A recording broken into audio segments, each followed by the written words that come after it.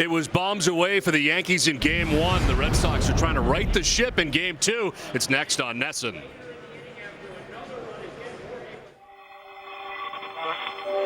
Williams swings, and there's a long drive to deep right.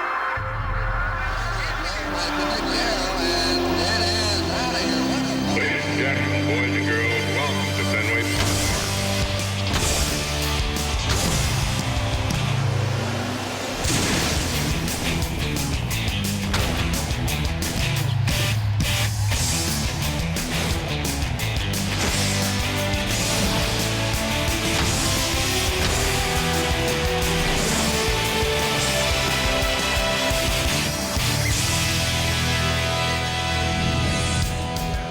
Welcome to the new Yankee Stadium for Game 2 of this 4-game series between the Red Sox and the New York Yankees. Hi again, everybody. I'm Don Orsillo, and welcome to Red Sox baseball. Well, the Red Sox during the offseason made a low-risk move to bring in future Hall of Famer John Smoltz. And after a very tough outing again last night, and really in most of his outings, the Red Sox have decided to designate him for assignment. It was a rough go of it last night, and it started in the 3rd inning when Johnny Damon was able to hit a home run off him. Then into the 4th inning. It was Melky Cabrera with a 3-run home run, part of an 8-run 8th inning. Smoltz allowed 8 runs in just 3 1/3. He is now designated for assignment. A lot of action today as we take a look at our leading off segment brought to you by Firestone. Not only Smoltz, but also the Red Sox designated Billy Traber for assignment after he stepped in and went 3 2/3 last night. 23-year-old Shinichi Tozawa has been called up from Pawtucket. He was combined 9 7 with the Paw Sox and the Double-A Sea Dogs. And finally, with concern over Jed Lowry's injury, the Red Sox acquired Chris Woodward off waivers from the Seattle Mariners. He played in 20 games with the M's this year at second base, short, and 3rd. But the big move, John Smoltz, as Theo Epstein explains. We just asked him to go home, and we gave him a lot to process today, obviously, and we asked him to go home, remove himself from the situation, think about how he can still help, and if he can still help, and how he can help an organization. And this designation mechanism gives us some time to figure out the proper assignment, and we'll touch base with him after a couple of days and put our heads together. Welcome in, Dave Robertson. Dave, certainly a tough decision for the Red Sox, but appears at this time of the season the right one. Yeah, I think it is, Don. This is a tough decision for everybody, and John Smoltz has had an amazing 21-year career. He's the only pitcher in baseball history to have 200 wins, 200 saves, and this is a surefire, first ballot Hall of Famer. And after 8 starts, unfortunately, for the Red Sox, he had an ERA over 8, and really, for the Red Sox, they just really saw no improvement. And I think that when you're in the middle of a pennant race, you've got no other alternative, but, you need results. And I think that the bullpen has kind of been affected, the wins and losses are being affected, so it was time to make a move. Red Sox have lost 3 in a row, and tonight they send their ace to the mound. That's certainly a big thing. Yeah, that's huge. You're in the midst of this 3-game losing streak, and you're facing a team in the Yankees that are really hot. And, it's nice to turn the ball to Josh Beckett, your staff face. And 10 starts for Josh Beckett following a Red Sox loss. He's 7-1. Tonight to be matched up against a former teammate of his with the Florida Marlins. A.J. Burnett had a tough outing last time out against the White Sox as he gave up a total of 7 runs in 4 2/3. The first pitch is next from Yankee Stadium.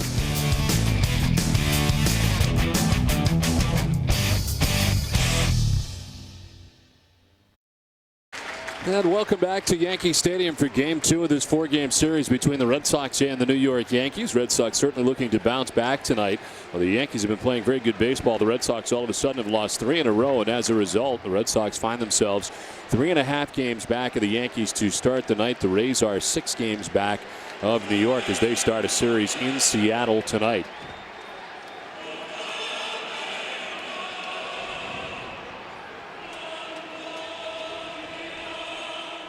Boston Red Sox baseball on NESN is brought to you by Southwest Airlines, your Boston area BMW dealer, Sullivan Tire, New York Life, your New England Jeep dealers, Citgo, Olympia Sports, the official sporting goods retailer of the New England Sports Network, Toyota's official website for deals via Toyota.com, and by Hess. Well, the Yankees have taken the field tonight as they do. Let's check out the Red Sox starting 9. It's brought to you by New England Chevy dealers. Jacoby Ellsbury leads it off. He's in center field with Dustin Pedroia at second base. Victor Martinez at first base tonight bats third, with Kevin Youkilis back at third base in the cleanup spot. David Ortiz in there as the DH tonight with J.D. Drew in right field. Jason Varitek does the catching after having last night off. Josh Reddick is in left field for the Red Sox with a start. And Nick Green at shortstop bats ninth. And the Red Sox tonight dealing with A.J. Burnett, who brings a 10-5 record into tonight's outing. His 22nd start of the year at .242 opponent batting average. 117 strikeouts on the season, and last time out may have been his toughest start of the year. A tough loss to the White Sox. Had been better than a month that he had lost, but did last time out, going 4 2/3, giving up 7 runs. And for the Yankees on defense, Johnny Damon in left field, Melky Cabrera playing center field, Nick Swisher in right field. At third base, Alex Rodriguez, Derek Jeter's your shortstop, Robinson Cano playing second base, Mark Teixeira playing first, and behind the plate, Jorge Posada. Umpiring crew tonight, Chad Fairchild has the plate, calling the balls and strikes. Jim Joyce at first base, Bill Miller at second base, and Darryl Cousins, who's the crew chief, is at third base. Ellsbury into the left side, and the first pitch of this one misses for ball 1, and we're underway. Ellsbury slipping under 300 for the first time in a while, hitting at .299 with 6 homers and 36 runs batted in as he takes strike 1.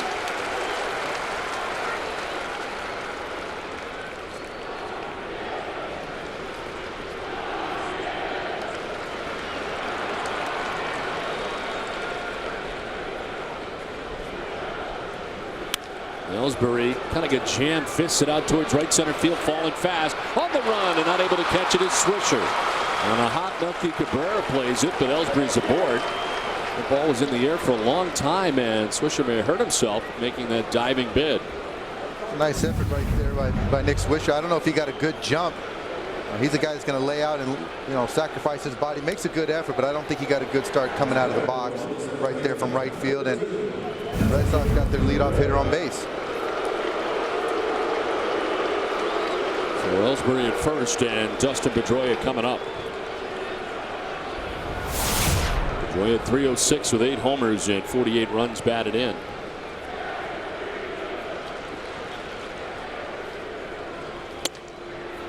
Inside for ball 1. Had a chance to talk to Dustin Pedroia today in the batting cage, and he was just saying how much he loved this ballpark. He just hit his first opposite field home run. I go, you didn't even have an opposite field home run in Little League? He goes, not one. So he was like, I love this place. Well, that appears to be where the biggest difference is with the new Yankee Stadium and the construction of, and the ball's jumping out of here in that direction. And we've seen it from right-handers, left-handers. It's there, and for whatever reason, there goes Ellsbury at first base. No throw from Posada as he steals it cleanly. Posada had no chance. Jacoby Ellsbury being very aggressive with the power pitcher. A.J. Burnett had the big leg kick and got a phenomenal jump.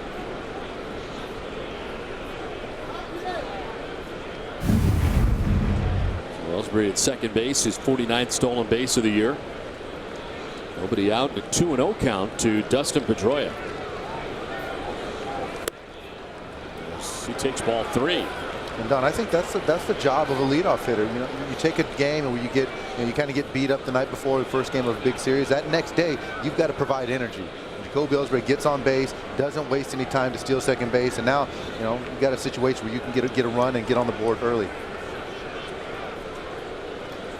It's 3-0 to Pedroia. Inside ball 4 and a 4-pitch walk. He heads down to first base.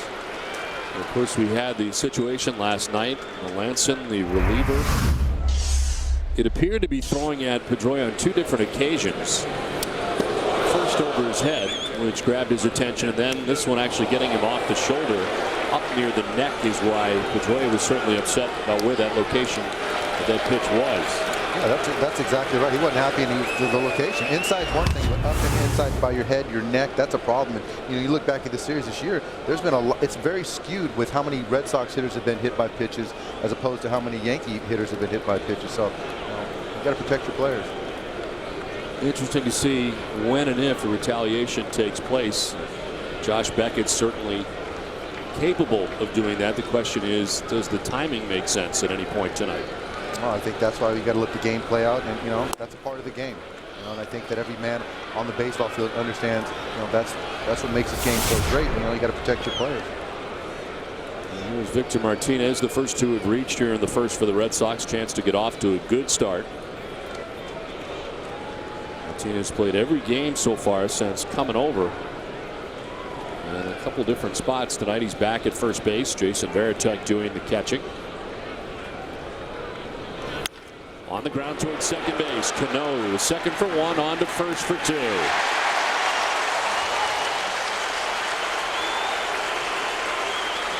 Ellsbury takes third, but two big outs for A.J. Burnett. Looking how A.J. Burnett has pitched, the Red Sox this year, to get that double play is big for him and big for his confidence. And aside from that last start in Chicago, this is a different pitcher. And over his last 9 starts, spanning over 2 months, he's been a completely different pitcher and got a lot of confidence right now going into this game against the Red Sox.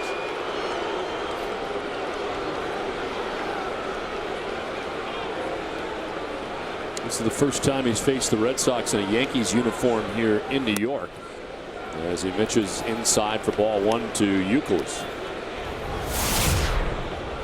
Got the loss against the Red Sox, a 7-0 loss at Fenway Park last time he faced him.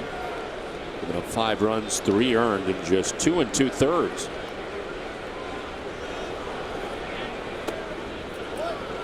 Two and 0. Hasn't enjoyed the friendly confines of Fenway Park. Hasn't been too kind to him.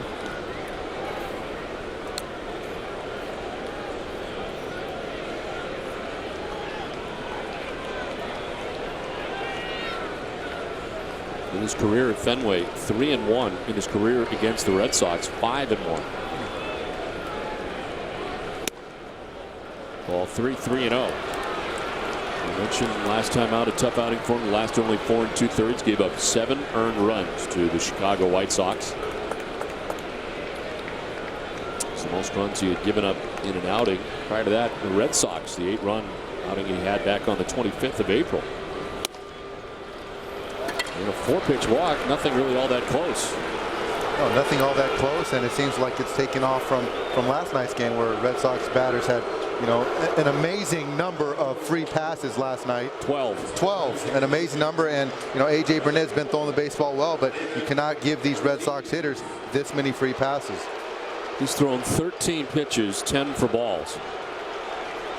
And the Red Sox trying to take advantage of that wildness right now. First and third, 2 down for David Ortiz. He's a workhorse. A.J. Burnett is a workhorse. He can go out there and throw 100, 110 pitches, but you don't want to get that pitch count too high. Yankees exhausted 5 pitchers last night, so for Joe Girardi, he'd have to dip into that bullpen early. That's not where he wants to be.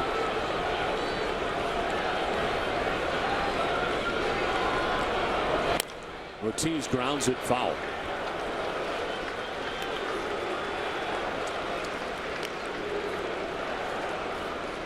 It's been a quiet trip for a lot of the Red Sox hitters. As you see, Jabba Chamberlain barely getting through the 5th in last night's game.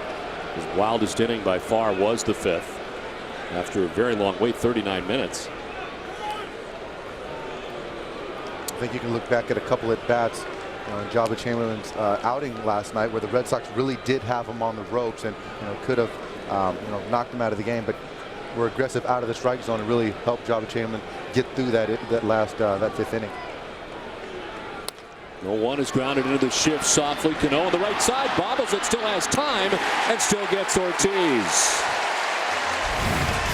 Red Sox do not score. The Yankees are coming up.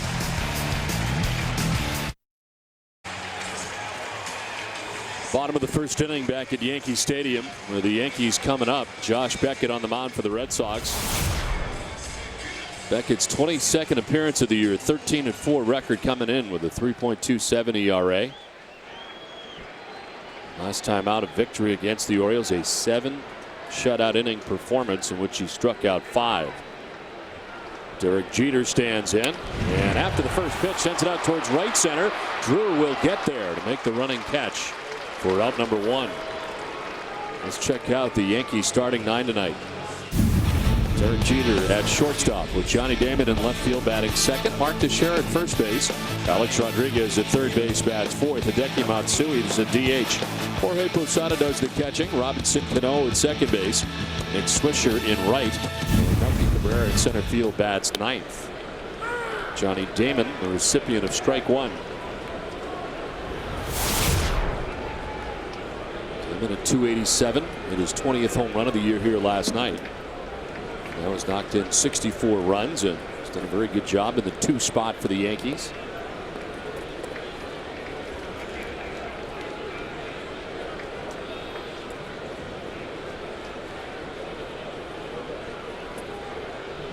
His home run last night, a solo shot, was in the 3rd inning.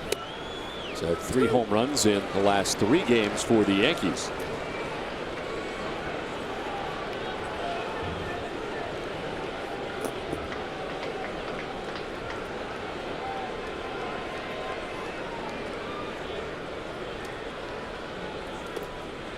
In the dirt, it's 2-2. Johnny Damon, throughout his career, he's done a very good job, obviously, throughout his career, but for the Yankees especially, he's really turned into an RBI producer. And, to find those type guys at the top of the order, not only get on base, but to hit home runs and drive runs in, really makes him an asset. He's reached the 20 home run plateau for the 3rd time in his career. Did it as a member of the Red Sox, certainly. Had 20 home runs in 2004. And had 24 home runs for the Yankees in 2006. So this marks the 3rd time. He's got plenty of baseball left to play in 2009 here for the Yankees. Strike 3 call. Damon does not like the call. Strikeout victim number 1. I could hope he gets that call all night. I think so. That was a good pitch. 3-2 pitch. 2-seamer, 96 mile an hour. Make a pitch zone. Had a little bit off the plate. Johnny Damon knows the strike zone pretty well. He does. I think he might have a few words with home plate umpire Chad Fairchild. So 2 down here in the 1st, and Mark Teixeira the batter. But that's something that moving forward, that Johnny Damon is going to log that information and realize that, Chad Fairchild is going to give a little bit on the outside part of the plate.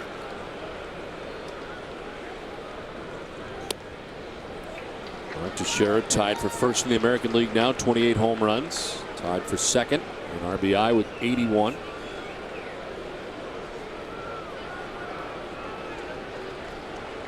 We were talking about it last night, kind of a slow start to his season this year, but when A-Rod came back, everything changed.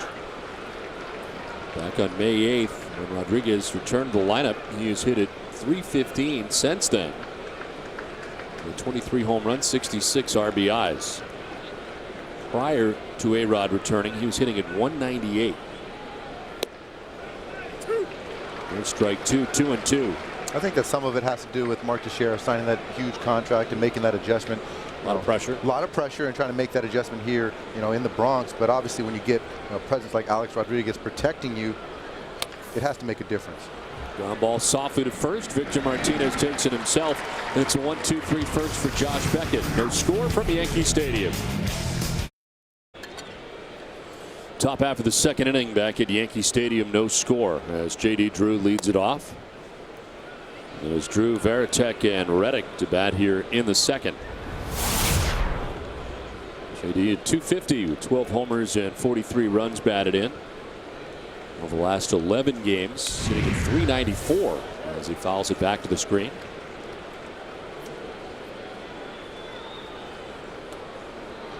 I think you'll agree, Dave, this is a huge game for the Red Sox tonight. You have Josh Beckett on the mound. You've got to get this one. Yeah, I think you do. You look at their rotation, and obviously Smoltz being designated. You got Lester and Beckett, who are kind of your surefire guys to give you those quality starts. And I think that Clay Buchholz is really trying to find his way. And and Brad Penny, you really don't know what you got from start to start. So I think that when you get your ace, and your number 2 and John Lester taking the mound, you got to win those games.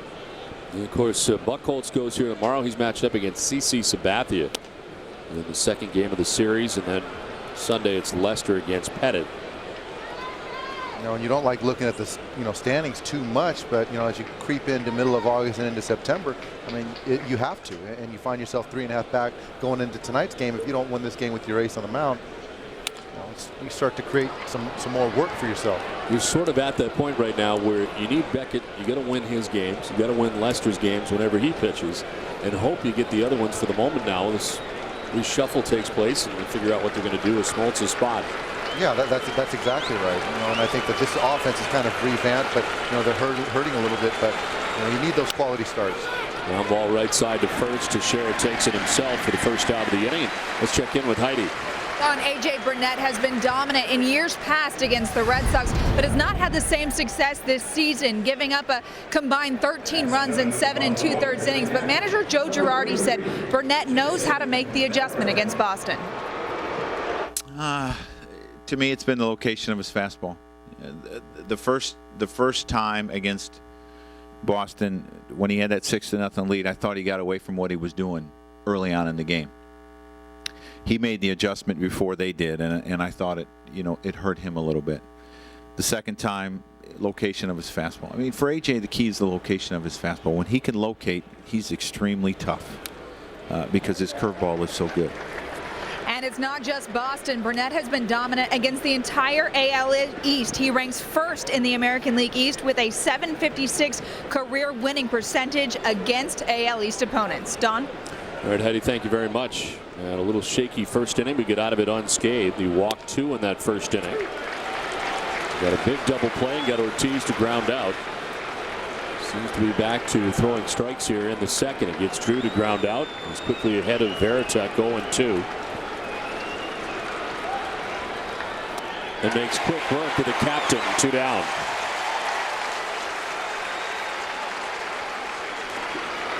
Strike out for Burnett. Yeah, and as Joe Girardi mentioned, it's about commanding his fastball, and everybody knows A.J. Burnett has got a devastating breaking ball that he gets Jason Veritek swinging.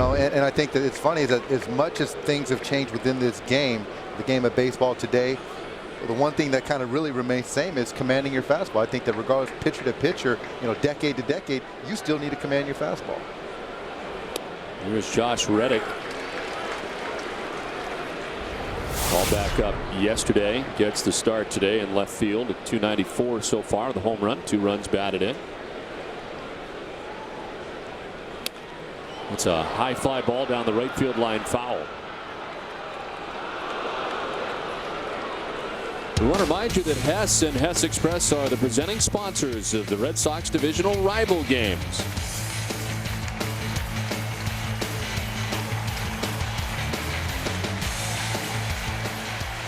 Two outs, bases empty for Josh Reddick.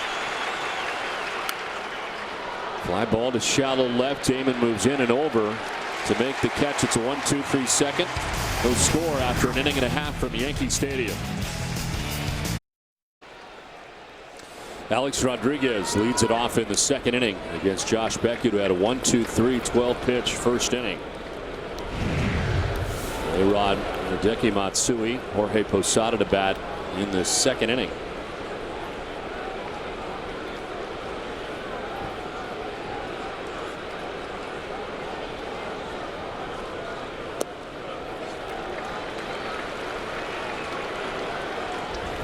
Rodriguez leading all active major league players with 131 career runs scored against the Red Sox and 39 career home runs against Boston. There's 19 home runs on the year since coming back off the DL, 77 games.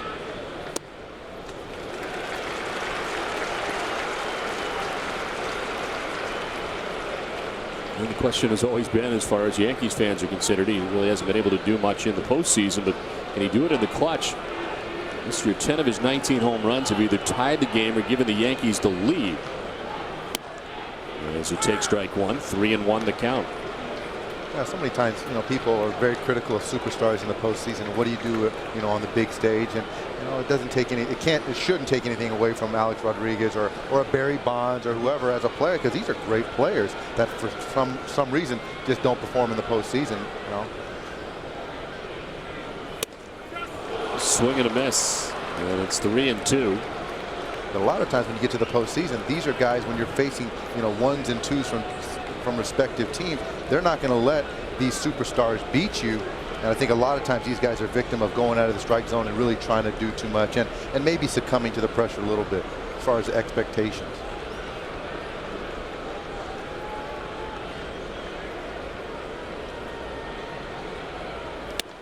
Strike 3 call. Beckett battles back in a big way, and he strikes out A-Rod. That's nasty right there. Two-seam fastball, 96 miles an hour. Starts outside, but has that late life to run back over the corner of the plate. 4 in a row retired by Beckett to start the night. It's Hideki Matsui. 261, 16 homers, 52 runs batted in. Backs out of the way of a pitch in. 94 in the fastball. He was 1 for 5 here last night with 3 runs batted in.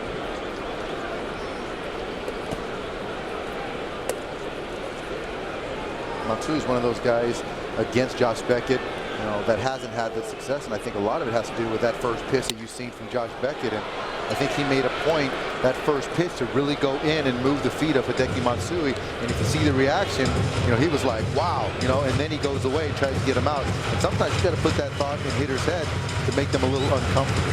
That's what you were calling for all night last night. Yeah, well, I just think, at bat to at bat, these guys are taking too healthy of swings, and I can be sure that, Josh Beckett is not going to allow that to happen tonight.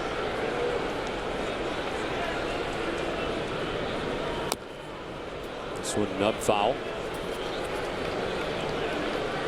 Tonight's Chevy Equinox August road trip contestant is Joseph Pagaro of Danvers, Mass. If a Boston player hits for the cycle in tonight's game, Joseph will win a 2010 Chevy Equinox, most fuel-efficient crossover vehicle on the highway.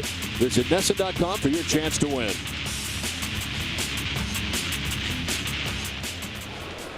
One down here in the second inning. Matsui swings at the 1-2 and grounds it to Pedroia at second base. There's 2 down.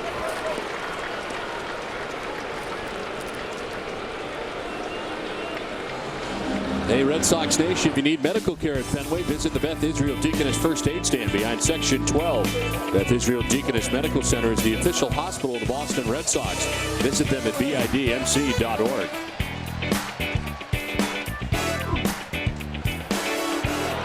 Two outs here in the second inning. Jorge Posada, the batter.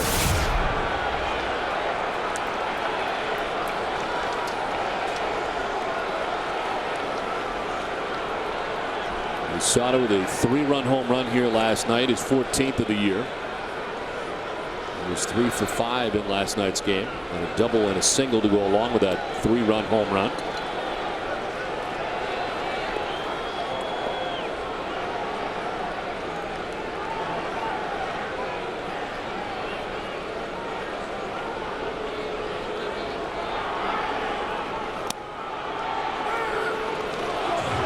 Posada finds out it's strike 1. Shocked. Beckett starts Posada off with a 2-seamer. Ran back, caught the bottom corner of the plate.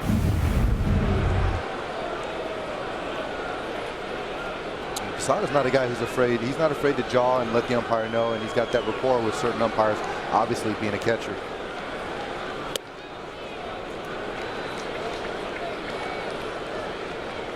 Seems like Josh Beckett has that same approach in attacking Matsui as well as Jorge Posada. And if you look at the numbers, those are the two guys that don't hit Josh Beckett well. Start him in hard and then finish him off away. Fouls this one back, and it's 1-2. 15 seasons Posada has been with the Yankees and done their catching. First major leaguer to catch at least one game with the same team for 15 straight seasons since Johnny Bench. He did it with the Cincinnati Reds for 17 consecutive seasons from 67 through 83.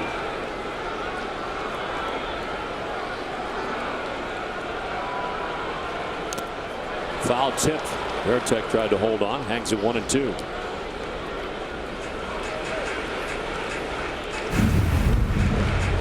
It's one of those, as a catcher, you either have it or you don't. I caught a little dirt anyway.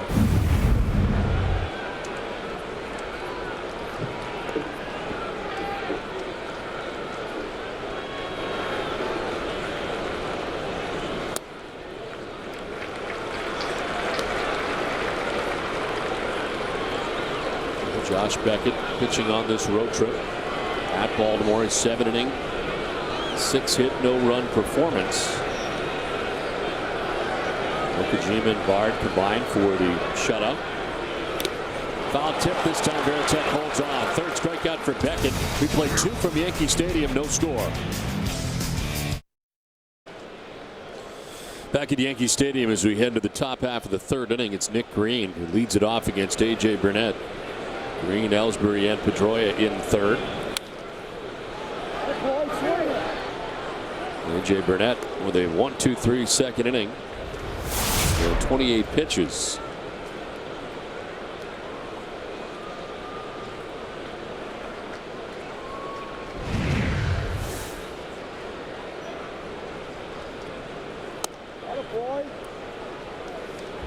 Red Sox today adding Chris Woodward, who they had seen in the past as a member of the Toronto Blue Jays and Seattle Mariners. Red Sox claiming him off waivers today. He'd been designated for assignment by the Mariners on Tuesday. 1-2 now to Nick Green.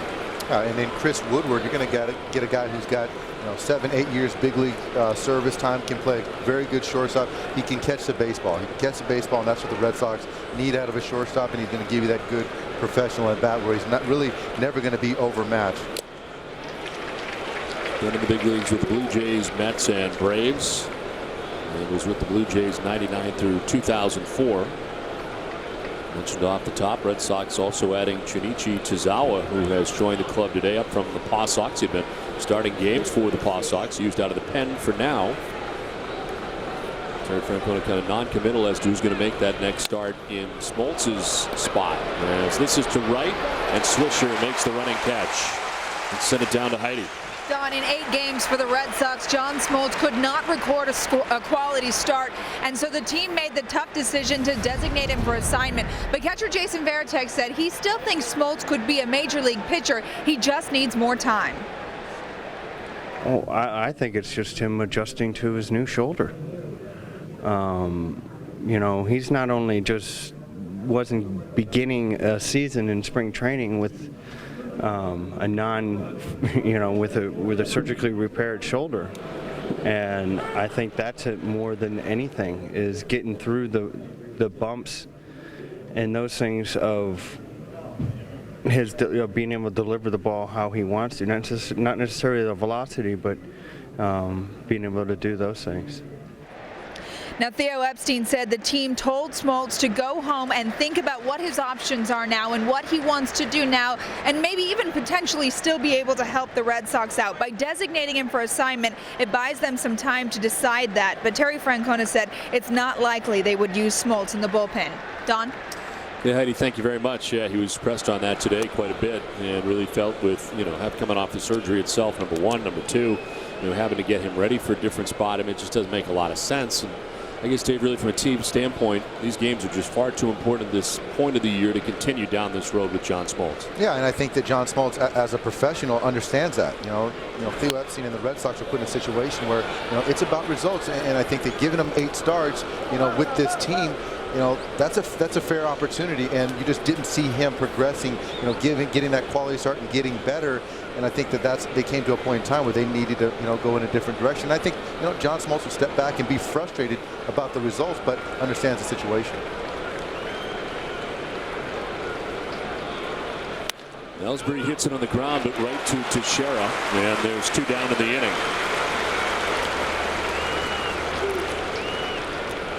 Where can you score the coolest Red Sox gear in town? Check out thebostonglobestore.com. The Boston Globe Store has everything for the diehard fan, like autographed memorabilia, Red Sox photos, souvenirs, and more. Shop online, shop anytime. Shop bostonglobestore.com. 6 in a row retired by A.J. Burnett. 2 down here in the 3rd inning. And Dustin Pedroia walked in the first. Takes ball 1.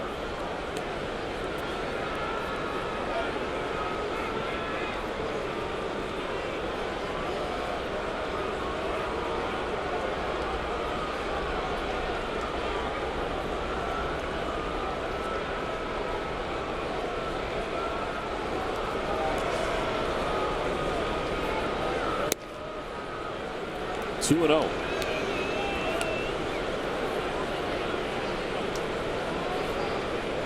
A.J. Burnett had a hard time staying healthy as a member of the Toronto Blue Jays. It really wasn't until his last year in Toronto that he put it together. Blue Jays were kind of disappointed at times with what they were getting out of A.J. Burnett for all that they had spent on him. Last year finally broke out, had an 18-win season. The most wins he's had in any one season was 18-10 with a 4.07. He struck out 231 batters last year. He's always had that power arm and great curveball, and coming up from Florida, the Blue Jays were thinking that 1-2 tandem with Holiday and Burnett for years to come, and it just really never happened. And and Burnett was up for contract, end of a contract, and had a phenomenal year.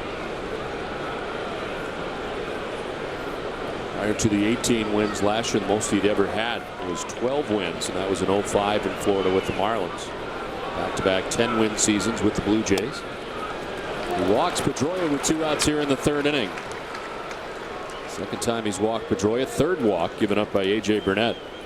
And A.J. Burnett's always been that guy that had that unlimited ceiling, that high ceiling with mid to high 90s fastball, a great breaking ball, 2 phenomenal pitches, and really has a changeup, really doesn't use it too much. And the expectations were always high, and it just really never happened until that year last year. It was Victor Martinez who bounced into a 4-6-3 double play in the 1st inning.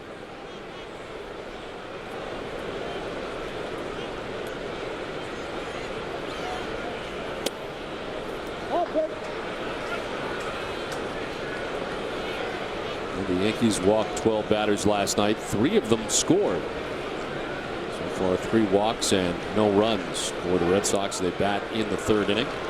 No doubt Joe Girardi was pleased not only to win last night, but you could tell it was starting to get to the Yankees, having lost the first 8 games of the season series to the Red Sox. The questions kept coming. You guys having a great season, but you can't beat the Red Sox. What's up? Yeah, this is a very prideful group, and I'm sure they were getting pretty sick of it the last few months, how you can't beat the Boston Red Sox.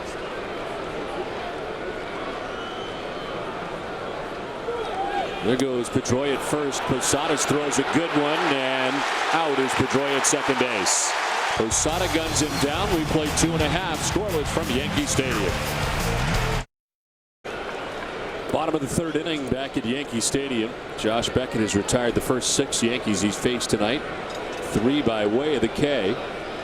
As Robinson Cano stands in and swings away, sending it foul. Cano bats 7th.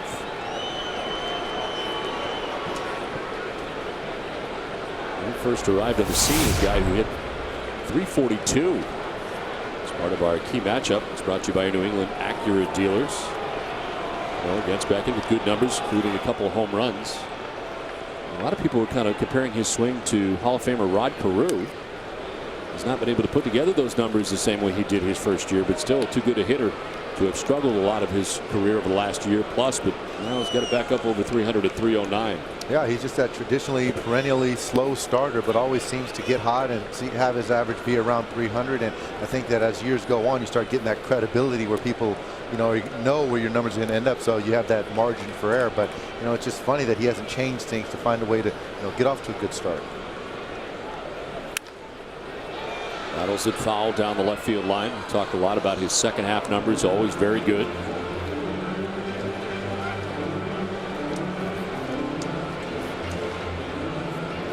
...16 home runs this year. It surpasses his home run total from last year. He had 14 all last season. His career high is 19.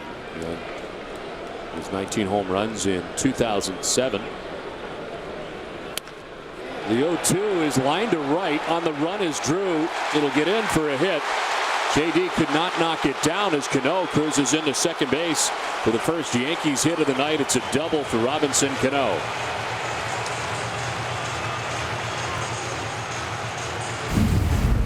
That's a classic case, of mislocation. Josh Beckett wants to go away with the fastball with Jason Varitek, misses out over the plate, kind of yanks it a little bit, and as a result, you got an 0-2, give up an 0-2 hit. You got Robinson Cano on second base to lead off the inning.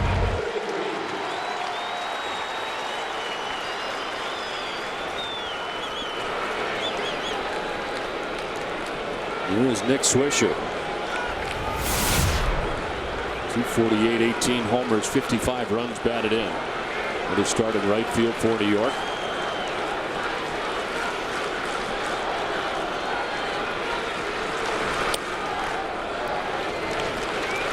Home runs, 12 have come as a left-handed batter. And on the left side tonight with the right-hander Josh Beckett going. Remarkably, Yankee Stadium has not been great for Nick Swisher compared to some of the other home run hitters. 15 of his 18 home runs have come away from the new Yankee Stadium.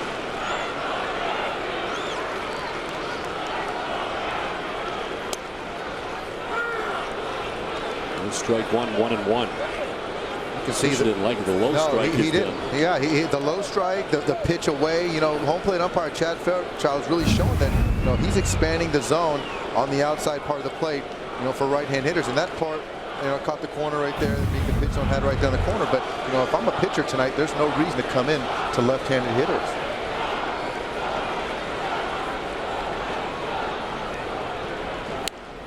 Rounds it foul and is down 1-2. You see Josh Beckett come in with a breaking ball. It's called a breaking ball. As far as your fastball, you're getting the backdoor breaking ball, off the plate. You're getting your fastball, your two-seam fastball off the plate. And if you're getting, 3-4 inches off the plate, if I'm a pitcher, there's just no reason to kind of really essentially give in to a hitter tonight. 1 ball, 2 strikes to Nick Swisher. Robinson Cano at second base, nobody out. First chance here for the Yankees of the night.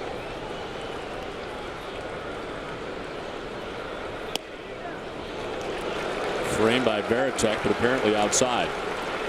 2-2.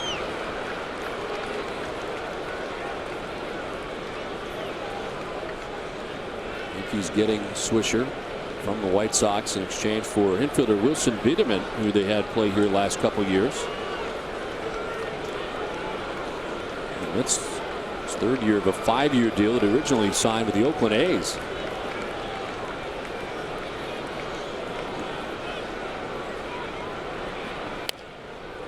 Two grounded foul. Ace Ticket will donate $175 to Children's Hospital Boston and the Red Sox Foundation for every strikeout by a Red Sox pitcher this season. So far, Ace Ticket has donated $143,150. Thanks to Ace Ticket, and remember to get your Sox tickets at aceticket.com.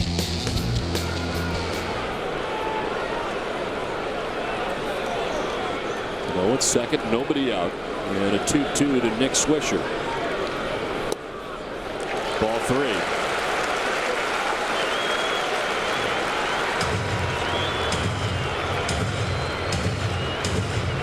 Beckett had retired the first 6 Yankees that he faced tonight. A leadoff double for Cano, who's at second base. A battle here with Nick Swisher that's gone full 3-2.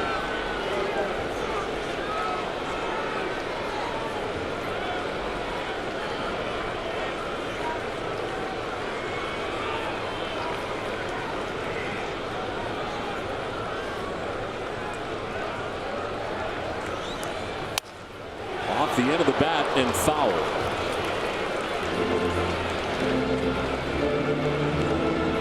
Pitch count an issue always. This is the 3rd 3-2 count that Beckett's had of the night.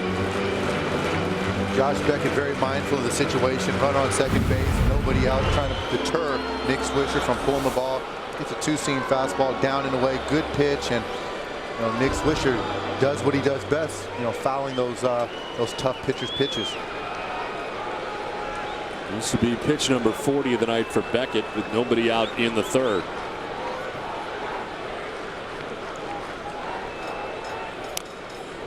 It's a check swing foul.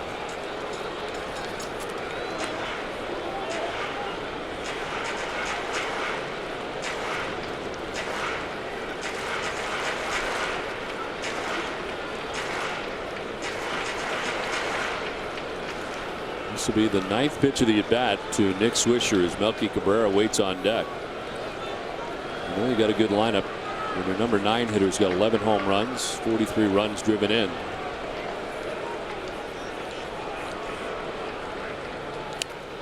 Another foul ball, and this at-bat will extend into double figures.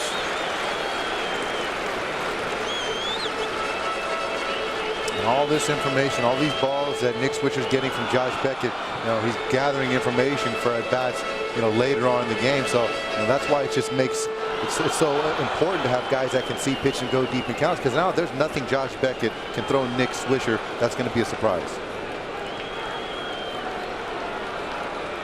Swisher second in the league in pitches seen. Over to Kevin Youkilis, 4.25.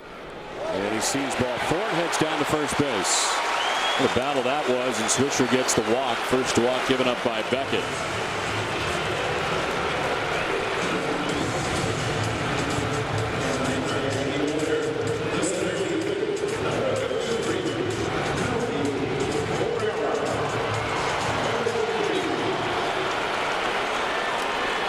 Two on, nobody out. Melky Cabrera, the batter. A lot of times, Don, after an at-bat like that, you see 10, 11 pitches, to a hitter. The pitcher, after you get done with that at-bat, you let your guard down, and you're just like, you know what, I just want to go out there and throw a strike. And a guy like Melky Cabrera is a guy that can really hurt you.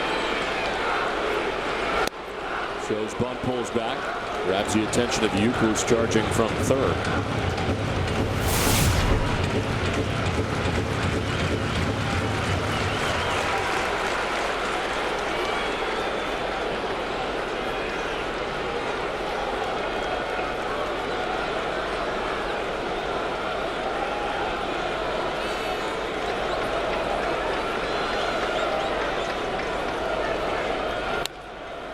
Ground foul outside of third. It evens the count at 1-1.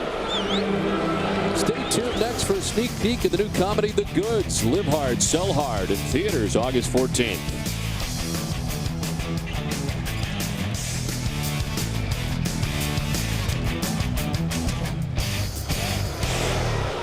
Two on, nobody out for New York in their half of the third inning. Melky Cabrera with a count of 1-1.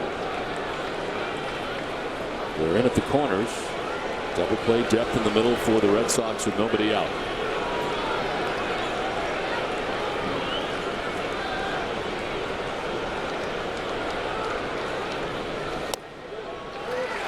Two and one.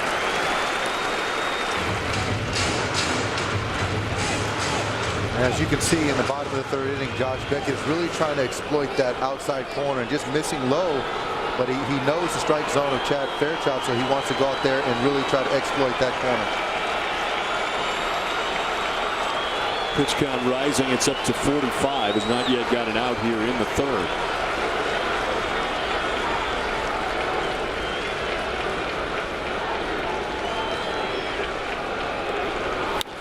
On the ground right side. Pedroia to second for one, on to first for two. A big double play as Cano takes third with now 2 down. That's a big pitch right there by Josh Beckett.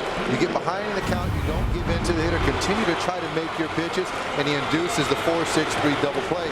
And now you're an out away from getting out of this inning and no damage. He needed that in a big way, and he's got 2 big outs as Derek Jeter coming up here with Cano at third base and 2 down. Jeter fly to right, first time up.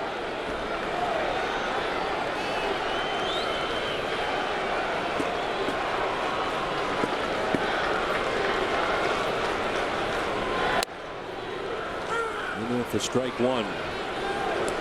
Seeing the Red Sox pitching, try to keep guys from running, and certainly Beckett's effectiveness as far as taking a long time in between pitches and holding the ball for a long time seems to be working for him.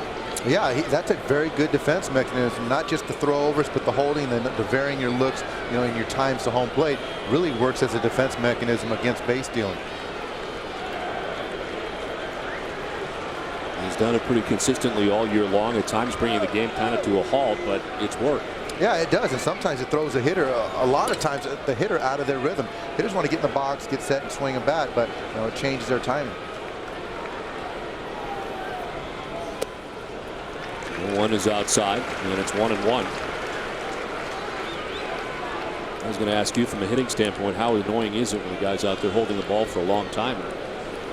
You're ready to go. Yeah, you're ready to go, and a lot of times these veteran hitters are smart enough to call timeout, like Derek Jeter just did. When you're ready, you're locked in, and then the pitcher waits you out. You just want to call timeout, step out, and then reset.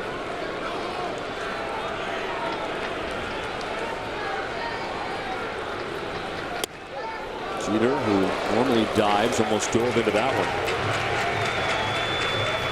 We're talking to Josh Beckett over some of his starts where he has struggled, which are far and few between. He says he was giving up that 2-out hit.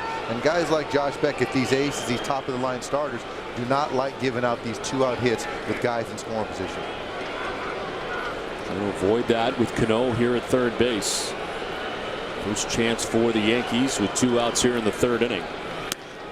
It's up high for ball 3.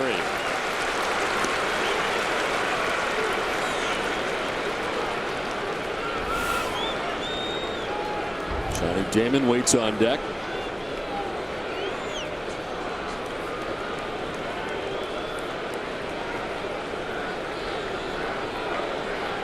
Beckett against Burnett tonight. It's been everything we thought it would be so far. Jeter grounds one right side. Martinez has got it. Beckett will cover for the out that ends the inning. 3-1 on the putout. We're scoreless at the end of 3. Futures at Fenway presented by Comcast is tomorrow. See the next generation of Red Sox star. Get autographs. Enjoy Fenway Park with the entire family. Tickets to this fun-filled doubleheader start at just $5. Visit redsox.com or call 877-RED-SOX-9 for more information. Victor Martinez leading it off here in the top half of the 4th inning. Scoreless from Yankee Stadium. Our pleasure to have with us the president and CEO of the Boston Red Sox, Larry Lucchino. Larry, great to see you.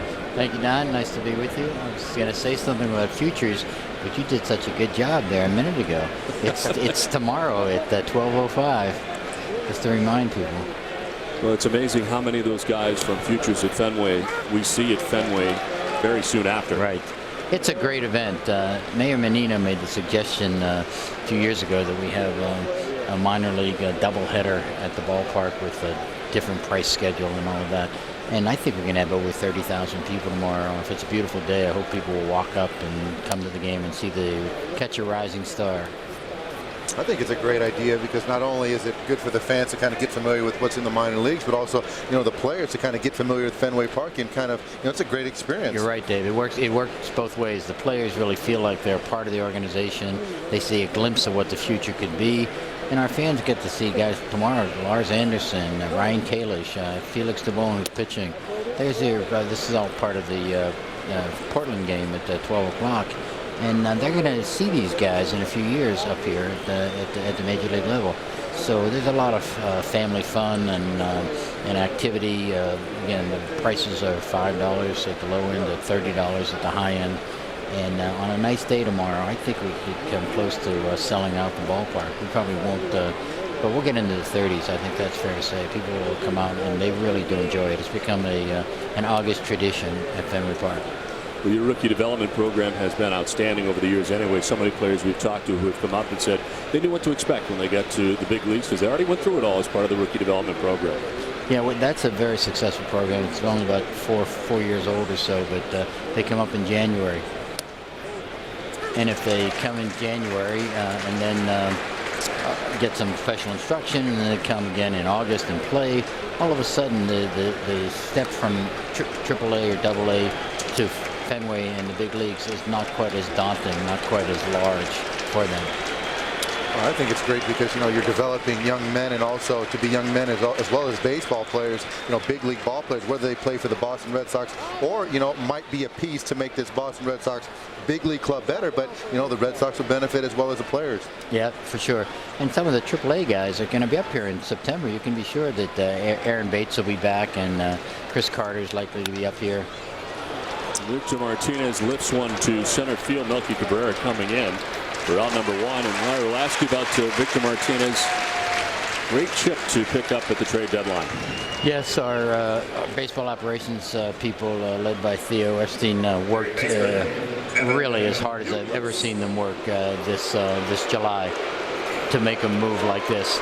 And one of the reasons they were able to do it was because we had such depth in our farm system. We gave up some quality young players, be sure of that, but you don't get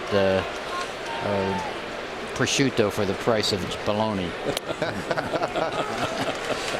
So Larry, how much does character come into you guys' evaluations? Because obviously in Victor Martinez and a Jason Bay you guys acquired last year, these are great ball players, but also these are quality guys that, you know, Terry Francona mentions many times. They just kind of fit right in seamlessly. It's a major factor, Dave, as you know. The personality mix in that clubhouse makes a big difference. And to put it bluntly, we just don't want to have some pineapple come in there with who's got some pretty neat, decent numbers, but it's going to be highly disruptive. We look at that very closely, and we have some professionals look at that as well. And we hope to get a good feel from most of the guys we bring in. Speaking of baseball operations, a tough decision today to designate John Smoltz for assignment. Couldn't have been easy. Well, I know it wasn't easy. I was with Theo shortly before. He and Tito sat down with John and had the conversation. But you know, we'll see what this leads to. You know, it means that he's no longer on our roster now, but we'll see what happens down the road. I think he's capable of making a real contribution this season, and I still have some faith, whether he's doing it for someone else or doing it here. 2-2 to Euclid just misses, and it's a full count. Larry, it's the first time we've had a chance to talk to you here at the new Yankee Stadium. Your thoughts of the new house? Well, it's gigantic. It's palatial. It's luxurious. It's a very different flavor of ice cream than the one we're used to in Boston with Fenway Park, the little engine that could. You know, this is a very different feel, and I was struck by the fact that it feels so much like the old Yankee Stadium, not just superficially, but we've got a subway car, a railroad car going out in right center field, and the look of it is very much old Yankee Stadium, but it's got every creature comfort known to man here.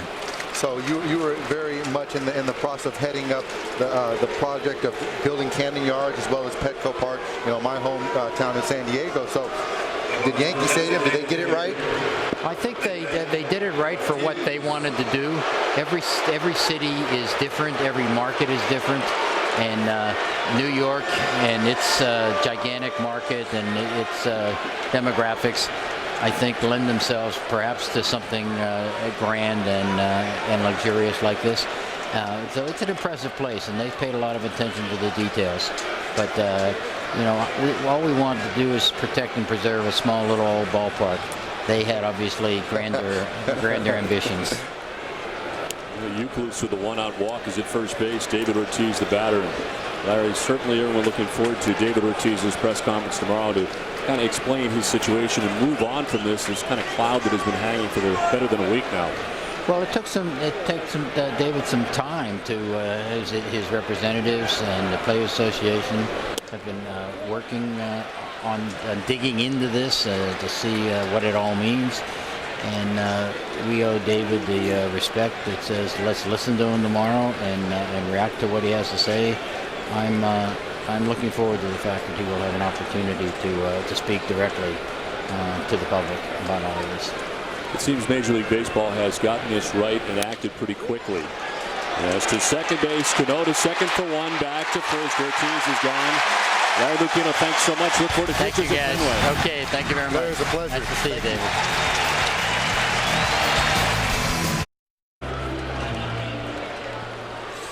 Ever wonder what it's like to hit the road and travel with the Red Sox today? Heidi Watney tells us about her favorite stops on Major League Baseball's tour.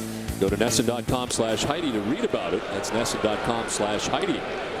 Sure, she'll have all of her favorite spots across the majors. Dave, what's your favorite stop across the majors? I think Chicago. Chicago's number one. It's good. It's a good city, got great restaurants, and when you're not necessarily going to play the White Sox, but playing the Cubs at Wrigley is always fun. Because two of my favorite ballparks are Fenway Park, and Wrigley Field. Those old ballparks. Great restaurants, good shopping. Seattle's a fun place. Get Fisherman's Wharf, great restaurants, some seafood. It's all good. It's all good. Yeah. I like Toronto. Big Toronto fan. You're a big Toronto fan, north of the border. Yeah. We look forward to Heidi's favorites today at NESN.com. Check that out.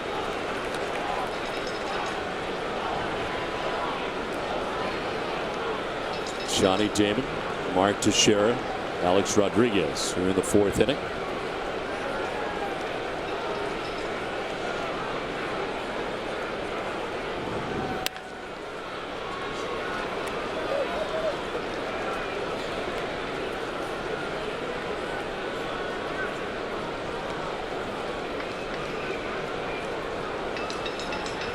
Only one hit given up by Josh Beckett as he works his way here into the 4th inning. Damon, a strikeout victim first time up. Make it again. Takes with him the 4th strikeout for Beckett tonight. 1 down. Gets Johnny Damon in his first at bat on a fastball away. Freezes him on his second at bat with a 2-seamer that just runs back over the plate. And that's just nasty. That's just really nasty.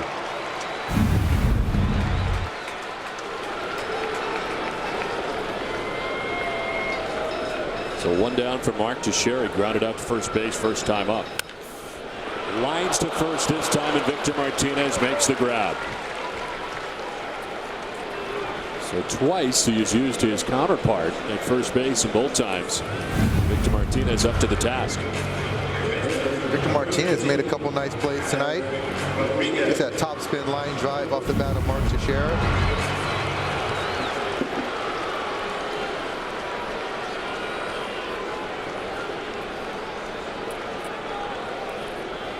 Two down for A-Rod. He was struck out looking first time up. Takes the breaking ball for strike 1.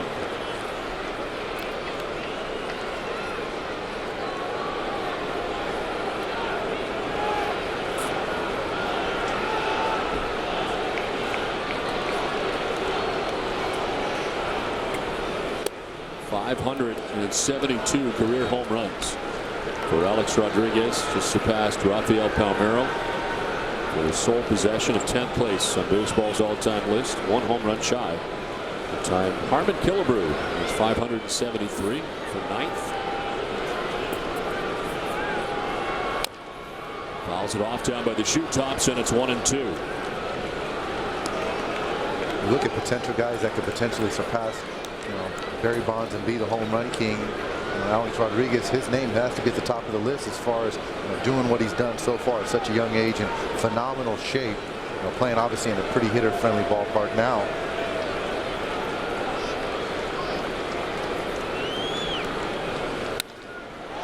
Fly ball to right field. It'll stay in the yard. J.D. Drew comes in and makes the catch. It's a 1-2-3 inning for Beckett. We played 4. We're scoreless from Yankee Stadium. Top half of the 5th inning, scoreless from Yankee Stadium as J.D. Drew leading it off for the Red Sox here in the 5th.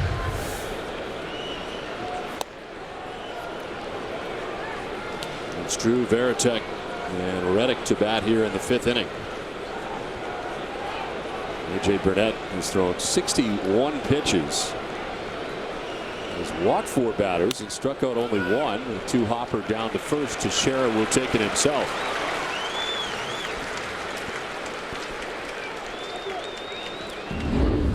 Offensive Player of the Week is brought to you by your Boston BMW dealers. This week's honor goes to Kevin Euclid. In the last 6 games, he's batting .560 with 3 home runs and 7 RBIs. Congratulations to Kevin Euclid, the Boston BMW dealers Offensive Player of the Week.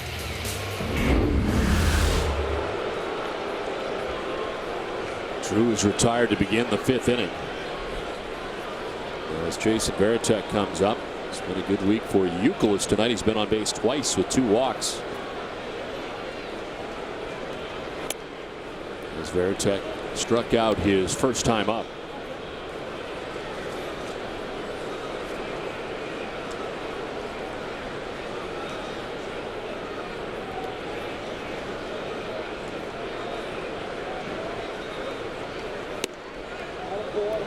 It's outside for ball 2, 2-0.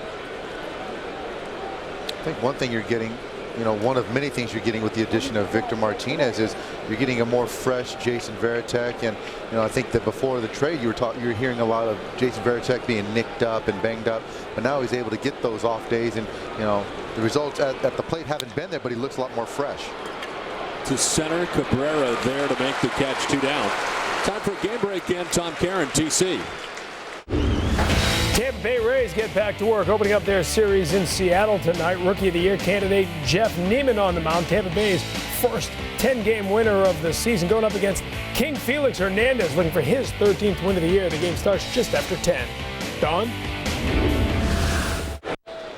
Okay, Tom, thanks very much. Back here at Yankee Stadium in the Bronx. Scoreless with 2 outs in the 5th. Josh Reddick, the batter, and he takes ball one outside. Reddick flied out to left field first time up, 0 for 1.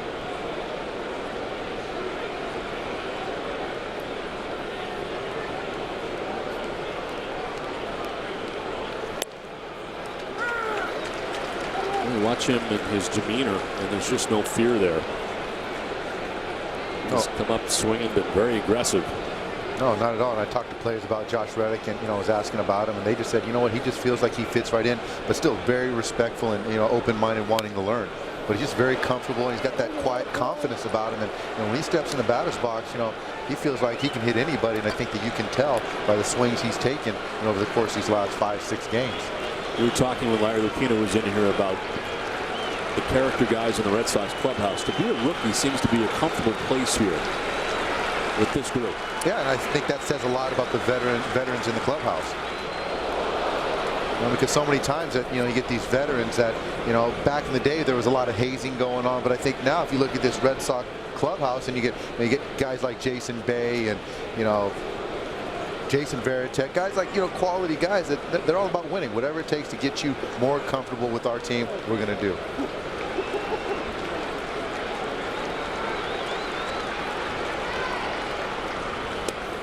Reddick strikes out.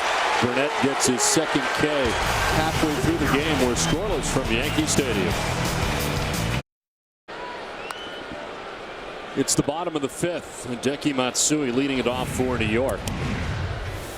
He takes strike 1 from Josh Beckett. Pitching line is brought to you by your Boston area Lexus dealers.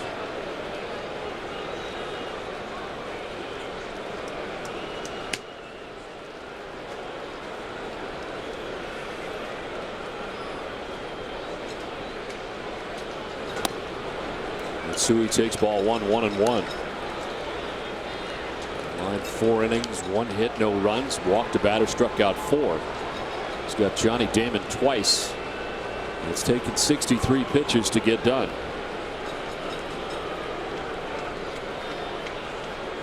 Only 1 hit, the double by Cano in the 3rd inning. 2-1.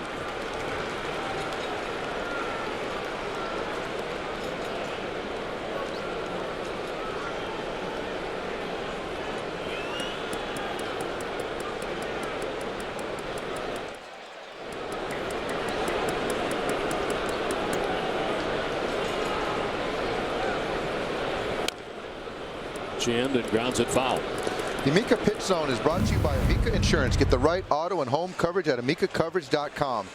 And this is Hideki Matsui's first at bat where Josh Beckett really comes inside on Matsui, moving his feet, making him very uncomfortable. And you look at these last swings that Matsui really doesn't take any good swings, and right there he's flying open and just taps it to Dustin Pedroia. And I think that he's continued with that same approach on Matsui. Hard in early, try to finish him off away late.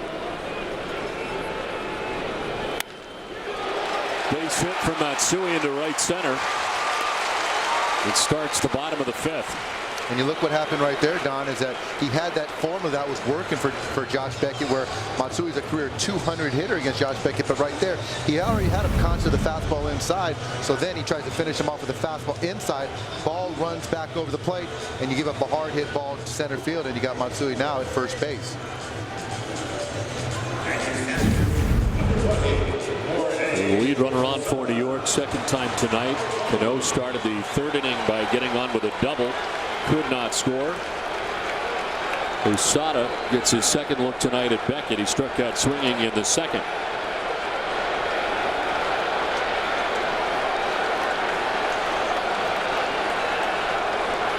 Short lead at first for Matsui. Ground ball through the right side into right field, a base hit. Matsui to second, 2 on, nobody out for New York. Not hit hard, but well placed.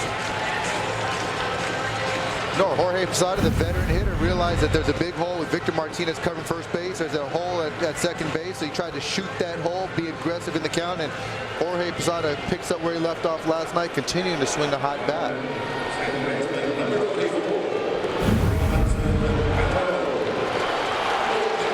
Two on, nobody out for New York. Robinson Cano, the batter.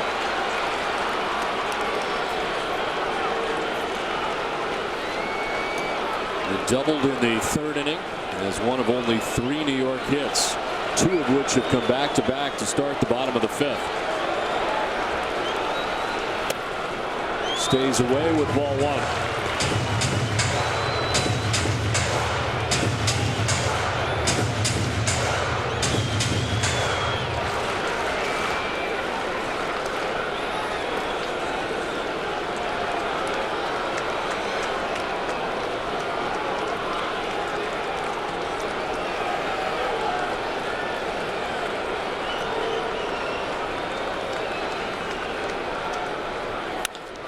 To right on a line. J.D. Drew going back to make the catch. Twists and fires back in. No advance for the base runners. Good running grab by Drew at the base of the warning track and right for out number 1. And right there as a hitter, Robinson Cano does a phenomenal job getting the fastball, driving it to right field. If you look at Hideki Matsui, on contact, you've got to go back to second base. He finds himself caught in no man's land going towards third base, assuming it was going to be over the head of J.D. Drew. And now you got a first situation, guy on first and second base with 1 out, now a double play out of the inning. Hideki Matsui right now should be at third base. So 2 on, 1 out. And Nick Swisher, the batter, he walked in the third, was erased, and a double play grounded into by Melky Cabrera.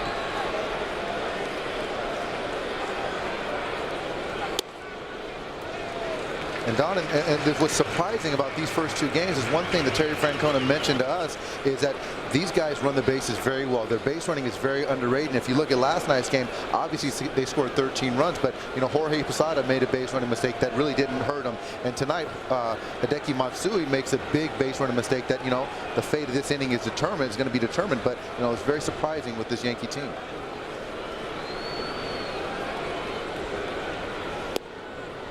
Drops in there for strike 1, 1-1.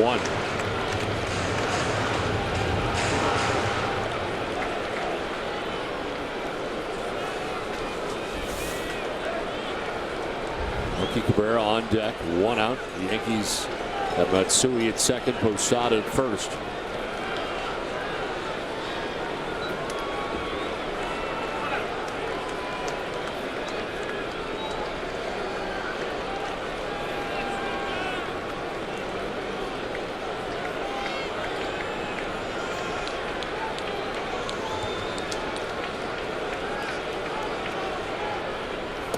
Swing and a miss, and it's 1-2.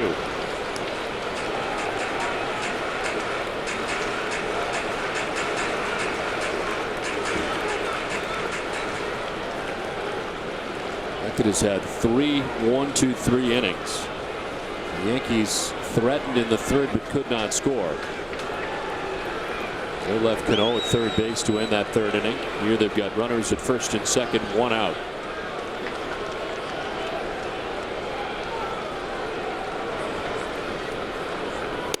Strike 3 call. He's been giving him that outside corner, and he does it again. It's 5 Ks for Beckett and a big out, 2 down.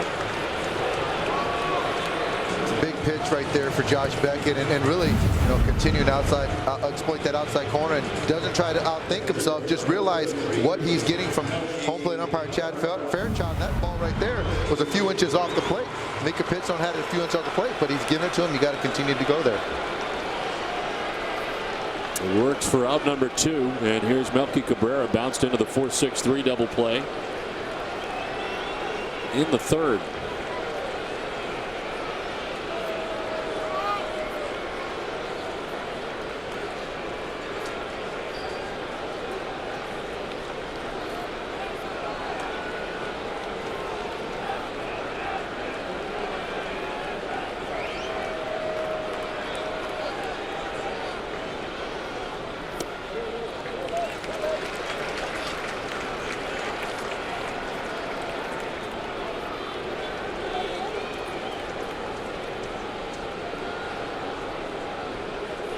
Matsui at second, Posada at first with 2 outs in the inning. Beckett very much in that slow down mode.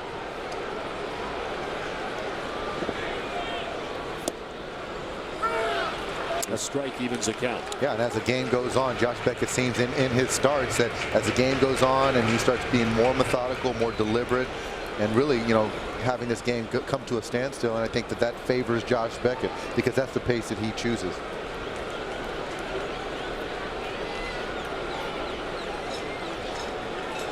Pitch number 76 of the night for Josh Beckett, and time called is now heading out is Veritek.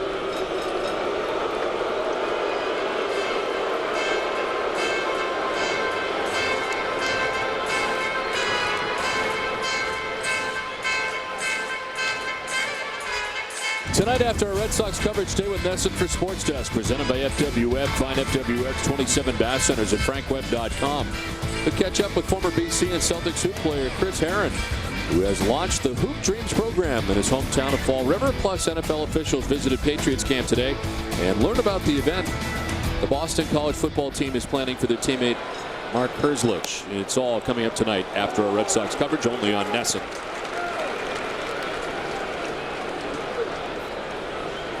Could be behind 2-1. Melky Cabrera, number 9 hitter in name only. We're 2 on and 2 down.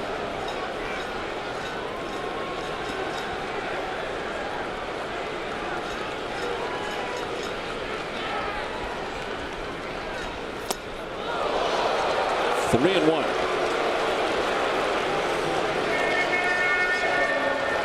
No, that's a 2-1 pitch right there, moving the feet of Melky Cabrera, and that's kind of what I was kind of alluding to last night, where Yankee hitters just felt way too comfortable, and I was assured that wasn't going to happen with Josh Beckett. And numerous times tonight, he's really established himself on the inside part of the plate, which then in turn opens up the outside part.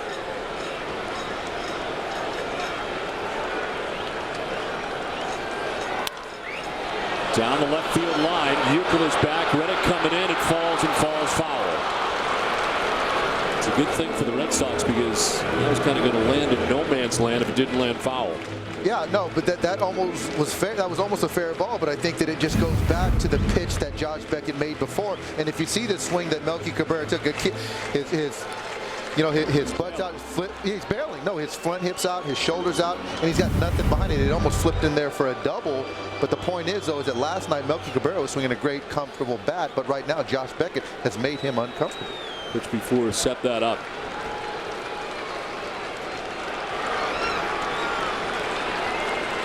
Two on, 2 down, and a 3-2 pitch.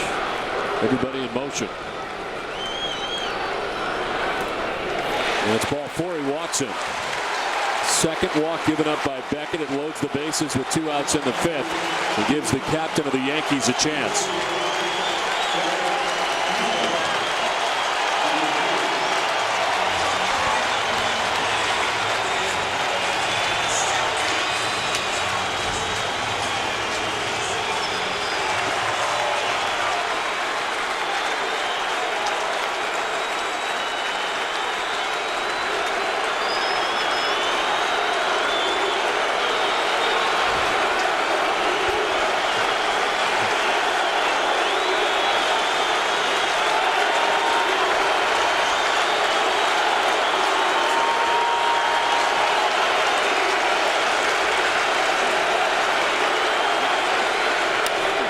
Grounds it softly down the third baseline. Euclid on the run and in time. Beckett, the Red Sox get out of the jam. Beckett likes it a lot. We're scoreless.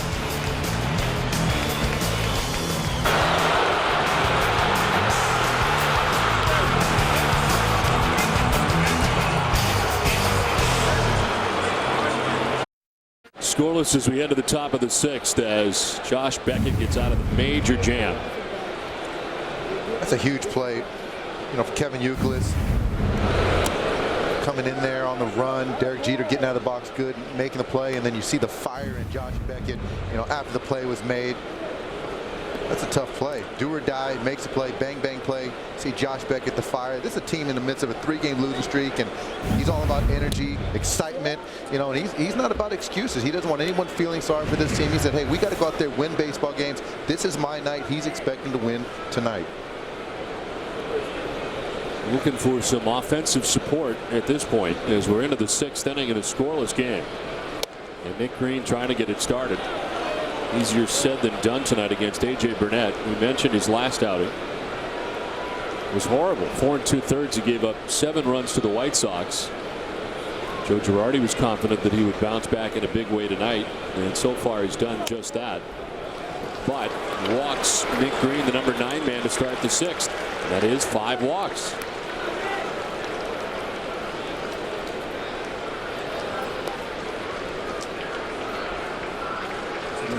Monday night after Red Sox Monster Monday, Olympia Sports presents the Boston Globe's Red Sox Game Day Live with Catherine Chapman, Heidi Eck, and me. We get a preview of the 4-game series with the Detroit Tigers at Fenway as Brad Penny tries to continue his home success in Game 1. Plus, Heidi will catch up with Tigers manager Jim Leland. It's all coming up Monday night at 6 only on NESN. Lead runner on for the Red Sox and Nick Green. Jacoby Ellsbury, the batter. First to check on Green, who's back to the bag.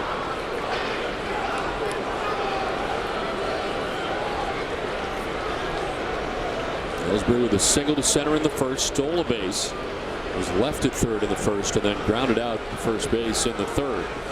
Red Sox have just 1 hit, and it's Ellsbury's.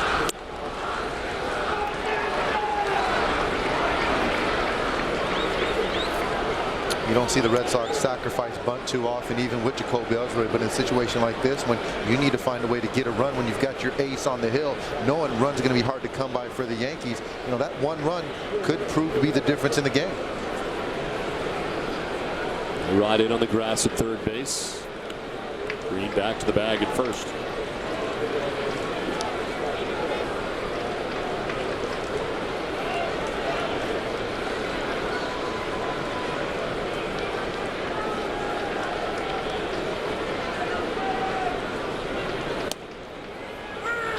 For a strike, and it's 1-1.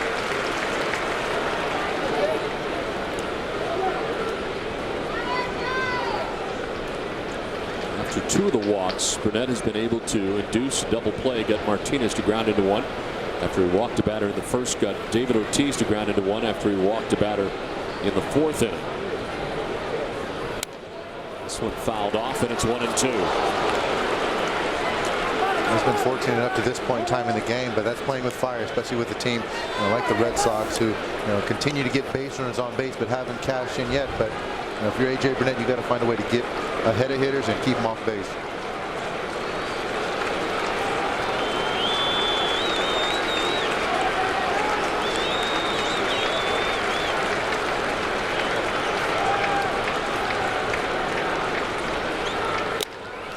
Back off the glove of Burnett. Has time still to get Ellsbury, and does.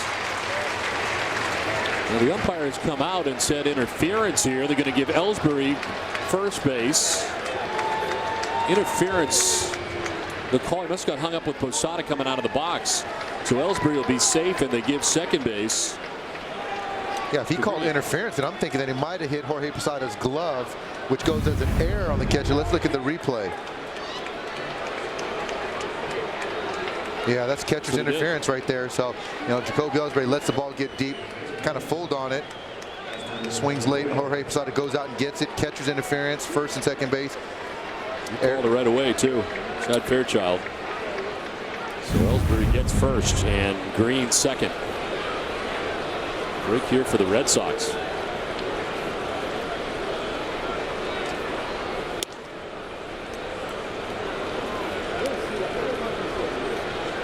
Dustin Pedroia has walked twice. Was erased on a double play ball in the first, and then was caught stealing in the third when he walked.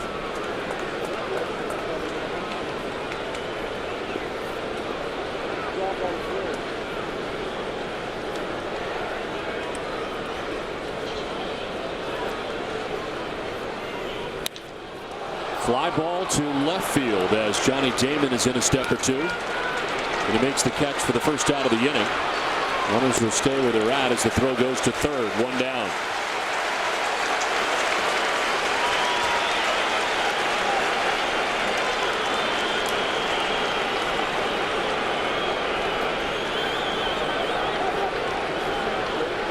So the catcher's interference, an error charge to Posada.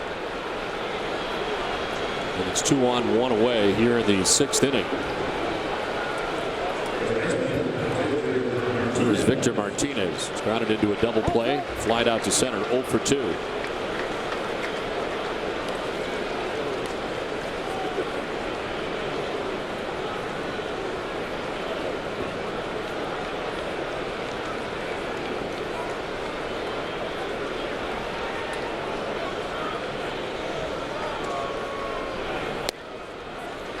Strike one.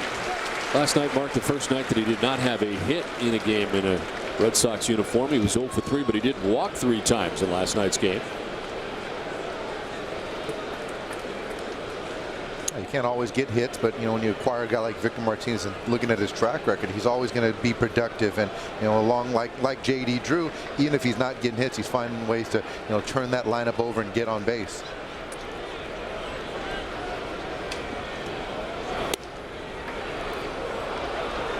One and one to Martinez. He was mad. He was very upset about his 4th at bat last night because he said that he had 3 walks going into that 4th at bat and worked a 3-2 count and swung at a pitch out of the zone. He was like, man, I should have been on base 4 times last night.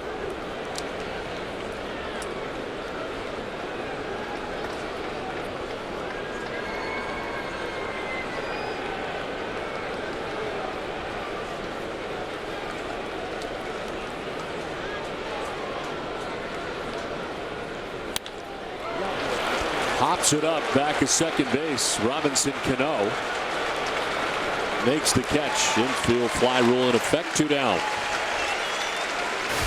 It's time now to bring you up to speed with the AT&T Rapid Rewind. We thought it would be a pitcher's duel, and it has been that tonight as Josh Beckett matched up against A.J. Burnett. 5 strikeouts so far for Beckett. For Burnett, he's only got 2. The game is scoreless at the moment. AT&T, the nation's fastest 3G network. AT&T, your world delivered. After the first 2 reached, Burnett reaching back, getting Pedroia and Martinez, the 2-3 hitters. And now it's time to deal with the cleanup hitter in Kevin Youkilis, who has walked twice tonight. Starts off with strike 1.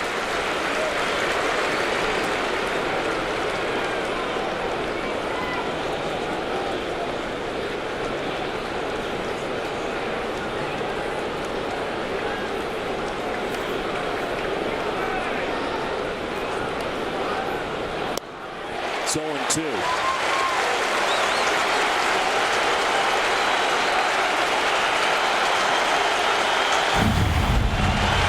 A.J. Burnett really starting to settle in.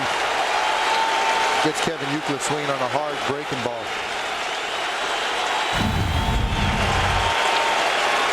Two on, 2 down. The 0-2 to Kevin Youkilis. Ball 1.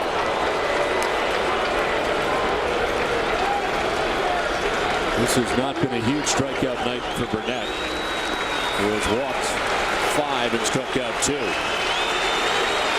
But ahead of Youkilis, 1 and 2.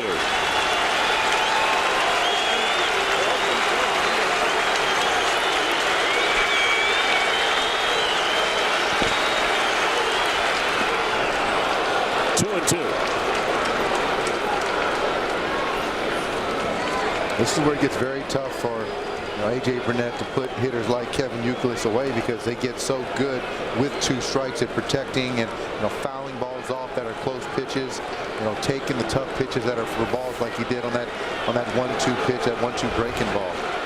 And he just has that knack for getting back into hitters' counts where the pitcher has got to give in to him.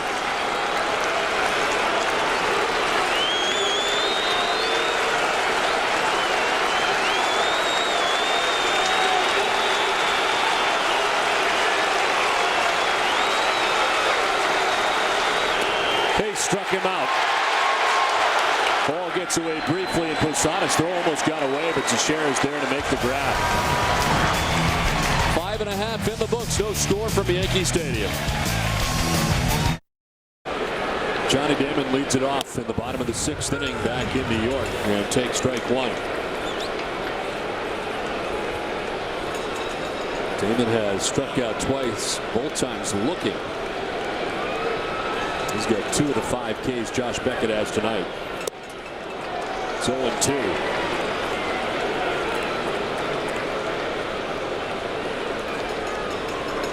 Beckett has given up 3 hits, and 2 of which came last inning.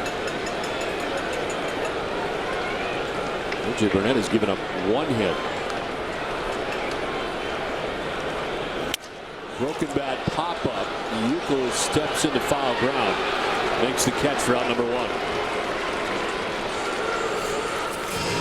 George Furniture is the furniture and mattress store of the Boston Red Sox. Visit Jordans.com for New England's largest selection of brand name furniture and mattresses, all with the Jordans guaranteed underprice.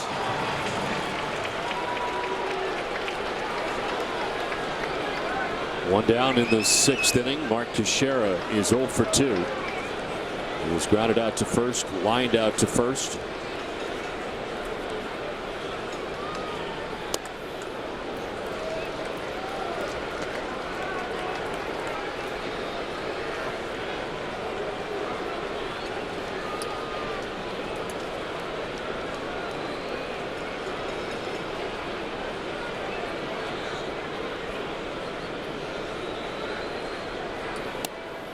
There's a strike, and it's 1-1. Mentioned 7 shutout innings last time out for Beckett.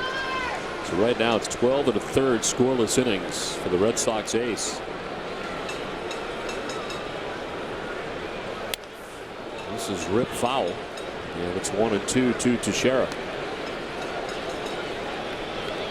Beckett's doing a nice job tonight, you know, in most cases trying to make the Yankee hitters beat them away. Now, when you got a hitter-friendly right field for left-hand hitters, you don't want these guys pulling the ball, getting out of the plate, reaching and hooking balls. So he's making a conscious effort really to stay away from these guys, but keeping them honest in though.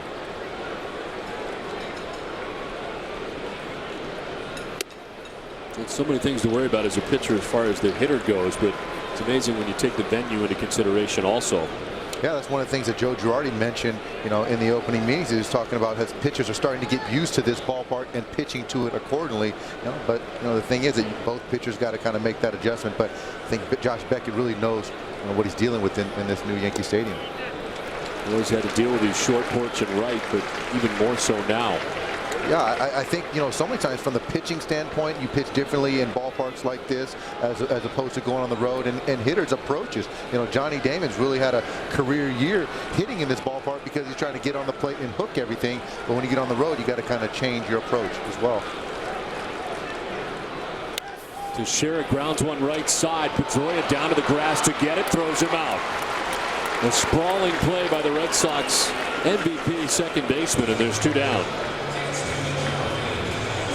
And talking about, a hitter's approach in this ballpark, Mark Teixeira is really a prime example. And, he gets this ball that's a breaking ball outside, breaking ball outside of the back corner, and he's trying to hook that pitch. And last night he was successful against John Smoltz, hooking it for a double, but in this situation with Josh Beckett on the mound was unsuccessful.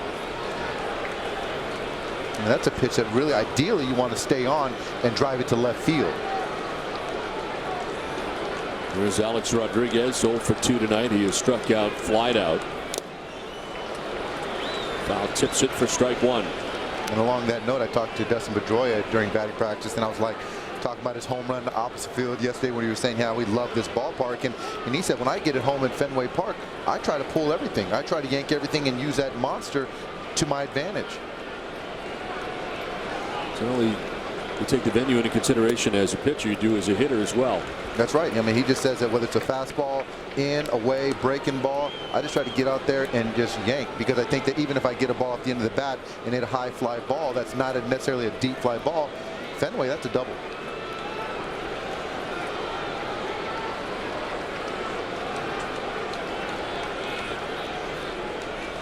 A 1-1 from Beckett.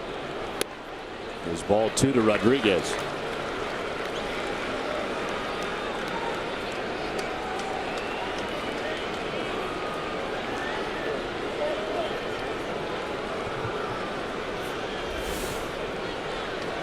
It's only lost once in his last 8 starts. That was at Texas against the Rangers. Gave up only 4 runs in 8 innings. They took the loss to third base. Picked by Euclid. It's a 1-2-3 inning for Josh Beckett.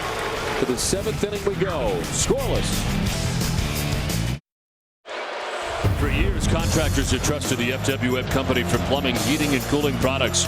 Now homeowners can visit one of their 27 Frank Webb Bath Center showrooms. Product knowledge and friendly guidance make both sides of Webb a home run. David Ortiz leads it off in the 7th inning and takes strike one. So Ortiz, Drew, and Varitek to bat in the 7th. David has grounded out to second base. It bounced into a 4-6-3 double play, 0 for 2.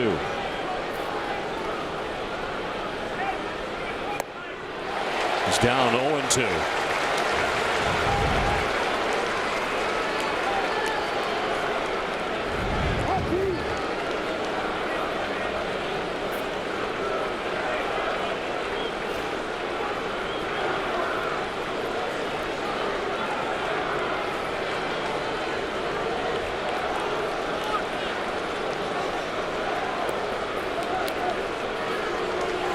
Red Sox with one hit. First batter of the game.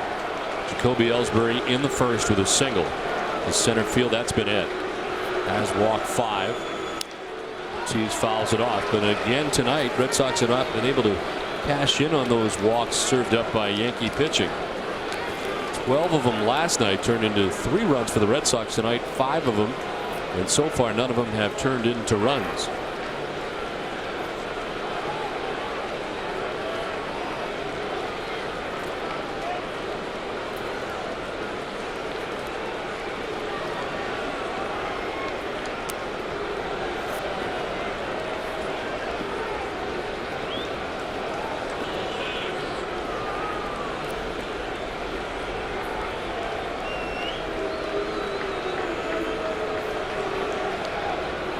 Ortiz chops it down the first baseline, foul, and it hangs at 0-2.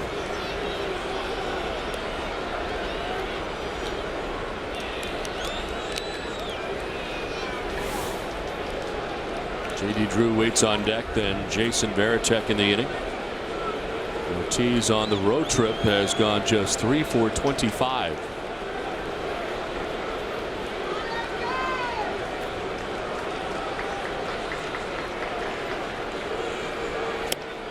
One around, strikes out. 4 Ks for Burnett, 1 out in the 7th. I'm seeing David Ortiz all these years. He's been a guy that really is aggressive in the strike zone, and looking at this road trip, and even the beginning of the season, he's been out of the strike zone many times, and just seems really quick, and just not sure of his swing, and swinging a breaking balls down and fastballs out of the zone. Kind of in that in-between area once again. Yeah, I think that we thought he was past that, those early season struggles, and really kind of found his way. But one has to wonder if these off-field distractions are kind of coming back, and messing with his mind a little bit, because I think that that's a big burden for anyone to kind of handle. Struggling on the field in April and parts of May, you put that behind you, you feel like you get going, and now you've got something else on your plate. Strike one to J.D. Drew. Initially, he appeared to be handling that well. Of course, home runs back-to-back games after the report in the New York Times. No, but since that, Don, I think that you can see his demeanor, and he grounded out yesterday, and he was head down. Teixeira takes it himself, skips onto the bag and then away from the collision. There's 2 down. I mean, a lot of times you can gauge how a player's mental state is by their body language, and a lot of times where there's a tough call, he's dropping his shoulders, or he lines out, and he's walking off the field, and because he's frustrated, and it's just when he does hit a ball hard, it's just you can see it's just kind of really wearing on him.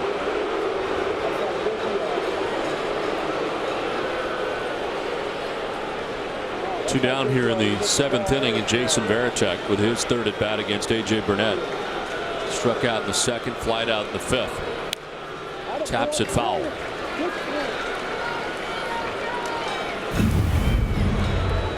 And here last night you see David Ortiz gets a good fastball that normally would be deposited in the left field seats, and that's his first reaction. So I think that that's a very telling sign.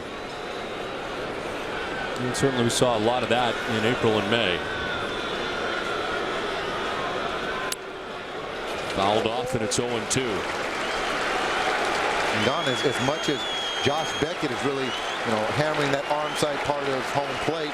A.J. Burnett is doing the same thing to Red Sox hitters, and if you look at the scoring line, both pitchers are faring pretty well.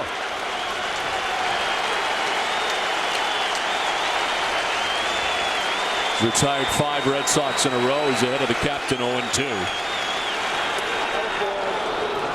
There's ball 1-1-2. Try to go to the same formula that he got Jason Varitek out on strikes his first at bat. Hard away, finish him off with that 12-6 breaking ball.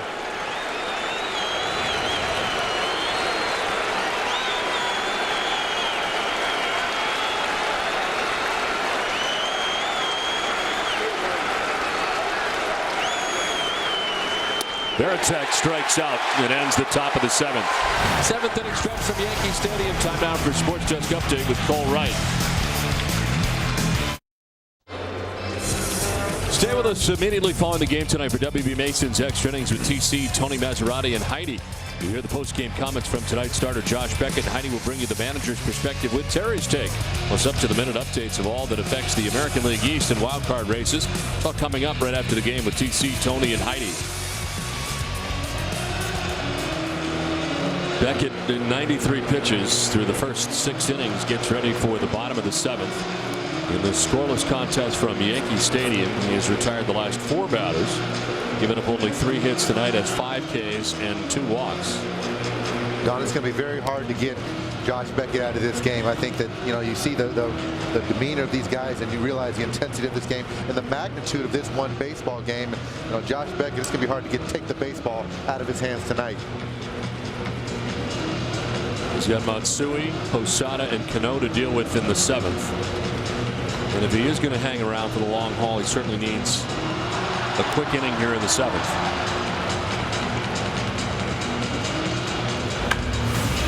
The league leaders are brought to you by Olympia Sports. Category is opponent batting average coming into tonight. Josh Beckett's opponent sitting at 234. Edwin Jackson on top of the Tigers, 217. Matt Garza, they were formerly teammates. And a new Tiger, Jared Washburn, of course, with the Mariners for the bulk of the year. It's Hideki Matsui who's got one of those 3 Yankees hits tonight, a single to center, which led off the 5th. He would ultimately be left at third base in the 5th. Pops it up foul and out of play. The best opportunity for the Yankees of the night came with 2 outs and the bases loaded in the 5th. And their captain Derek Jeter grounded out to third base to end the inning. The Yankees left him loaded.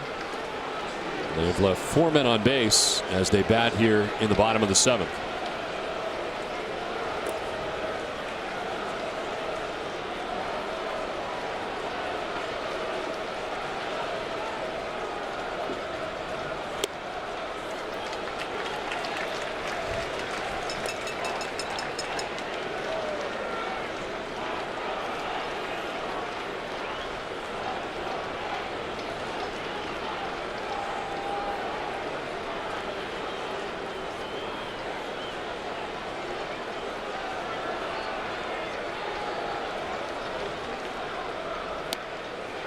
Strike 2 and it's 1-2.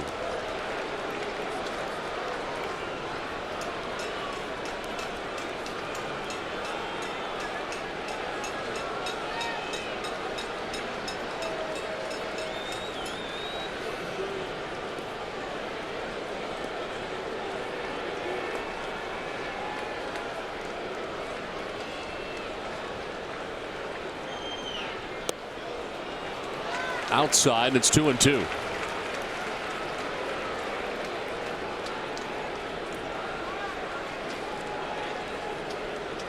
Beckett, who threw 107 pitches last time out at Baltimore, has thrown 97 tonight. His season high is 120. He did that back on May 16th at Seattle. Hangs at 2-2. I just believe that tonight we're going to see Josh Beckett, closer to that 120 number as opposed to the 100 number. Even with the rested bullpen. Even with the rested bullpen, I think that the way he's throwing the baseball, even with the pitch count, his velocity is good, stuff's good. He's the best option.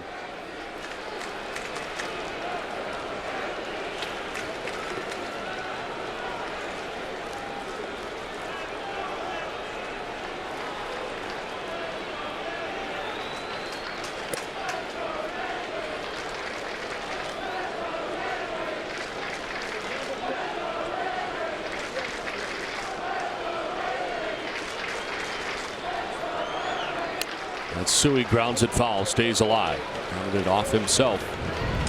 And hangs it 2-2.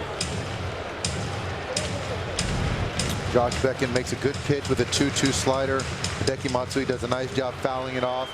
You know, moving forward in this at bat, I'd be very surprised to see Josh Beckett, you know, throw anything on the inside part of the plate. He's been getting that outside corner all night from Chad Fairchild. He's going back out there again. Can't get it this time.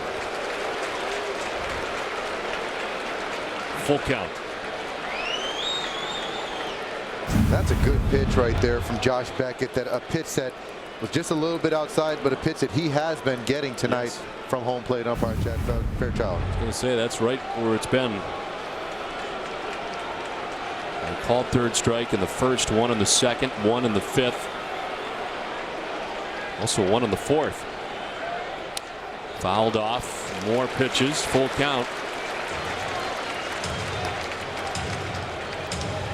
Matsui doing his end of the deal and trying to drive this pitch count up. He's one of the many Yankee hitters that continues to, that works deep counts and, can hurt you with one swing of the bat, and it's just a formula. And they've got a number of players that just fit that bill that do the same thing.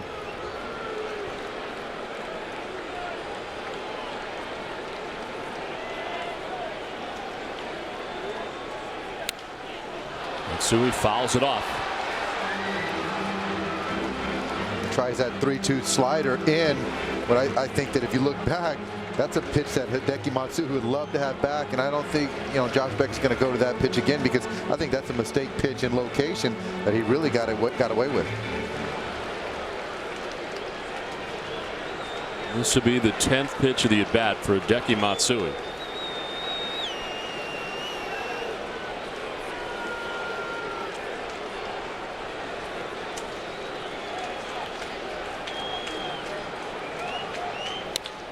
Base hit in the right field for Matsui. Quite an at bat for Matsui. He's aboard to begin an inning for the second time tonight, and that pitch count rising as Matsui's on to the fourth Yankees hit of the night. Yeah, you got to tip your hat to Matsui. That's a great battle between Josh Beckett and Hideki Matsui. He saw 7-8 pitches at bat. He gets him to a 3-2 count, wants to go away, but ends up yanking that fastball down and in to the happy zone of Hideki Matsui and shoots it through the 3-hole. So if Josh Beckett makes his pitch and executes his pitch, that's a ground ball to Dustin Pedroia. So a missed location there for Beckett. Something that has not happened a lot tonight. Matsui held on at first. Posada takes ball one in. He struck out swinging in the second. He singled in the fifth. Mentioned that Beckett's got 5 Ks tonight. 4 of them are called third strikes. Only one is swinging, and it belongs to Posada.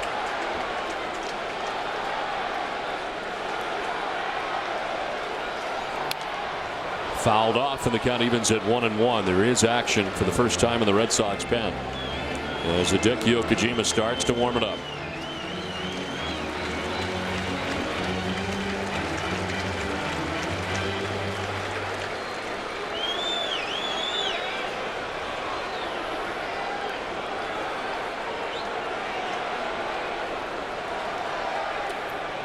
Down and in for ball 2.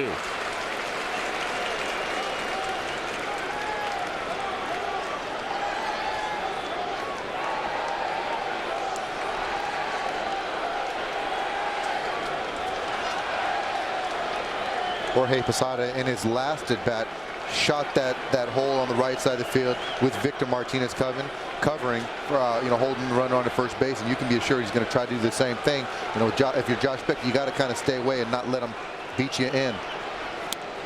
Breaking ball in there for a strike, and it's 2-2.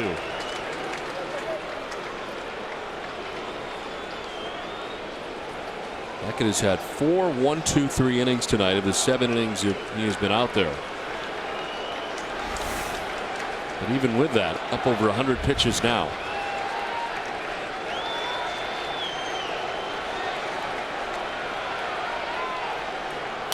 Posada grounds it foul outside of first, and will do it again. 2-2. You've got to be very careful late in the count. If you're going to throw a breaking ball, which speeds up the hitter's bat, which makes it easier to shoot that hole on the right side of the field, you've got to make a good pitch. And I think he tried to backdoor that breaking ball. So if you're going to make that pitch as opposed to throwing the fastball away, you've really got to execute.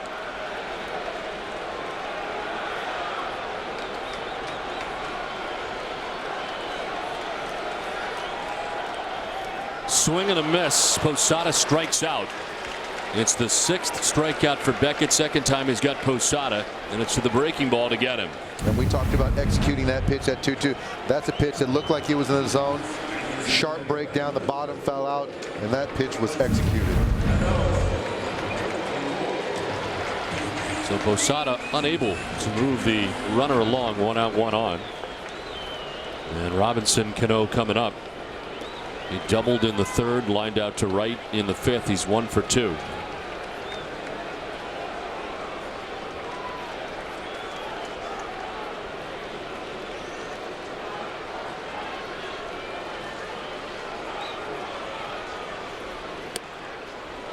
Strike 1. Posada didn't like it, took a little walk outside the box.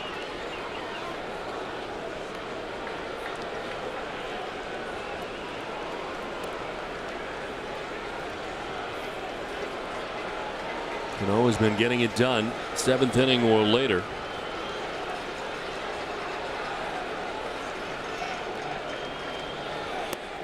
As he takes ball 1, 1-1.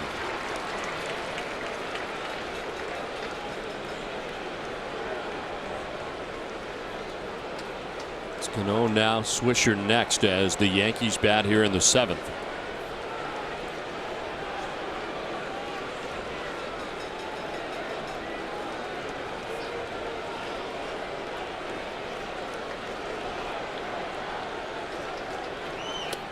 Outside, ball 2.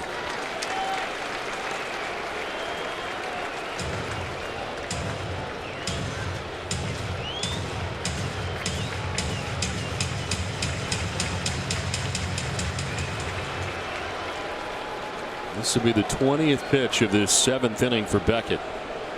Leadoff single for Matsui, a strikeout of Posada. Now a 2-1 to Robinson Cano.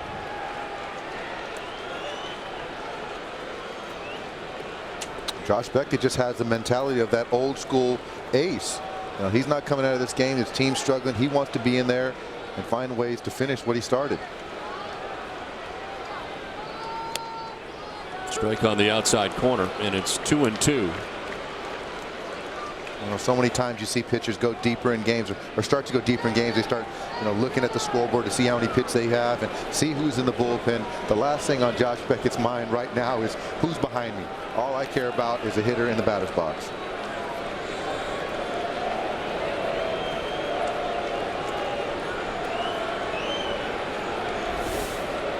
Nick Swisher waits on deck.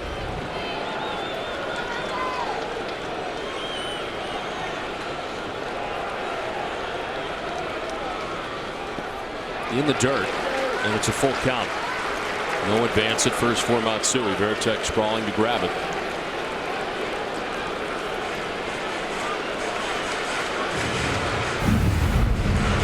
Two pitch against Jorge Posada worked. He went to the well, tried to do the same thing to Robinson Cano. Just kind of spiked it and really was never in the hitting zone and allowed, you know, Cano to offer at it. Matsui gains his lead at first again. It's not a big one, held on by Martinez. 1 out.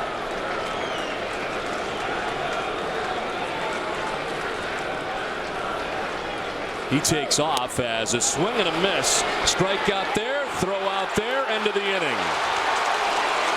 Strike him out, throw him out, double play, scoreless at the end of 7. Stay tuned next for a sneak peek of the new comedy The Goods. Live Hard, Sell Hard in theaters August 14th.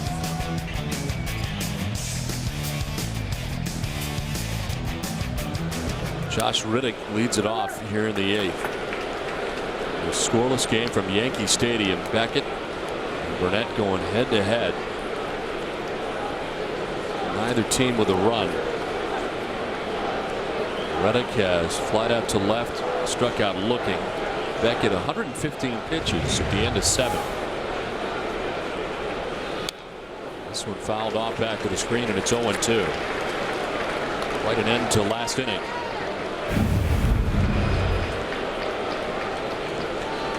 With the strike him out, throw him out. Very nice throw by Jason Varitek. Big play right there. Big play.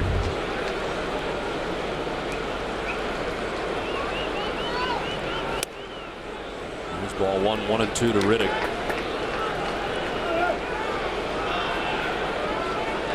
Reddick, Green, and Ellsbury to bat in the 8th. 6 in a row retired by A.J. Burnett at a 1-2-3-7. Fly ball foul, and it hangs at 1-2.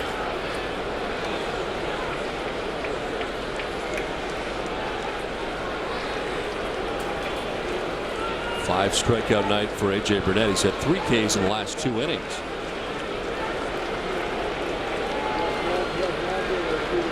Pitchers duel tonight from Yankee Stadium. Pop-up foul. That'll get back and out of play. A lot of times when you're talking about power pitchers, these are guys that get better as the game progresses. And if you don't get these power pitches in the first couple innings when they're really trying to get loose, when they start settling into their own, these guys get better. And then the strikeouts start picking up. The velocity really stays as is.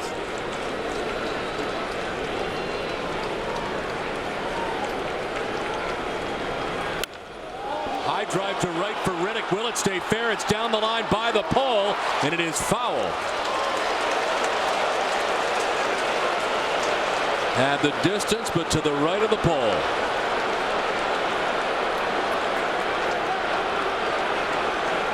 Josh Reddick took a very good swing on that breaking ball and almost had one in his first at bat that he hooked foul deep down the right field line, and gets another 12-6 breaking ball that just spun. Good short swing and just took foul.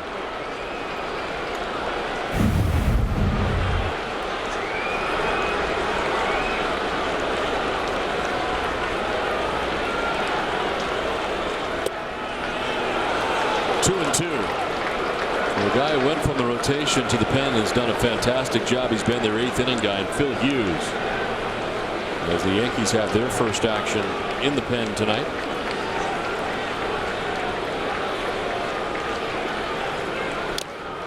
Fouled off, and it hangs at 2-2. Now, Phil Hughes is one of the guys that they really give credit to kind of stabilizing that bullpen, going from that starter role, and his velocities up in the bullpen, and to bridge that gap to Mariano Rivera has been huge for this Yankee team. So A.J. Burnett at 107, dealing with the first batter here of the 8th.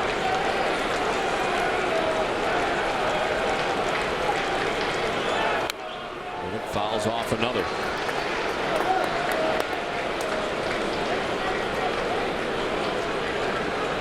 That's the thing you like to see about young hitters. Just go out there, don't worry about the off factor, and you see A.J. Burnett throwing 94, 95 with a great curveball, just going out there and competing. And Josh Reddick, to his credit, has not given many at bats away, if any. He's just going out there and grinding out at bats.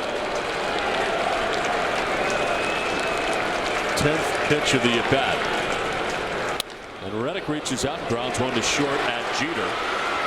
There's one away.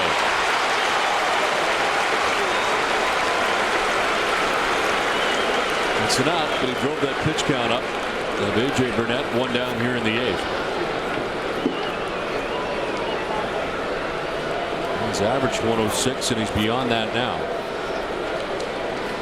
Red Sox are going to have a pinch hitter coming up for Nick Green, it appears, as Casey Kochman is out on deck and get ready here to bat for Green. As he is introduced, here comes Dave Island, the pitching coach. I think getting those 4 or 5 at bats for Casey Kochman last night, had a big 2-run home run last night. It's huge going into tonight, getting this pinch hit.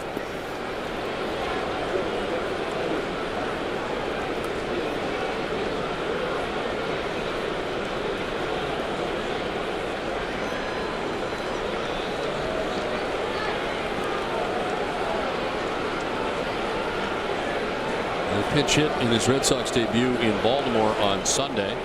Bruce had his first home run in a Red Sox uniform here last night. And he's 1 for 5 since joining the Red Sox.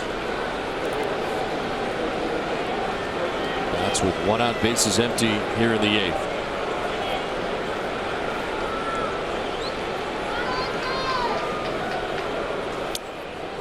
Take strike 1 over the outside corner.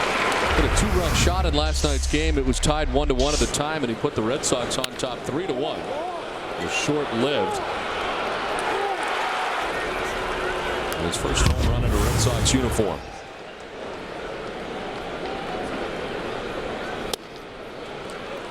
On a strike to Kochman.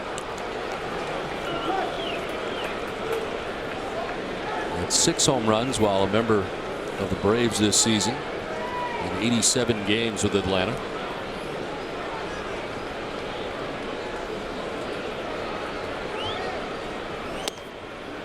Two and 1.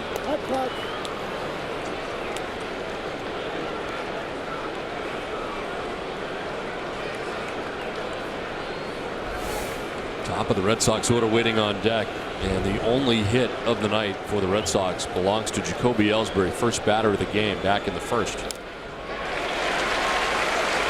2-2 with the 95-mile-an-hour fastball by him. Case Kochman, trying to get into this at bat and trying to adjust with his role as bench player. Gets a 2-1 fastball, takes a good swing, good balance. 5 strikeout night for A.J. Burnett.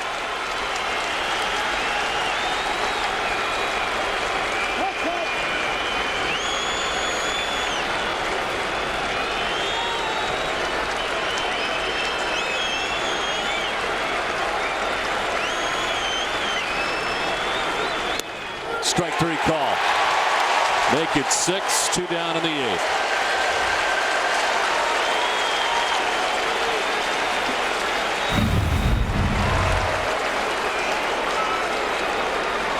Gets that explosive 2-seam fastball, and Josh Beckett doesn't like that at all.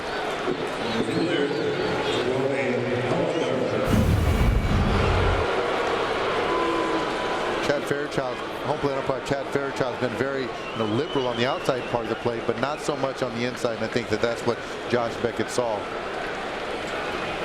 Jacoby Ellsbury with 2 outs, and the base is empty here in the 8th. He singled back in the first, the only Boston hit of the night. Stole second, got the third on a double play ball, and was stranded there. Red Sox have left 4 men on base as they bat here in the 8th. And that's only because of the number of walks Burnett has given up tonight, a total of 5 walks. But obviously none of them turned into runs. 2-0.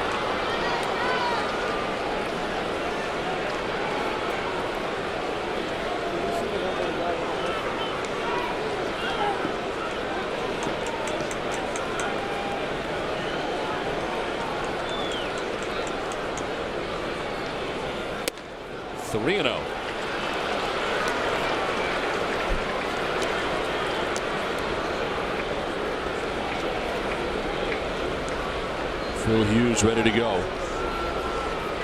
He's been warming during this inning.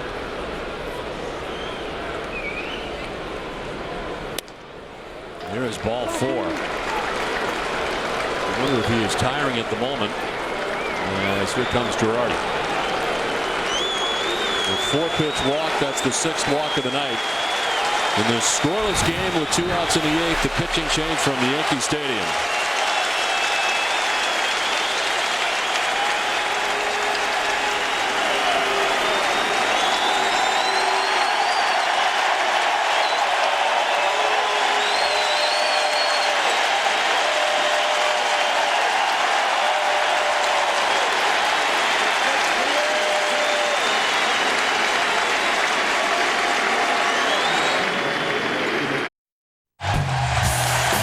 Welcome back to Yankee Stadium, where the game summary is brought to you by Comcast. Well, last night, after all the offense, tonight some outstanding pitching. Josh Beckett matched up against A.J. Burnett. Beckett Smith with 6 strikeouts, Burnett with 6 strikeouts, and so far no runs between them. Great chance for the Yankees. They have the bases loaded with 2 outs, and this play by Youkilis at third base to throw out Jeter. And Beckett all fired up as this game remains scoreless into the 8th. With 2 outs and a runner in first. The pitching change is brought to you by Danvers Bank, proud supporter of things that make sense. Now open in Central Square, Cambridge, and coming this fall to Boston's Back Bay. To learn more, visit danversbank.com. Danvers Bank makes sense. 30th appearance for Phil Hughes. A 3.60 ERA, and the opponent hitting at .228 against Hughes. With 70 Ks in 65 innings. And has blossomed in this relief role. Just 1 hit given up tonight by A.J. Burnett in his 7 2/3 innings effort. There goes Ellsbury. They pitch out, and Ellsbury is safe at second base. Posada thought he had him. He was halfway to the dugout. But even with the pitch out, they can't get speedy Jacoby Ellsbury. Love the aggressiveness by Jacoby Ellsbury. It's a good jump, just beats the throw. It's theft number 50, and it puts him into scoring position with 2 outs in the 8th. His 2nd stolen base of the night.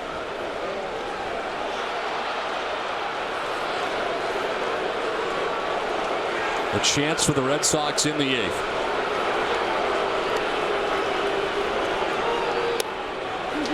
There's a strike, and it's 1-1. You look back at the motions of Jorge Posada and Josh Beckett, and this intensity. I mean, it just shows these players know the magnitude of this game. It has been a playoff atmosphere here tonight at Yankee Stadium. And this great pitcher's duel between A.J. Burnett and Josh Beckett. Foul to the right, and it's 1-2.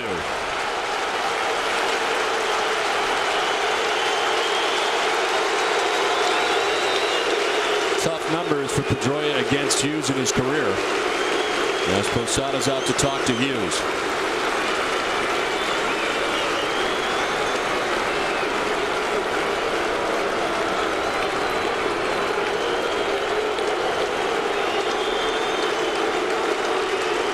Burnett responsible for Ellsbury, who's at second base with 2 down.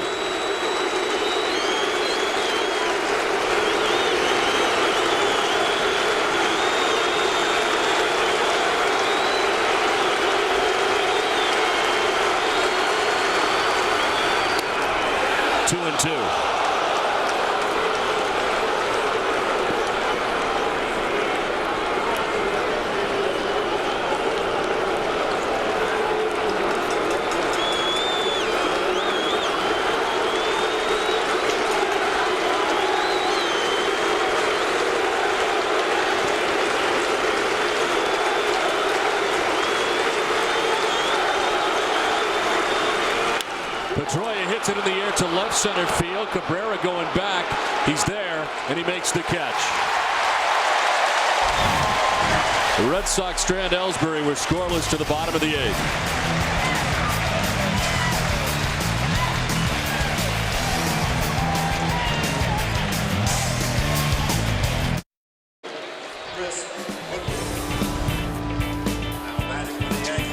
New in 2009, the Red Sox limo package provides fans with an entirely worry-free trip to Fenway. A Brewster Coach stretch limousine will pick you and 10 of your VIP guests up and bring them to the ballpark, where you enjoy the game from the new right field roof box seats.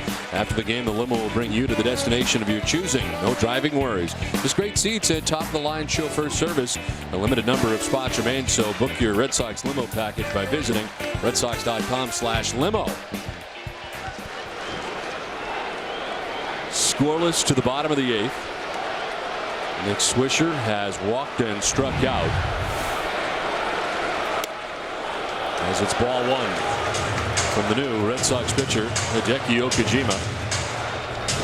After 7 innings from Beckett, 50th appearance for Okajima, 3-0 record, 2.98 earned run average.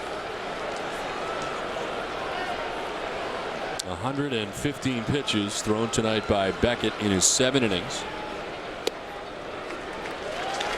Defensive change for the Red Sox, whose debut. Chris Woodward takes over as Nick Green was hit for in the 8th inning by Casey Kochman. There is more action in the Red Sox pen. Daniel Bard is up.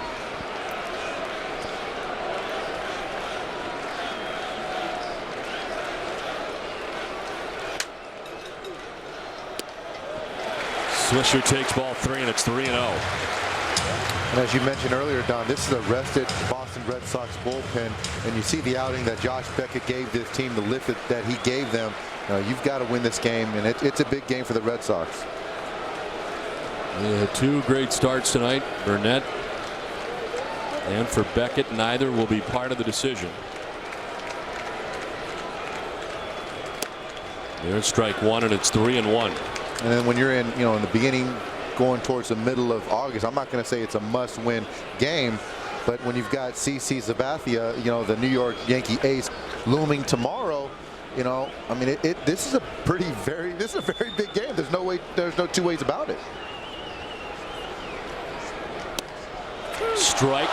Bad news for Swisher, who's got to come back. Full count. Swisher's a guy who's got a very good idea of the strike zone and was pretty sure that 3-1 pitch was way inside. But home plate umpire Chad Fairchild, like so many times tonight, had different thoughts. Saw Jason Varitek bring it back to the corner too. But a full count now to Swisher. Melky Cabrera waits on deck. He'd be next. This one back to the mound. Okajima underhanded and in time for out number 1.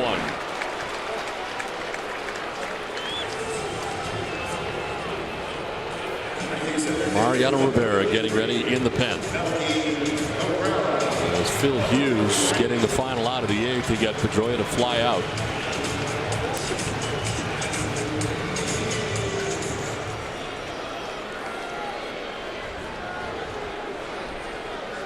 One down for Melky Cabrera, who has grounded into a 4-6-3 double play and walked.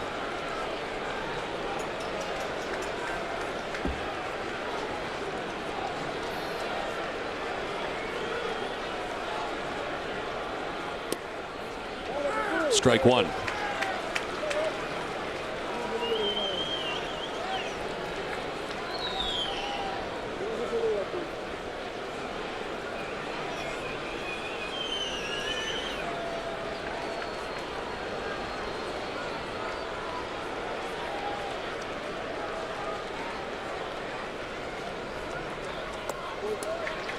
Ball and a strike to Cabrera.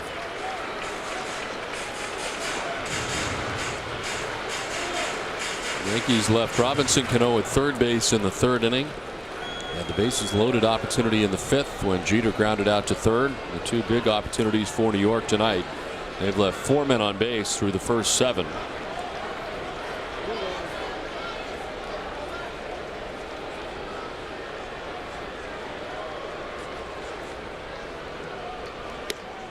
Drops in there for strike 2, 1-2.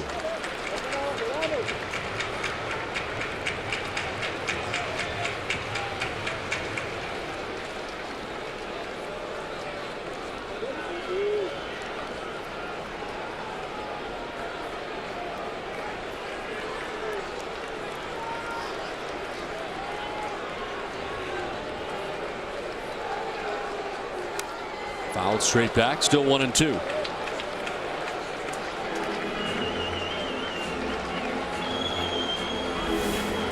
Top of the order, Derek Jeter had that chance with the bases loaded in the 5th. Grounded out to third baseman Kevin Youkilis to end that inning.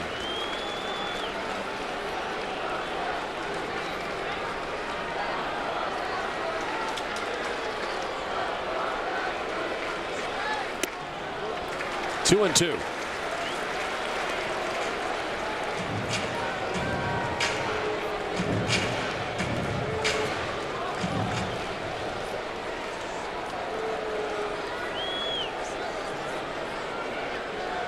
Red Sox coming into tonight 3.5 games back of the Yankees in the American League East. Ball 3, full count.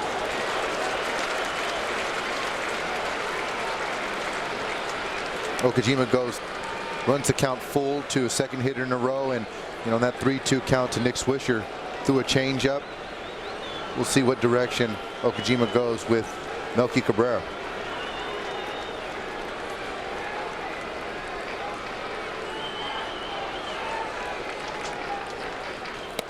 Swing and a miss, struck him out. First strikeout for Okajima. It's the 8th K for Red Sox pitching, and there's 2 down. The okie dokie gets Cabrera, 2 down. Big pitch, another 3-2 changeup. Gets Cabrera way out in front. Just have the ability to throw that pitch 3-2, you know, says a lot about Okajima, because a lot of pitchers can't make that pitch in that situation.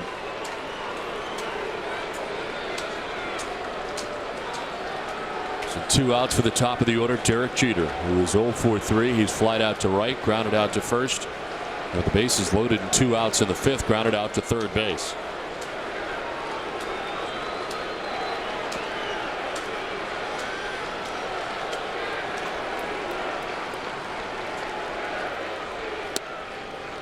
Takes ball 1. He's 3 for 6. Jeter against Okajima.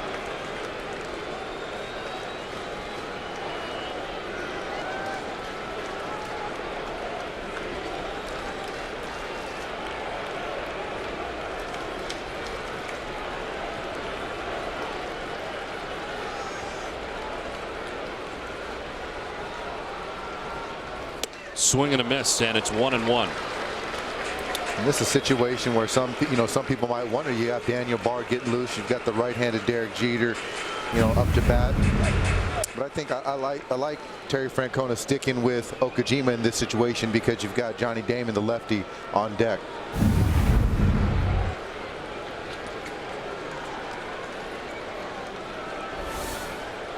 There is Damon waiting on deck, and of course the share after that.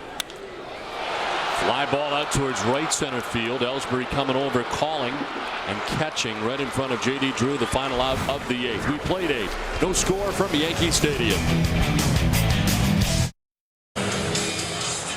Coming up after the game, stay tuned for Granite City Electric's Red Sox final with TC, Tony Masserati, and Heidi. They'll keep you up to date on all the latest highlights and developments around the majors, including the Rays and Rangers on the West Coast. Plus, Jam and 94.5's Ramiro hits the streets to talk with Red Sox Nation. You'll also get a preview of Game 3 of the series as Clay Buchholz faces CC Sabathia. It's all coming up after the game on NESN.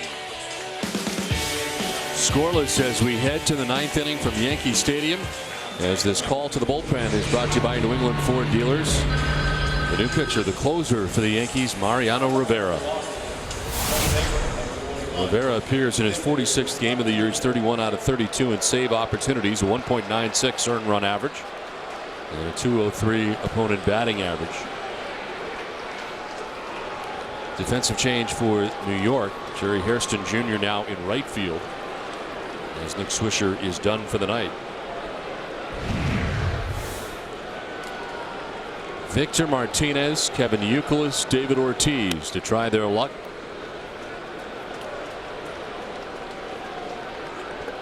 Martinez 2 for 10 against Rivera in his career.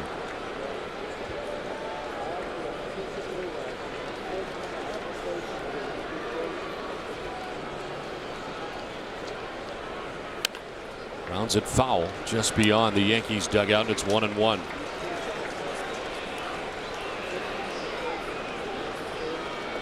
So Phil Hughes got the final out of the 8th inning after A.J. Burnett in 7 2/3 gave up just 1 Boston hit. No runs, walked 6, struck out 6. Hughes got Pedroia to fly out to center field to end the 8th. And the Red Sox left Ellsbury at second. So Boston has left 5 men on, but still with just 1 hit. Martinez fouls it off and is down 1-2.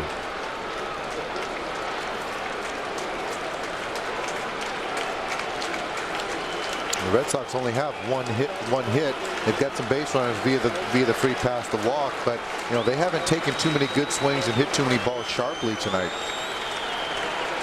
The only hit, a leadoff single in the 1st inning for the first batter, Jacoby Ellsbury.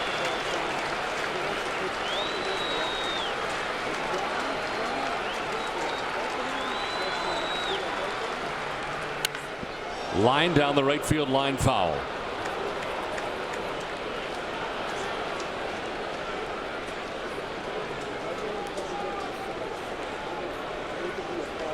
Rivera's doing, to Victor Martinez what he's done to so many people throughout his phenomenal career. Just that cut fastball, 94, 95 miles an hour. And once he gets you really conscious of that fastball inside, then he's learned to throw that two-seam away, which really has been opened up because he's so good inside.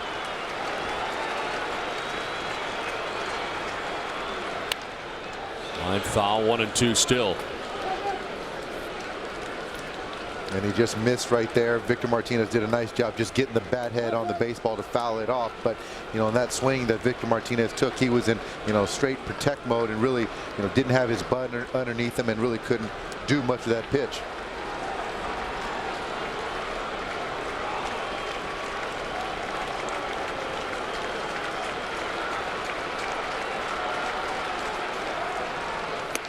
Elevates, Martinez chases and strikes out. One down in the ninth. That's one thing about, when you're conscious of the fastball inside, you got to get it started earlier, and it has you a lot of times swinging at pitches out of the zone because Victor Martinez had to commit so much earlier because he was thinking about Mariano Rivera coming in with that cut fastball. So one out for Kevin Youkilis, a career 3 for 9 against Mariano Rivera, all singles.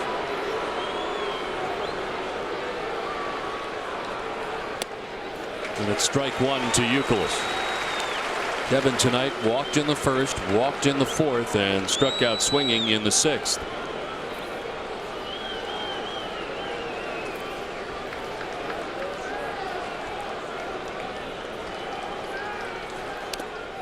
Fouled off, and it's 0-2.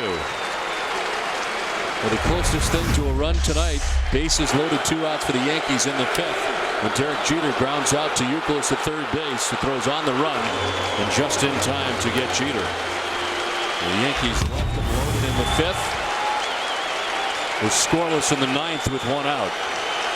The Yankees closer is in. The Red Sox closer is up.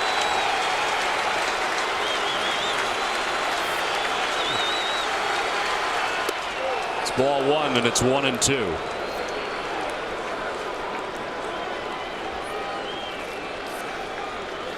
So many times you can look at Kevin Youkilis and, regardless of the box score, he's always doing something to help his team win a baseball game. And tonight made the biggest defensive play of the night.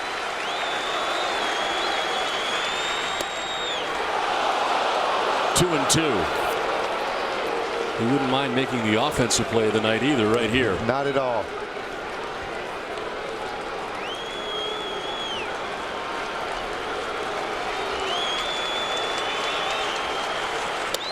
Strike 3 call. Youkilis disagrees. Back-to-back Ks for Rivera in the ninth. And that's a pitch that Kevin Youkilis has a problem with because that's that front door cutter that Kevin Youkilis is really adamant, knowing the strike zone, that ball went around the plate.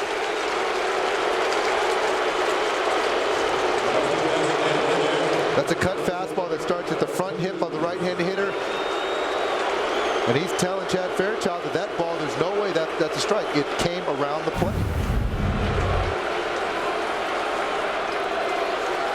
A chance here for Big Papi with 2 down in the ninth inning as he takes ball 1.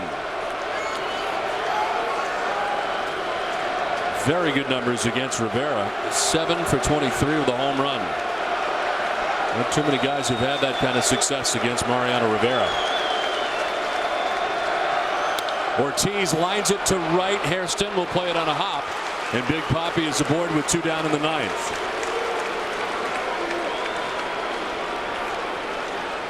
Just the second Boston hit and the first hit since the first inning. It comes in the ninth with 2 down. With the way David Ortiz has been swinging the bat, you wouldn't have guessed that his first hit in a while would come off the arm of Mariano Rivera, but the numbers don't lie. He feels very comfortable facing Rivera. Hits the ball sharply to right field. So a 2-out base runner in David Ortiz as J.D. Drew stands in 0 for 3. And the recipient of ball 1. 2 for 6 against Rivera. He's done the same thing 3 times tonight. Ground out to the first baseman Mark Teixeira. 2-0.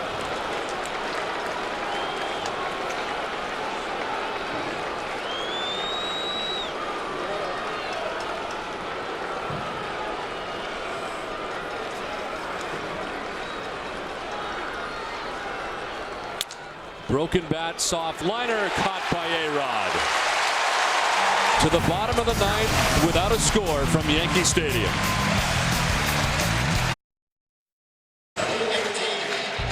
Boston Red Sox baseball and NESN is brought to you by Hess. Your New England Ford dealers. Bermuda Tourism. Your New England Nissan dealers. Dunkin' Donuts. Your Subaru dealers of New England. Your New England Dodge dealers. And by Southwest Airlines.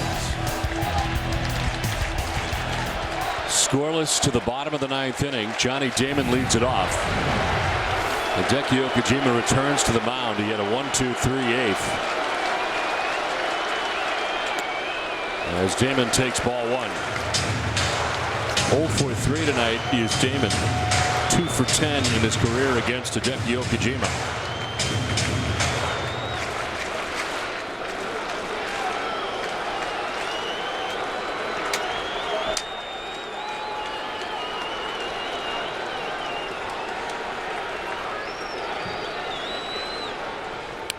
On the ground, foul, and it's 1-1.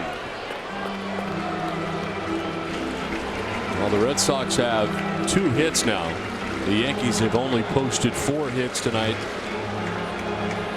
all given up by Beckett in his 7 shutout innings. Second straight outing that Beckett has not surrendered a run.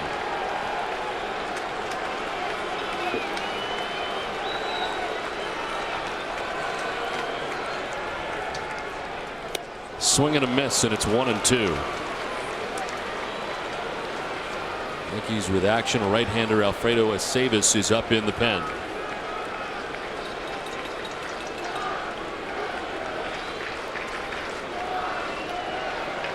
Damon, Teixeira, A-Rod. Anybody gets on, Hideki Matsui will have a chance after Mariano Rivera pitches the top half of the ninth.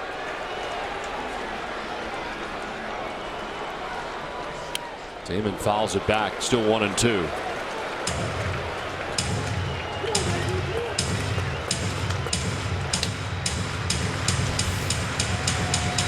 Teixeira looming on deck.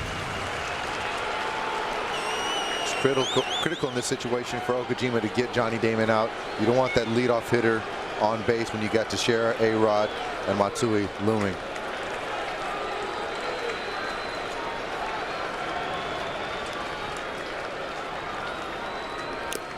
Damon gets a piece, clanks off Veritek, and it hangs at 1-2.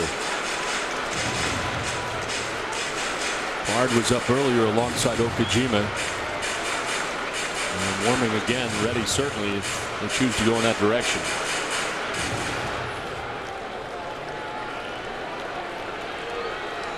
Papelbon had been up in case the Red Sox were able to grab the lead in the top half of the inning.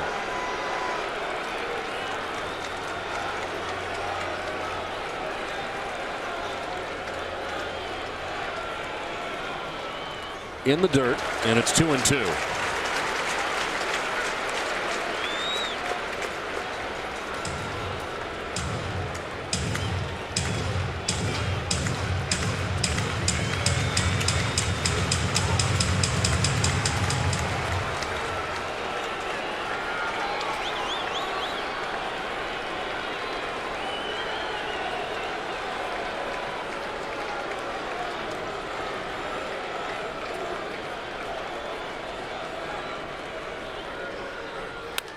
Damon fouls it off down the left field line, and it hangs at 2-2. Johnny Damon, a strikeout victim in the first. He went looking again in the fourth, and then fouled out in the sixth.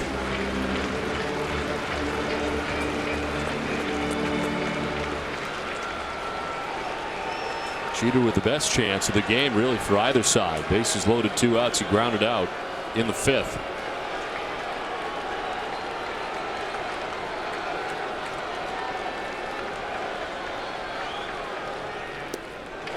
Full count to Johnny Damon.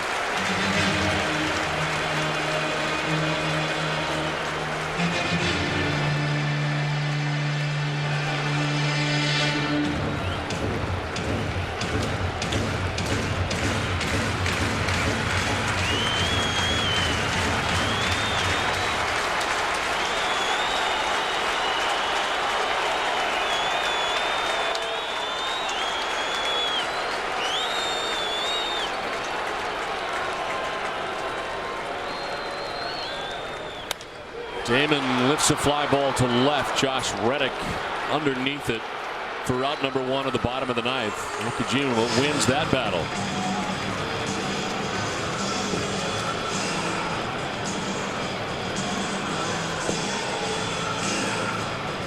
So Damon retired, and here comes Terry Francona. After Okajima retires all 4 batters he faces, Daniel Bard coming in this scoreless game from Yankee Stadium.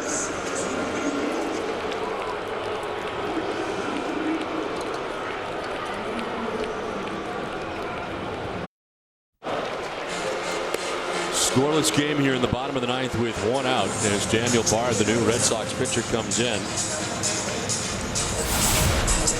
His 29th appearance, no record, 2.25 earned run average, 32 innings. He has struck out 40 batters. The opposition hitting at 193. And of course, Tuesday night, the 13-inning game, it was the 8th, and the first pitch of the 8th with the Red Sox on top 2-1 that Evan Longoria took Bard deep and tied the game. A game the Red Sox eventually would lose. Well, Terry Francona does not stay away from Bard here at Yankee Stadium with 1 out in the 9th. The tie game goes right back to him. With Mark Teixeira standing in, he takes strike 1. That's a nice vote of confidence for Daniel Bard. You know, having his first career blown save in Tampa and to come back here in Yankee Stadium in this situation.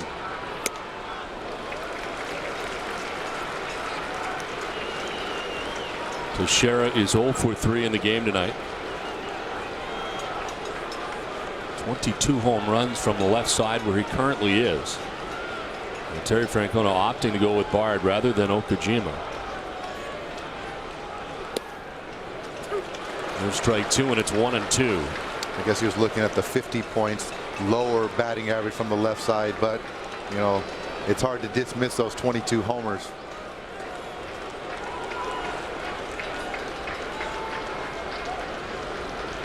Sure, 2 for 4 in his career against Okajima. 0 for 1 against Bard. We'll see how it works out. 1-2 the count.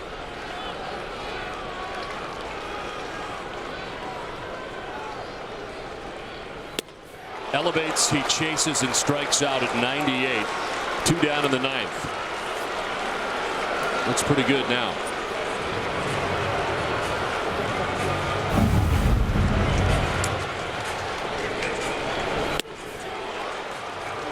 Terry Francona's confidence in Daniel Bard pays off right there. That was very nice.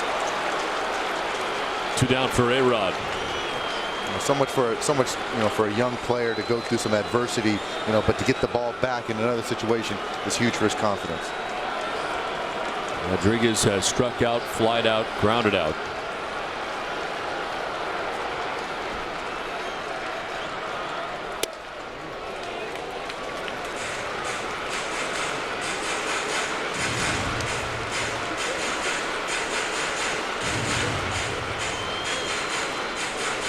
Just one at bat against Bard. He's 0 for 1. Question is, who is going to blink first tonight? Red Sox or Yankees in the scoreless game with 2 outs in the 9th.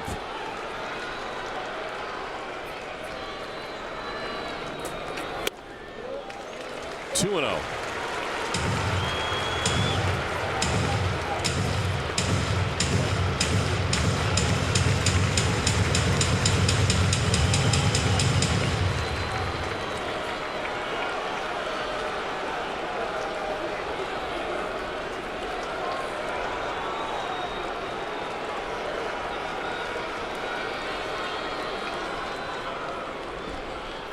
Swing and a miss. 2-0. Knew it was coming and couldn't catch up to it at 98. Good healthy swing by Alex Rodriguez, but couldn't catch up to the 98-mile-an-hour heater.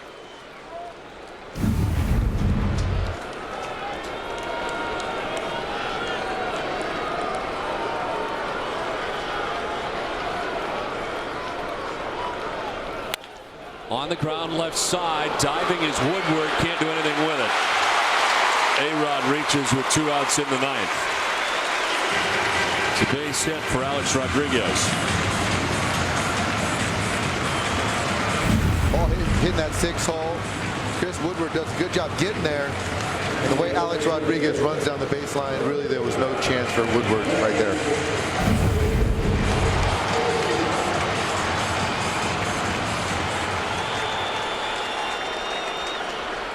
Two down, Rodriguez at first, and a chance for Hideki Matsui. He's had a pretty good night. 2 hits, 2 for 3. Considering there's only been 7 hits in the game, both sides combined.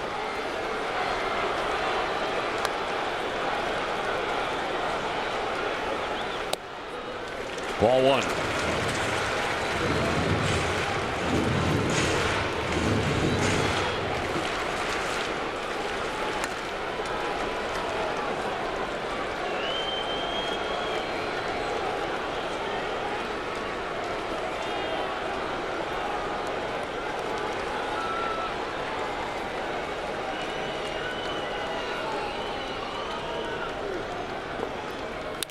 Matsui fouling it back to even the count at 1-1.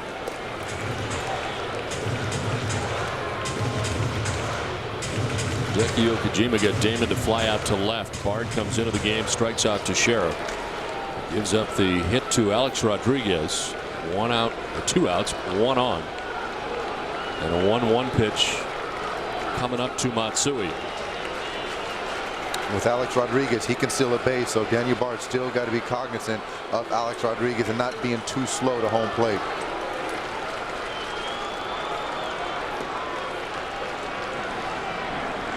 There goes A-Rod. He stops, and it's ball 2. Started, then stopped.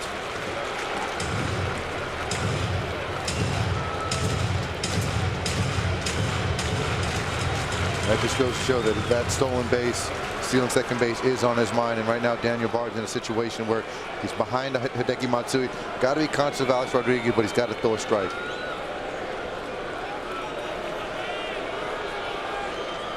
Action count. We'll see if we see any action. Not going, and it is sent foul down the left field line and out of play. A lot of times, and you mentioned an action count, because 2-1 is a count that pitchers don't want to get to 3-1, so you got to kind of give in to the hitter. So then that takes the pitch out of play. So a lot of times that is an action count, and in baseball, 2-1 is a hit and run count. But obviously, with 2 outs, it's not a hit and run. But in general, it is called that action count.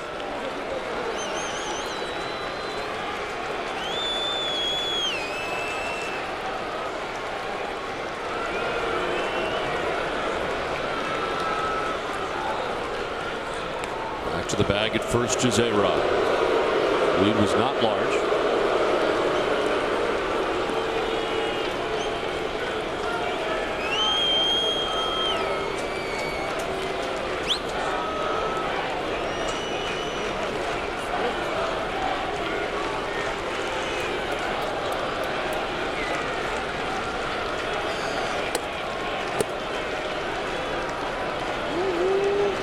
There goes A-Rod as it's ball 3, and he'll take second base standing. Stolen base for Alex Rodriguez. In the scoring position with 2 down.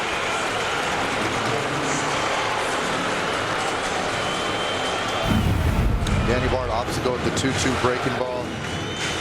Ends up spiking it. Jason Varitek picks it.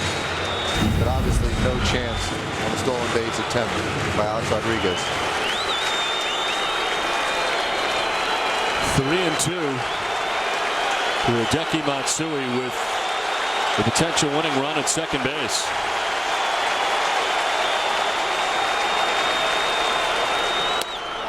Ball 4, and he'll take first.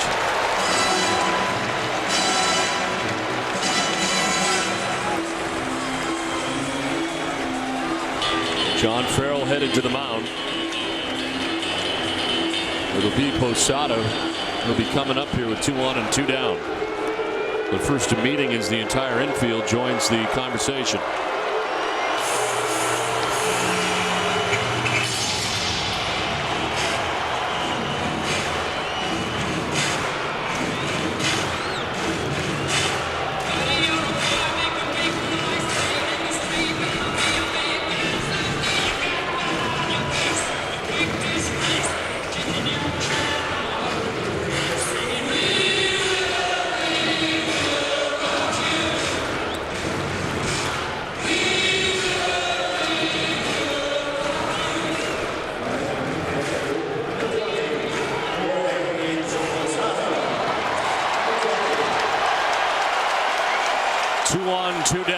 potential winning run at second for New York. Last of the ninth, Jorge Posada 1 for 3 in the game tonight. A single in the fifth. Posada fouls the first one back.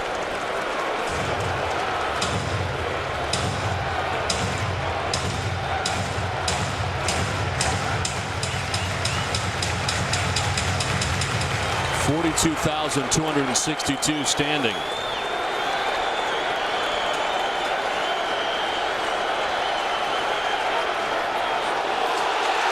A block. They're going to give A-Rod third base, Matsui second. Home plate umpire Chad Fairchild called the balk. This is where you're going to need a visit from Jason Varitek to really settle Daniel Bard down. John Farrell already took a trip this inning, so you need the captain to kind of come out there, settle him down, know that all you need to do is just go out there and make one pitch. He was going up and then stopped.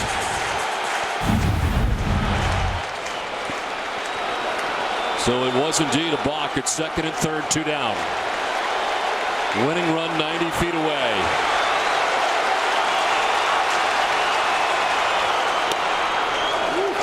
One and one.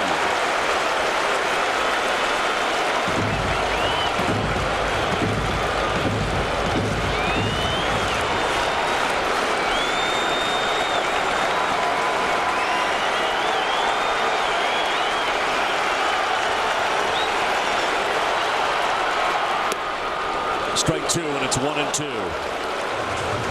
The breaking ball for Bard drops in there for the second strike.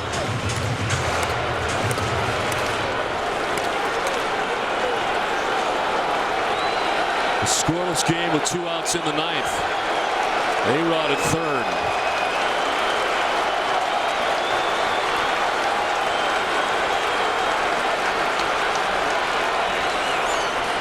Posada strikes out. Ball gets away briefly from Varitek, who applies the tag, and the Red Sox are out of the jam. We head to the 10th. No score from Yankee Stadium.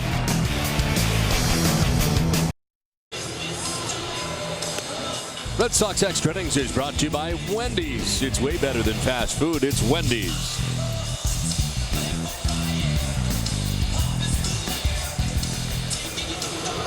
Well, Daniel Bard with a strikeout of Jorge Posada after he had balked to put runners at second and third as he finishes them off here in the ninth. And a swing and a miss for Posada in the end of the inning, and certainly the Red Sox bench enjoys it. 7 shutout innings from Beckett. No score to the 10th.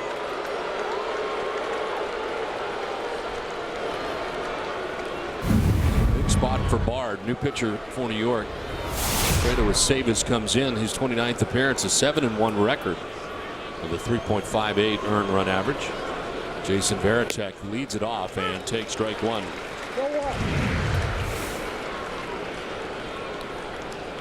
Five hits for New York, 2 hits for Boston. Varitek 0 for 2 against Aceves in his career, 0 for 3 in the game tonight. As he fouls it off and is down 0-2.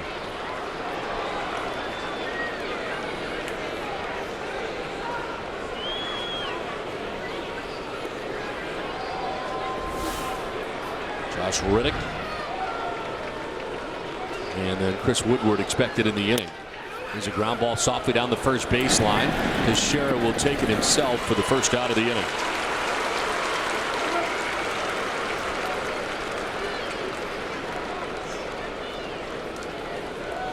So 1 down, Riddick coming up. And his flight out to left, struck out, grounded out.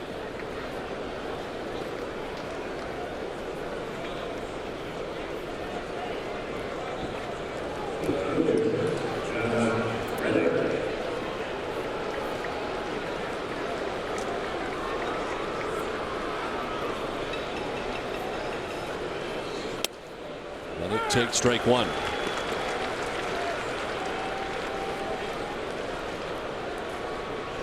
Aceves recalled by the Yankees back on May 4th, and since then he's been 7-1. 28 appearances since then, 1 start.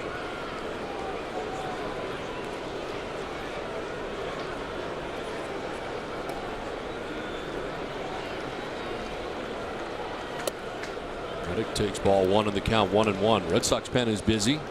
Ramon Ramirez is up. So is Papelbon in case the Red Sox grab a lead in this inning.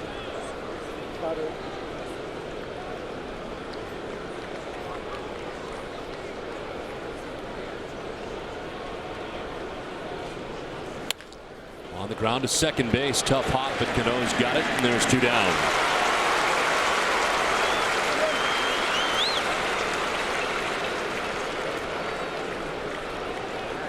Josh Reddick tonight, he swung the bat pretty well. He had some good at bats, but with an 0-4 night doesn't have anything to show for it. But hit the ball sharply that time and almost missed a home run his last at bat. Chris Woodward, who joins the team today, is 1 for 1 in his career against DeSavis, and bats for the first time in a Red Sox uniform as he takes strike 1. Claimed off waivers by the Red Sox. They've been designated for assignment by Seattle on Tuesday. His numbers with the Mariners in 20 games. And he's down 0-2.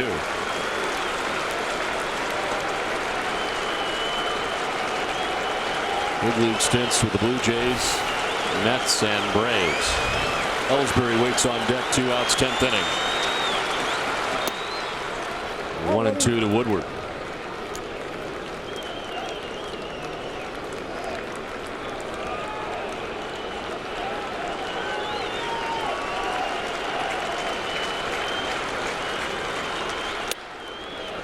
Two and 2.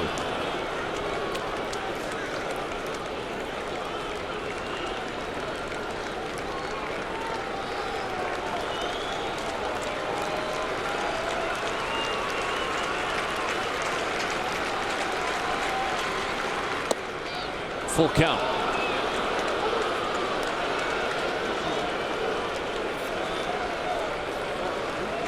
The Yankees in the bottom of the 10th. Cano, Hairston, and Cabrera are expected. 7, 8, and 9. Woodward walks with 2 outs in the 10th. Red Sox have a base runner.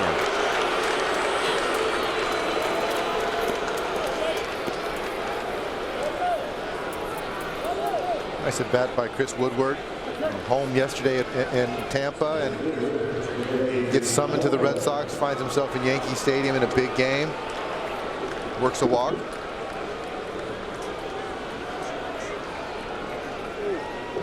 Now Jacoby Ellsbury had a base hit in the first inning.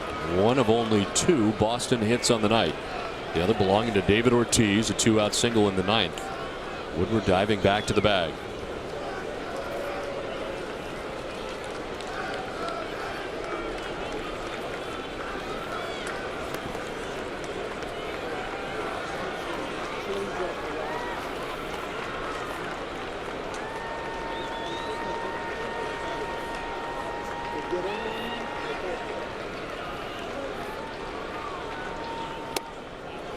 Outside for a ball. Woodward at first base has 1 stolen base on the season and only 9 in his career.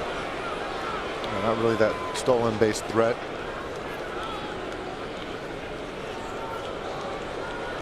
Only 2 outs, maybe a stolen base situation, but I just don't know, how his legs are feeling. There's a strike, 1-1 to Ellsbury.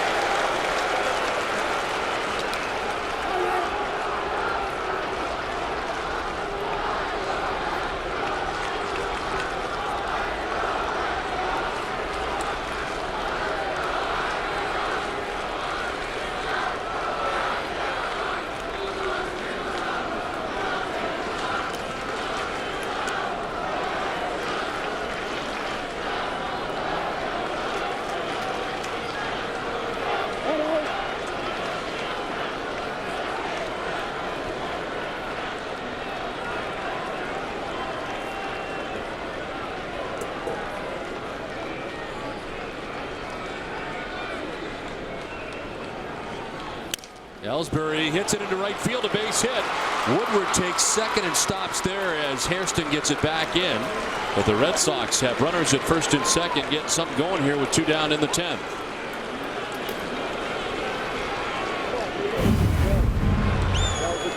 Fastball from Aceves gets in on Jacoby Ellsbury. Strong enough to muzzle it out to right field and brings up Dustin Pedroia. Been very good with runners in scoring position this year.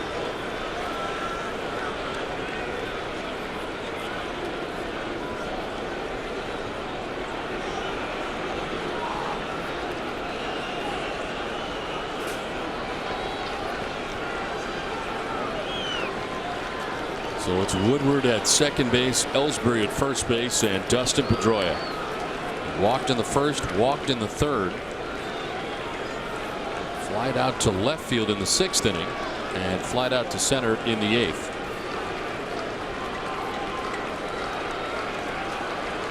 It's been really the only threat for the Red Sox in many, many innings. I can't remember them having a threat like this. So, guy on second base.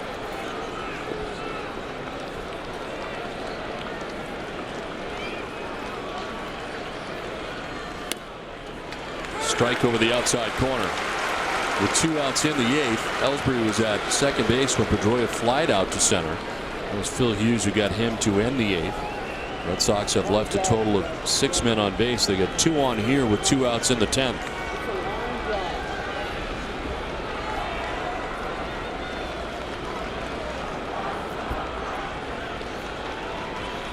Pedroia hits it in the air to left field. Back goes Damon. Puts it away, and the Red Sox are gone in the 10th. They strand a pair. Scoreless from New York.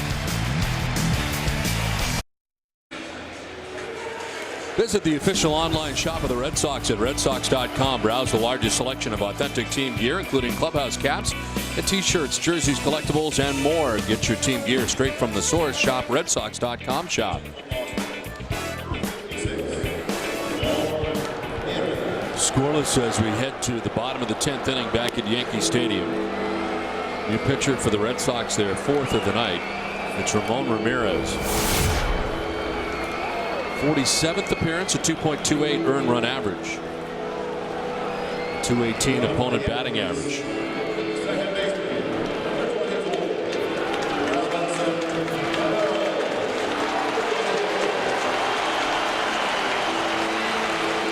Daniel Bard ends up going 2/3 of an inning, giving up a hit and a walk. He struck out 2 and was charged with a balk. The Yankees stranded 2 in scoring position in the bottom of the 9th. Robinson Cano starts it in the bottom of the 10th.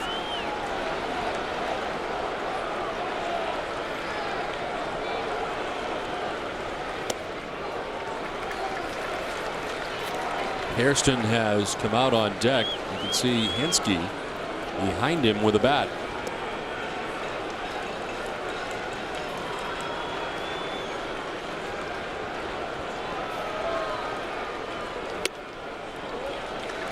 Two and 0.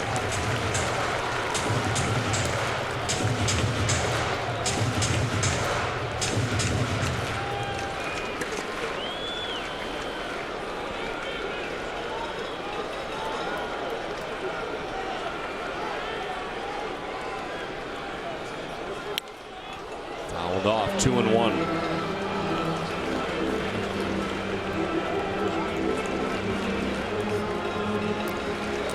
Doubled back in the 3rd inning. One of 4 hits given up by Josh Beckett. Lined out to right, struck out. Beckett tonight not part of the decision to not give up a run in his 7 innings. Struck out 7.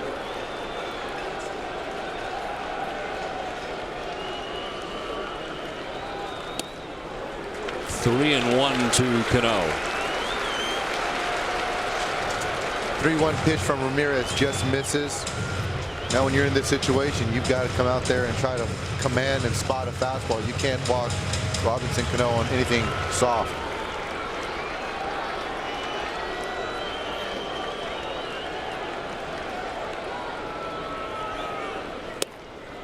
Strike 2, full count.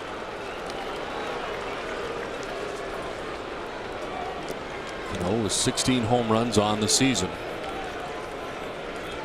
I think if you're Ramon Ramirez, you've got to make that same pitch.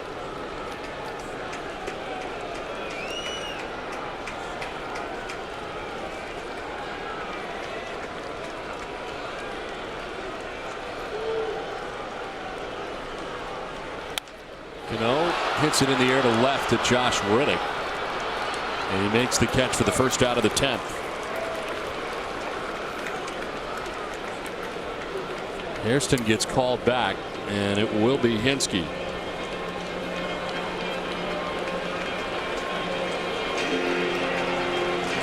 So the former Red Sox infielder, outfielder Eric Hinske.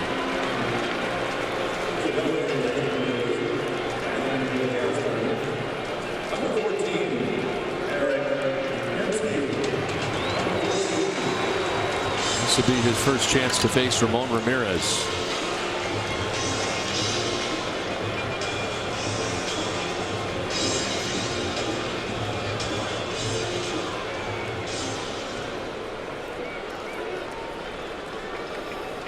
Acquired from the Pirates on June 30th in exchange for a minor league pitcher.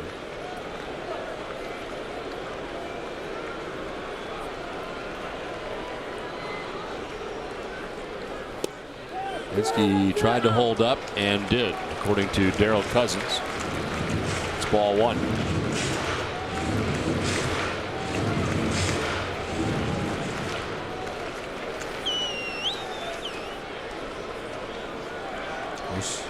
The American League champion Tampa Bay Rays last year. 47 starts in right field for the Rays last year.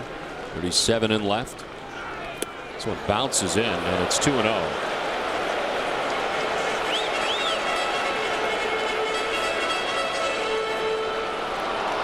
Applebaum up in the pen again.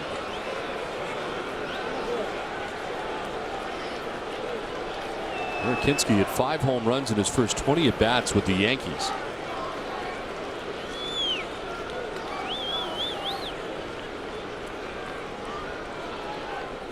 Swing and a miss, and it's 2-1.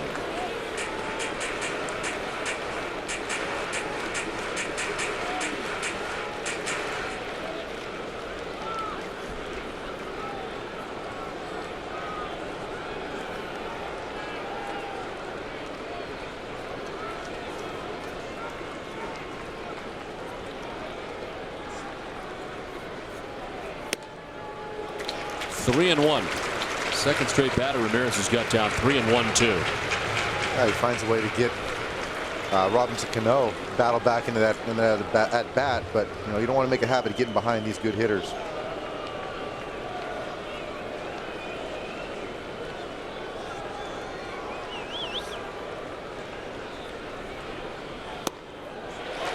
A one-out walk for Eric Hinske.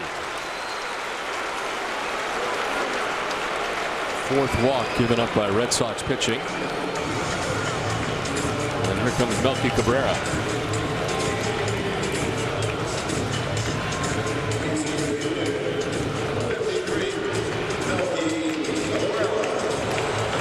One for 3 against Ramon Ramirez. 0 for 2 tonight with a walk. He's grounded into a double play and struck out.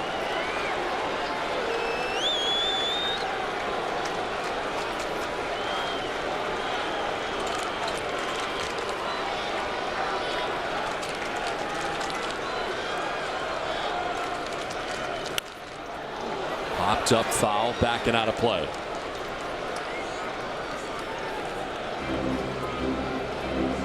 Derek Jeter on deck, 1 out, 1 on here in the bottom of the 10th inning for New York.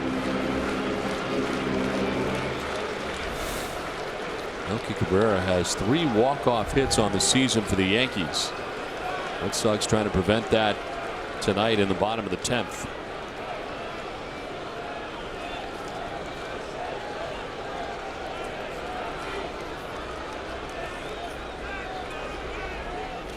In the dirt, kicks off Veritek towards the dugout. Hinske will take second base and into scoring position with 1 out. Wild pitch charged to Ramon Ramirez.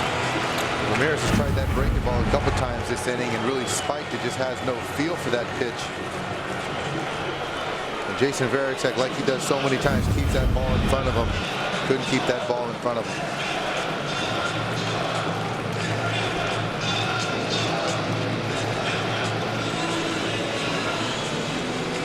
So the potential winning run now in scoring position for the Yankees, and Hinske at second base with 1 out. And a count of 1-1 to Melky Cabrera. This is when you're posed the question: do you walk Melky Cabrera to put the double play in order, or do you go after him, or just really try to pitch him carefully? On the ground right side to second. Pedroia's on to first, and there's 2 outs. Hinske to third base with Jeter coming up.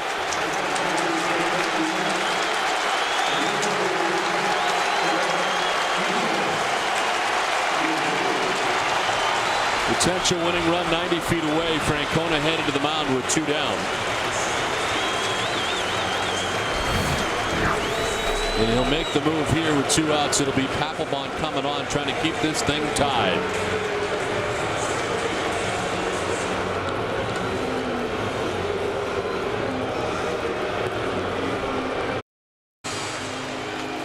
Tomorrow at noon, join NESN for a doubleheader showcasing the talent of the Red Sox system. The 4th annual Futures at Fenway. Doubleheader kicks off at noon with the AA Portland Sea Dogs, followed by the AAA Paw Sox at 3:30. Watch the Stars of tomorrow, Saturday, only on NESN.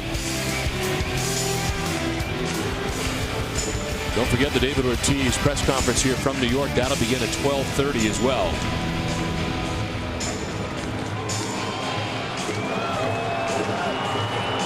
Scoreless with 2 outs in the 10th. Jonathan Papelbon into the game.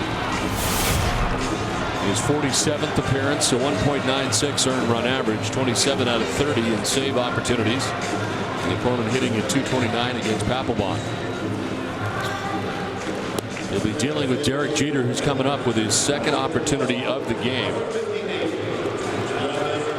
The first came with the bases loaded back in the 5th and 2 outs. Jeter grounded out to third. Now he comes up with a potential winning run 90 feet away at third base in Eric Hinske.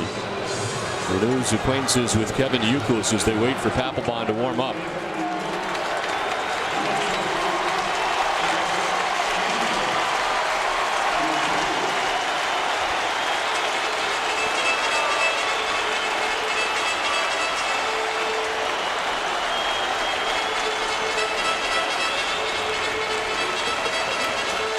So here we go. The captain of the Yankees stands in on the right side. Papelbon.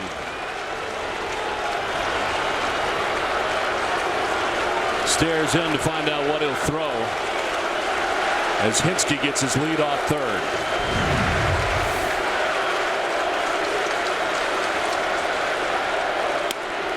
Strike 1 to Jeter.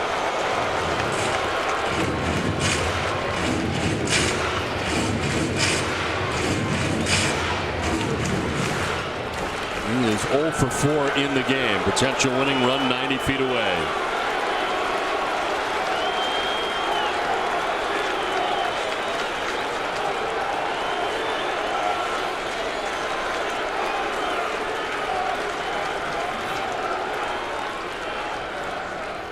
Jeter fouls it off, and it's 0-2.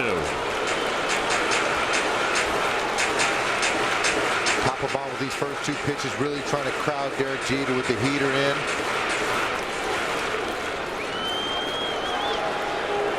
Jeter's had a quiet series, 1 for 9 in the first 2 games.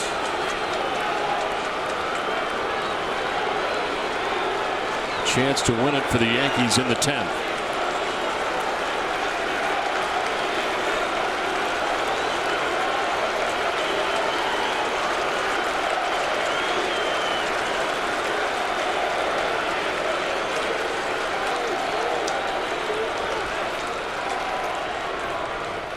Jeter tried to hold up and did. 1-2.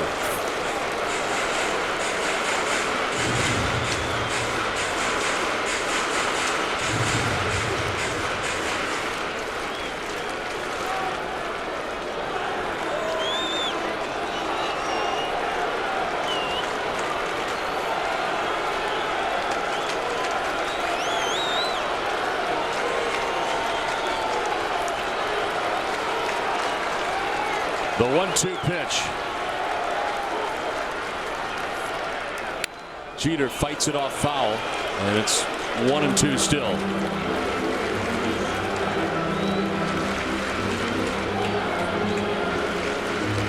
Cano flied out to begin this inning. Urakinski pinch hit. He walked. Took second on a wild pitch. Melky Cabrera grounds out to second. Hinske gets to third. With 2 outs, Red Sox make the pitching change, and Papelbon ahead here, 1-2 with Derek Jeter.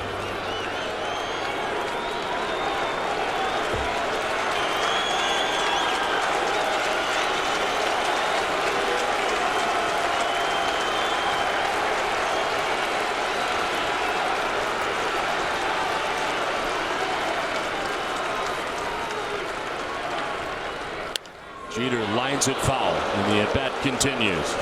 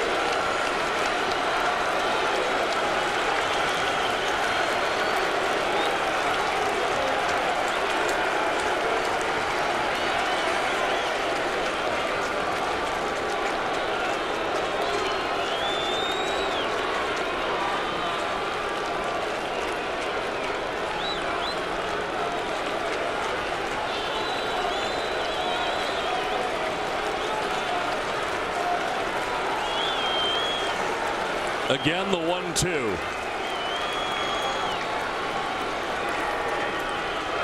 Jeter strikes out. Papelbon gets out of it. Hinske is left at third, and we head to the 11th. No score from Yankee Stadium.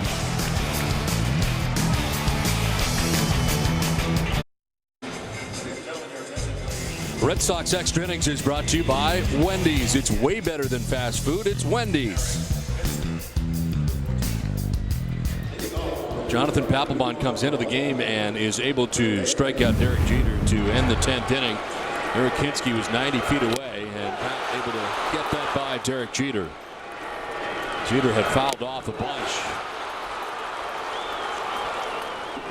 In the end, Papelbon wins the battle. It's to the 11th we go, and Victor Martinez leads it off. As he takes strike one, Urakinski stays in the game and takes over in right field after pinch hitting for Jerry Hairston Jr.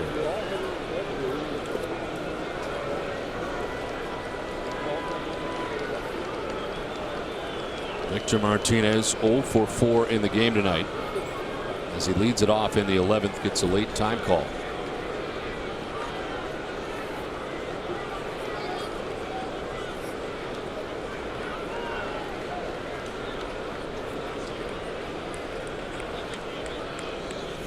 Swing and a miss, and it's 0-2. Savis came into the game to pitch the 10th. He's back out there to start the 11th.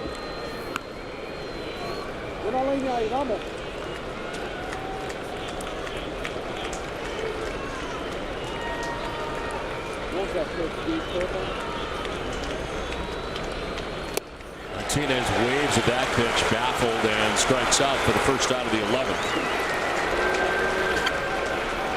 As you go into extra frames, if you're the Red Sox hitters, you've got to continue with your approach, stay short with your swing. Victor Martinez goes out of the strike zone on that 0-2 pitch, and the 0-1 pitch really got big on that breaking ball from Aceves. You've got to continue not to try to end this game with one swing. Just go out there and have your good at-bats and get guys on base.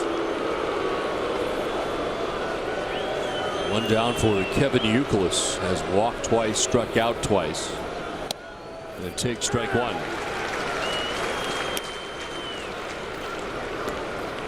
Two for 4 with a home run against the Savis.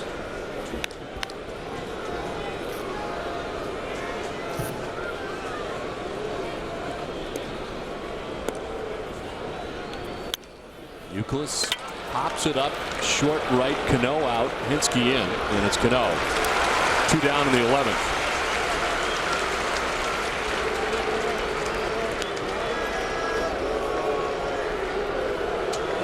Big Papi has one of the 3 Red Sox hits on the night. It came with 2 outs.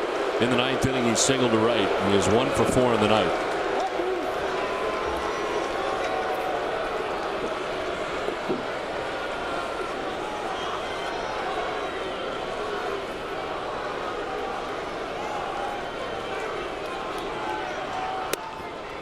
Takes ball one. Hit the ball sharply to right field off Mariano Rivera, a pitcher he's really, career-wise has owned, and you just hope that something like that can trigger David Ortiz and really get him going. Ortiz 1 for 9 in the series. On the ground, down the line, it's a fair ball, but Teixeira's got it, and he'll win the foot race to the bag. Red Sox down in order in the top of the 11th. Scoreless from New York.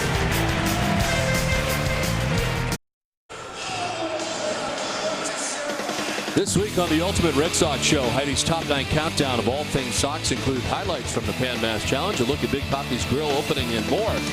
Join Heidi Sunday at noon for the Ultimate Red Sox Show, presented by Arbella Insurance, here for good. 11th inning back at Yankee Stadium, no score. Papelbon struck out Jeter to end the 10th. He's back out to start the 11th. It'll be Damon, Teixeira, and Alex Rodriguez to bat in the 11th. As we look back tonight at some key strikeouts, you see Okajima on Melky Cabrera, and Daniel Bard, a big strikeout of Jorge Posada. In the last inning, we just saw Jonathan Papelbon go high heat to Derek Jeter and strike him out as well. Johnny Damon to lead it off here in the 11th inning. Damon, Teixeira, Rodriguez. Damon 0 for 4. He struck out twice, fouled out, flied out.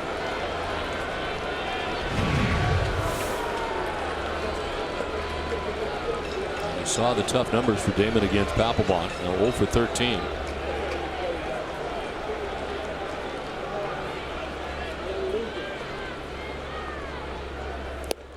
And it's strike one to Damon.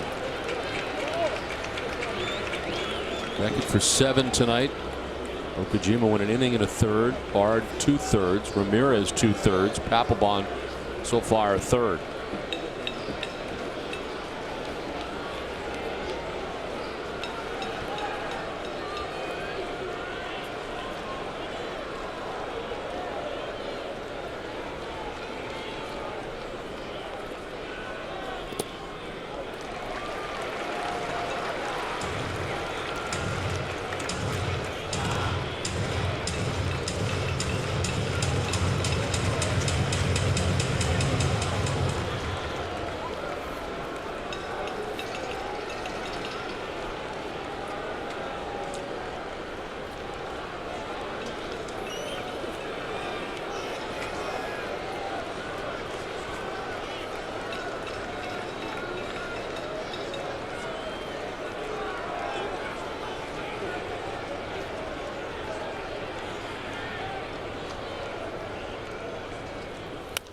Damon fouls it off, and it's 1-2.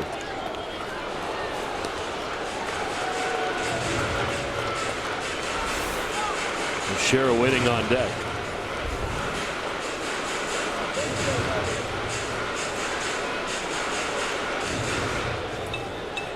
As you can see, Jonathan Papelbon really taking his time in between pitches.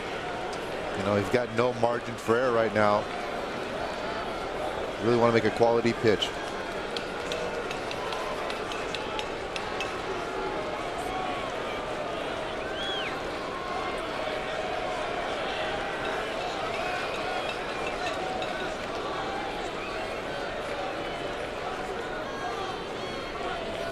Damon grounds it right side. Pedroia to his right. Damon's out number 1 of the 11th inning.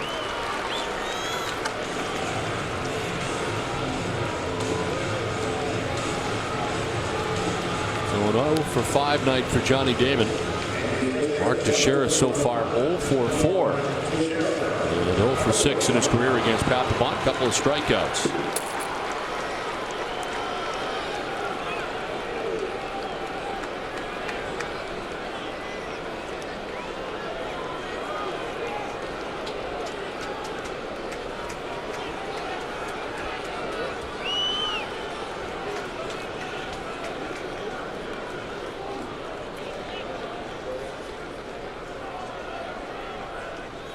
Teixeira hits one to center field.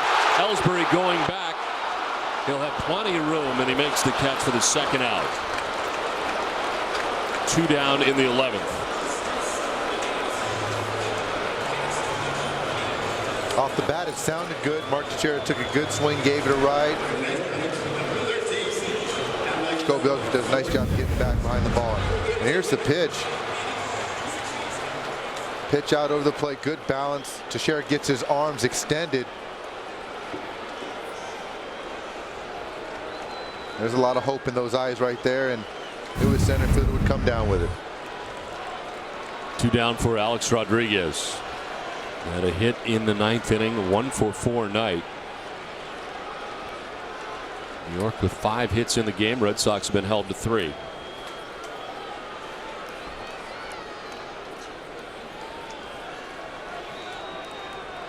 Pretty good numbers against Papelbon, including a home run.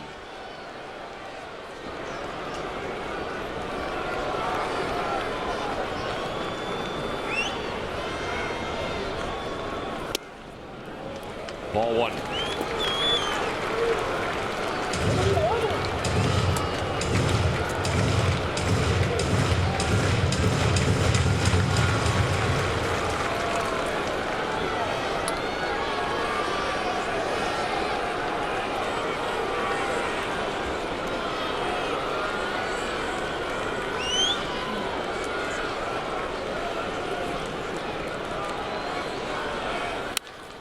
Line foul.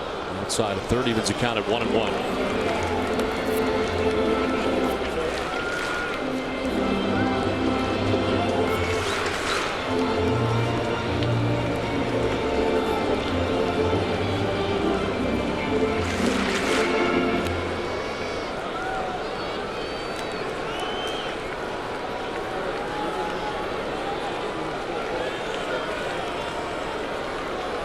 Grounded out to Sheriff, flied out. 2 down, bottom of the 11th.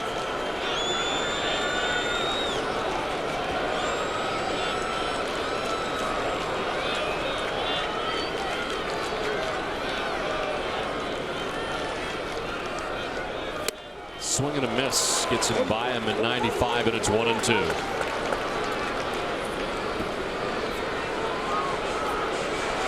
Sequence to Alex Rodriguez really mirrors that in the way that he pitched Derek Jeter, and Derek Jeter's at bats with just pounding with hard fastballs inside on the hands, really not allowing these two hitters to try to get extended.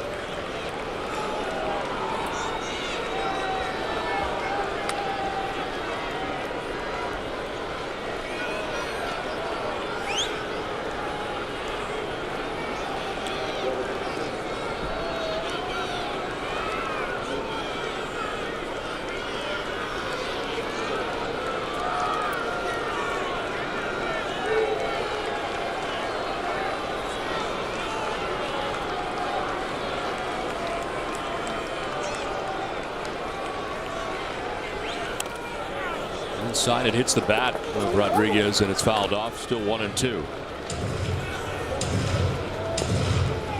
You see right there, there's another fastball from Jonathan Papelbon, and if you're Alex Rodriguez, you've got to continue to sit on that fastball because Jonathan Papelbon has too good of stuff to sit soft. You got to sit on the fastball and hope to react to something soft, but you know, you've got to sit on the fastball.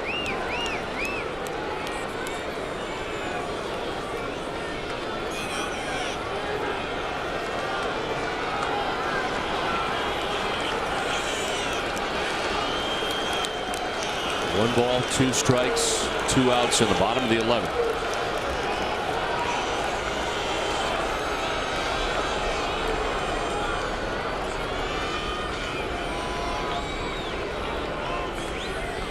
Struck him out. A 1-2-3 11th. We head for the 12th. No score from New York.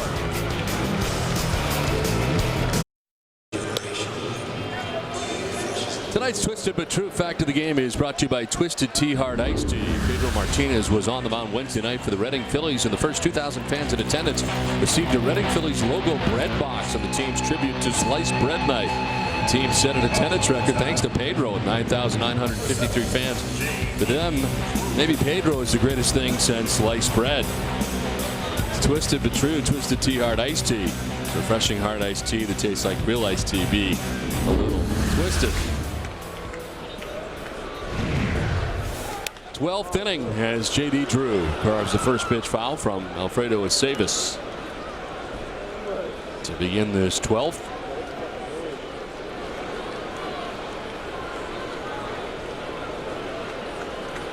Drew 0 for 4 in the game. And down on the count 0-2. Red Sox have action. Manny Del Carmen is up. Papelbon has gone an inning and a third, retiring all 4 Yankees he's faced.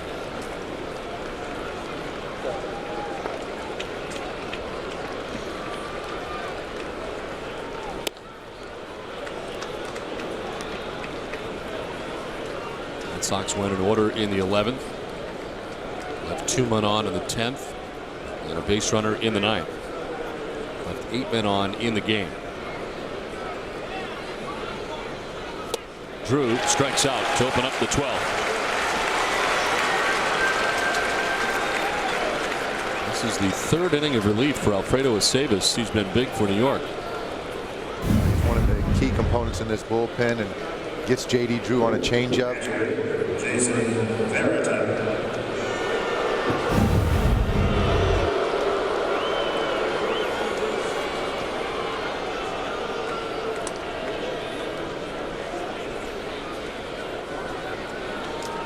Veritek was the first batter Aceves faced when he came in the 10th. Got him to ground out to first. Trying to bunt his way on, bunts it foul. Not a bad thought with Rodriguez backed up at third. You know, from time to time, Jason Veritek will look to lay down a bunt if the situation calls for it. Right there, when Alex Rodriguez is virtually in left field, you know, it's not a bad play. And, you know, Veritek's not swinging the bat great. Red Sox need base runners.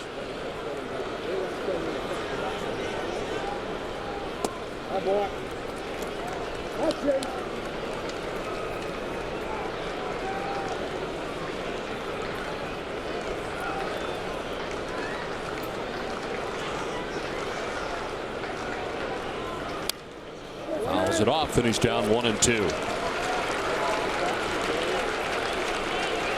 Veritek 1 for his last 19.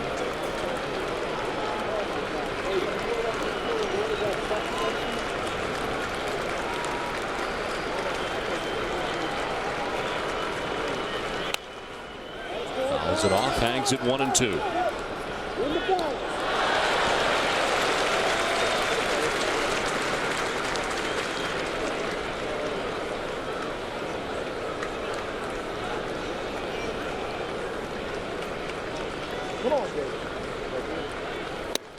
Struck him out. Veritek K's for the 3rd time tonight. 2 down to the 12th. Dave Island, the pitching coach, coming out for New York. I think if you look at the way the Red Sox are going within this 3-game stretch, you lose a tough game in 13 innings, you know, to Tampa, and then you come back and you lose the second game in that 2-game set, and then you come in here in a big 4-game series against the Yankees, and you know you get beat up pretty good in that first one. To go extra frames in this second game with your ace on the mound, you know, this is a tough one. If you don't come out on top tonight, this is a tough one to really recover from when you've got CC Sabathia, you know, coming, and you know, if you're the Red Sox, you're kind of ailing right now. You've got to find a way to win this game tonight. 6 in a row retired by Yankees pitching. 2 down in the 12th. And Josh Riddick is the batter. He is 0 for 4 tonight.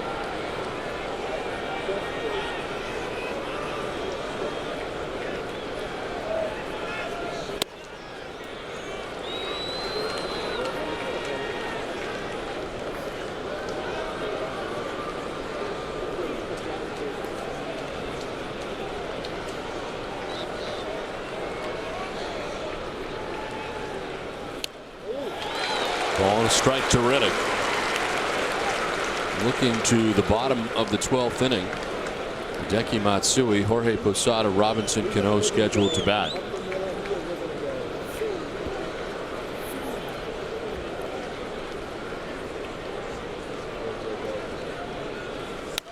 Riddick fouls it off, and it's 1-2.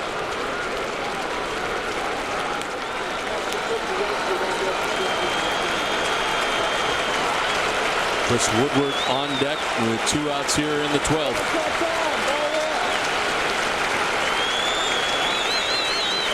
This will be the 37th pitch for Savas since coming in the 10th.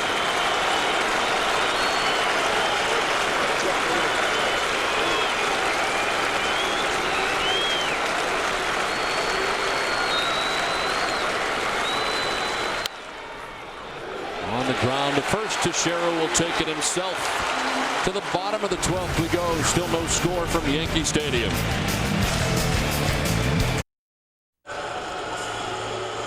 For every Red Sox game that goes into extra innings or the Sox earn a save, CVS Pharmacy will donate $500 to Children's Hospital Boston. CVS Pharmacy is the official pharmacy of the Boston Red Sox. Scoreless as we head to the bottom of the 12th inning. New pitcher for the Red Sox is Manny Del Carmen. After an inning and a third from Jonathan Papelbon, who struck out a couple. It is Del Carmen who appears in his 46th game of the year, 3.05 earned run average. Opponent hitting at .253 against Manny. He is the 6th Red Sox pitcher of the night.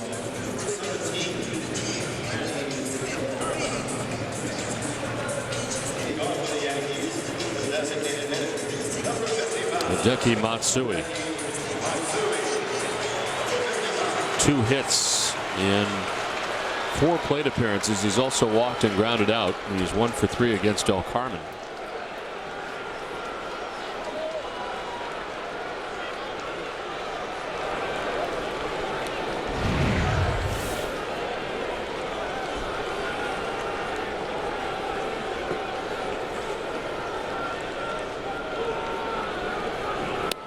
Matsui takes strike 1.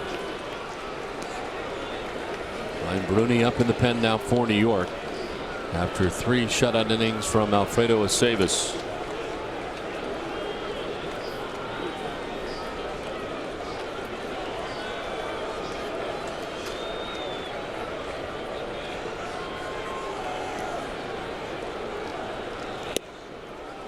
It's 0-2 to Matsui.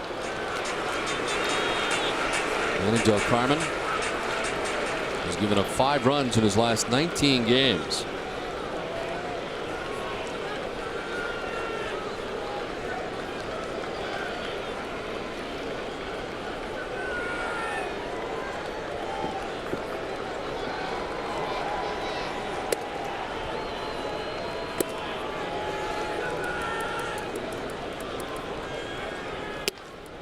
Outside 1-2. If you're wondering about the longest 0-0 game, that's an Astros played in 1968, 24 innings. So we got a ways to go. A lot of offers. Yeah.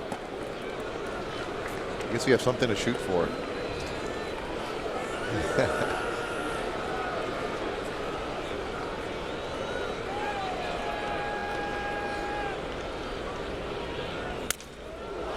Bat goes flying into the seats as Euclid handles out number 1 of the inning.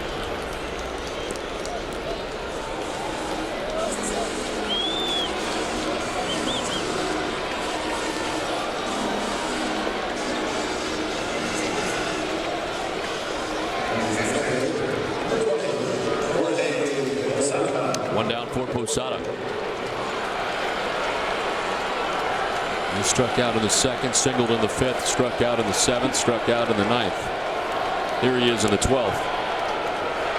It was a while ago when the starters were in this game, but both had very good nights. Burnett 7 2/3, no runs. Beckett 7 innings, no runs.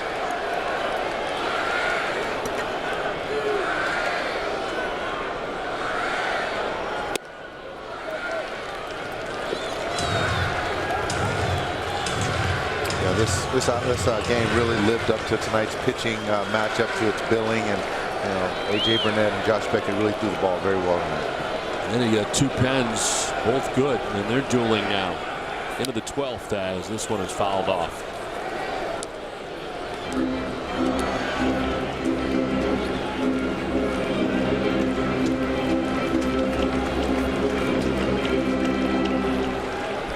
Back at tonight's game, I mean, the only scoring threats are with guys in scoring position with 2 outs. So where you need a 2-out knock. So the pitching on both sides, like the score dictates, says it's been very good.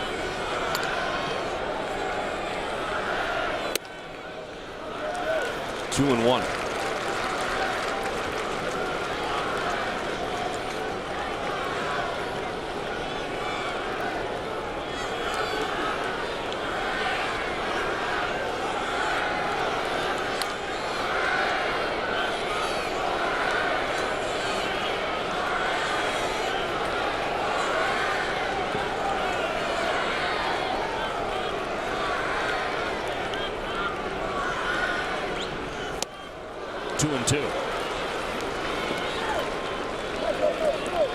Del Carmen really has his changeup working, and that 2-1 pitch gets Jorge Posada way out in front with the 2-1 changeup.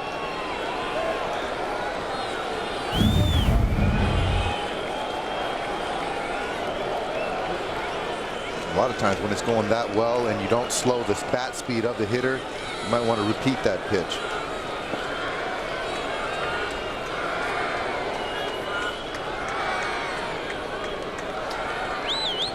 In the dirt, and it's a full count.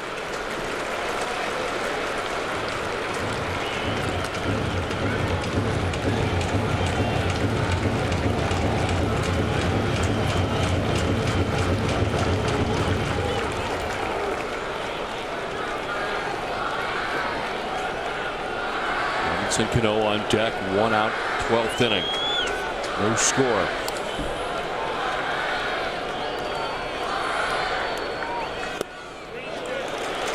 Holds up and takes the walk with 1 out in the 12th. The Yankees have a base runner.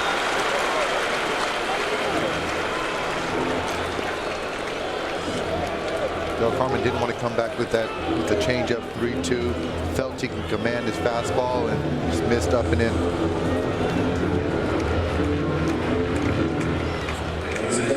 One out, one on. Robinson Cano, a double back in the third. Lined out, struck out, flied out sense. A 1-for-4 night for the Yankees second baseman.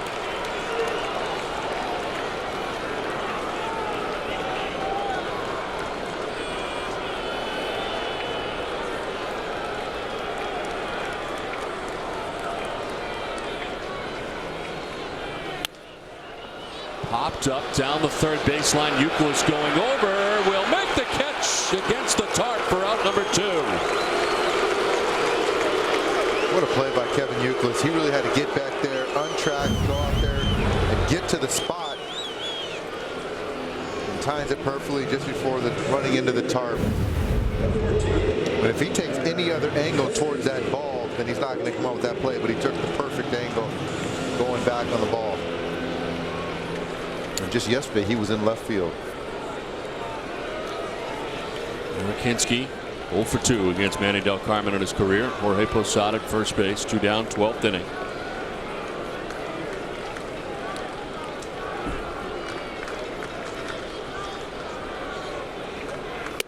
That's ball 1.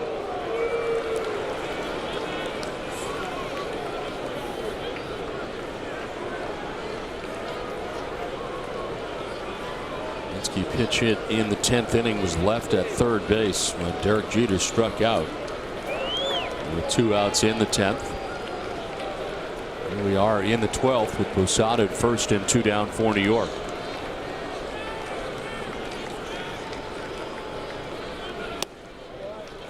Two and 0.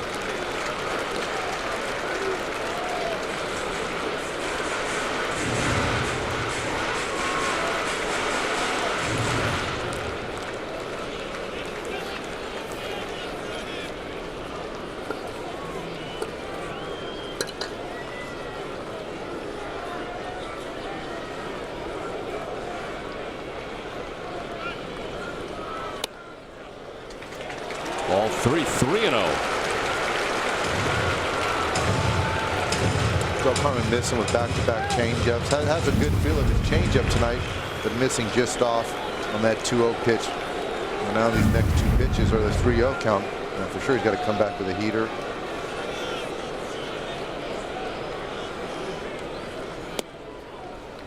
There's a strike, 3-1.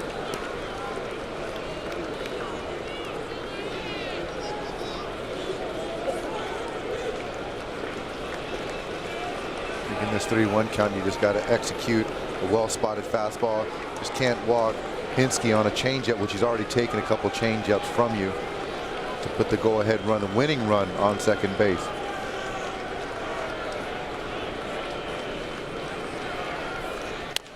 Hinske hits it on the ground, foul outside of first, and it's a full count.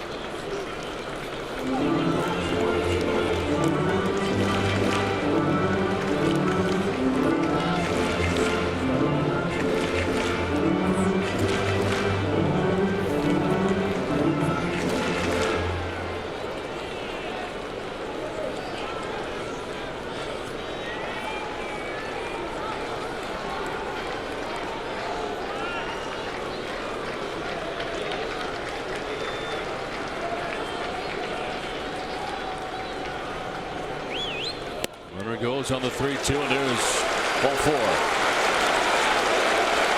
Down to first base goes Hinske. Posada into scoring position. 2 on, 2 down here in the 12th.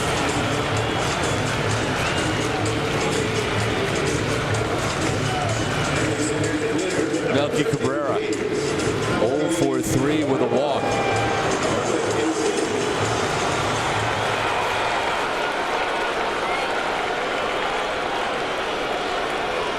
Good numbers against Del Carmen as he stands in.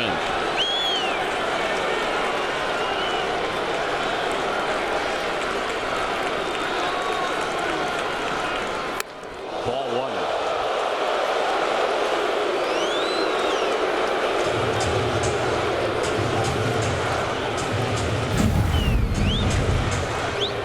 Del Carmen really losing command of that fastball, trying to come in on Melky Cabrera. You know, trying to tie him up. But it seems like the only pitch he's really having command in these last 2 hitters is that changeup. Sometimes when you get in these situations, you have a tendency to overthrow. I think this is the case with Manny Del Carmen with this fastball, really trying to overthrow it.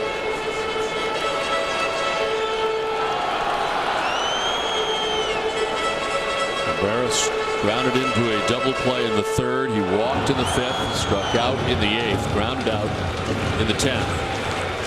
In the 12th, he bats with 2 outs, a potential winning run at second base in Posada.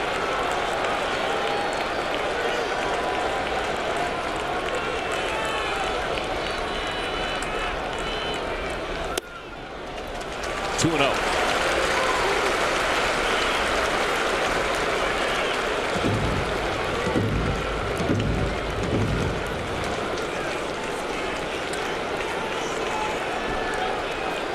Two walks here in the 12th for Del Carmen.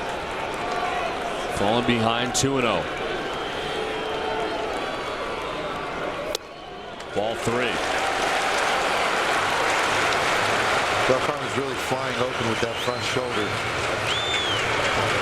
His left shoulder's really flying open, just doesn't allow him to finish or have any type of command, and he can't repeat pitches. Jeter on deck has already had 2 huge chances. Hoping for another. Takes all the way and takes strike 1, 3-1.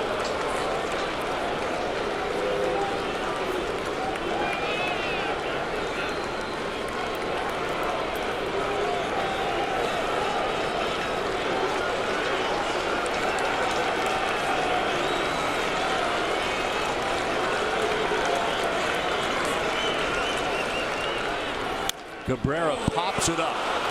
Right side of the infield. Pedroia is under it. And we head for the 13th inning. No score from New York.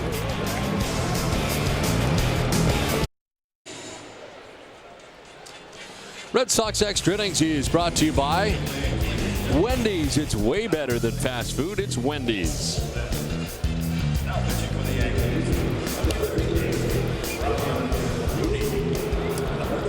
It is on to the 13th inning, scoreless from Yankee Stadium. As a new pitcher is Brian Bruni after 3 shutout innings from Alfredo Aceves. 25th appearance for Bruni, a 6.10 earned run average, 259 opponent batting average, and he becomes the 5th New York pitcher of the night. Been a lot of missed opportunities in this game. Yankees had the bases loaded in the 5th inning when Derek Jeter would ground out to third base to Kevin Youkilis. And the Red Sox got out of that jam as the Yankees left the bases loaded. Then with runners at second and third with 2 outs, Bard would strike out Posada.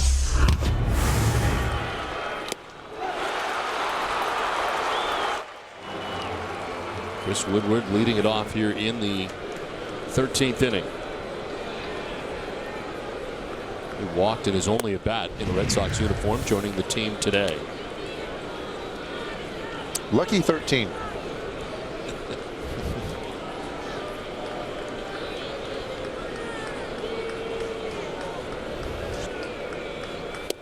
Swing and a miss. 1-2. So Savas went 3 innings. He gave up 1 hit. He walked a batter and struck out 3.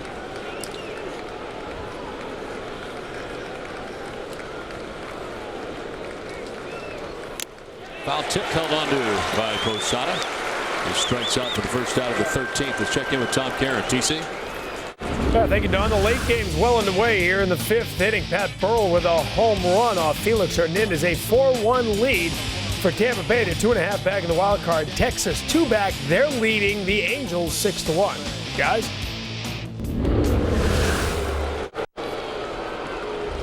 Back at Yankee Stadium with 1 out here in the 13th.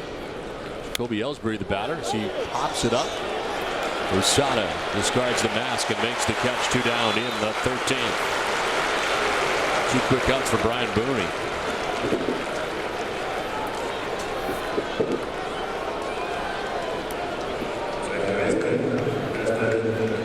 Here comes Justin Pedroia. He has walked twice tonight, flied out 3 times. 143 batting average against Bruni.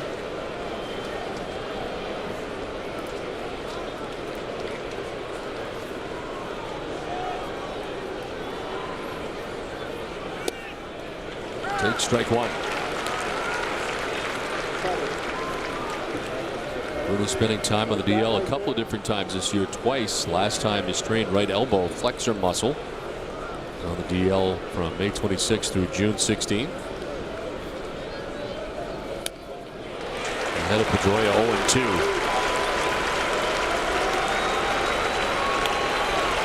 Bruni, being banged up with the arm and being on the disabled list, really hasn't found the rhythm, and really hasn't had a lot of success this year. So to get 2 quick outs in this game against the Red Sox, sure it's just boosting his confidence, because I think that right now he was a late inning guy for Joe Girardi in this bullpen, but now he's kind of relegated to innings that really are more meaningless. Pretty meaningful right now. Absolutely. The 0-2 is outside. 1-2. Missed a total of 85 team games on the DL. The other injury besides the strained right elbow was a right foot injury. He signed a 1-year deal with the Yankees, avoiding arbitration during the offseason. Is 1-2. 2-2. Red Sox have action in their pen. Takashi Saito is up.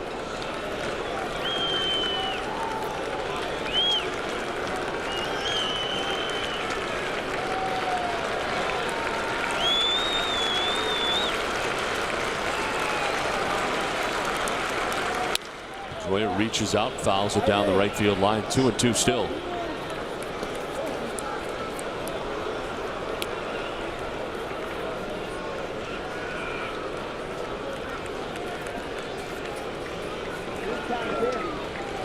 $42,262 the attendance, and most are hanging in there.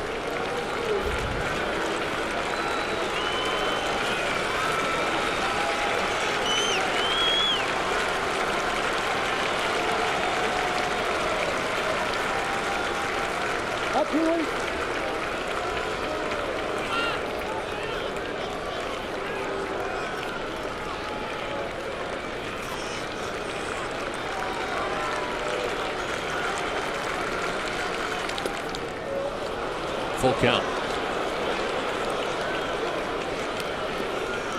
In the 10th, the Red Sox had runners at first and second with 2 down when Pedroia flied out to left.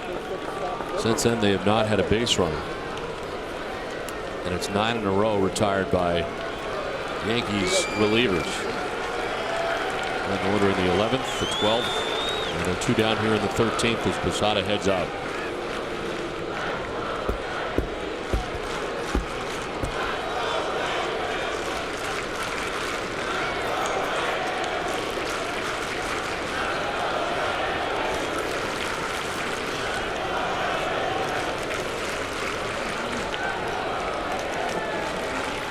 Homer, ball 4.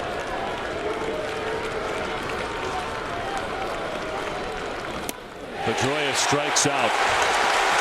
We head to the bottom of the 13th inning. No score from Yankee Stadium.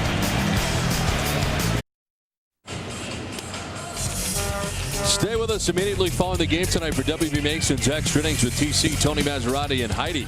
You hear the post-game comments from tonight's starter Josh Beckett, and Heidi will bring you the manager's perspective with Terry Stig. Plus up-to-the-minute updates of all the things that affect the American League East and the wild card races. It's all coming up right after the game with TC, Tony, and Heidi. Scoreless as we head to the bottom of the 13th inning. Takashi Saito is into the game for the Red Sox. 7th Boston pitcher of the night. 40th appearance, 2-3 record, 3.23 ERA. And the opponent hitting at .245 against Saito.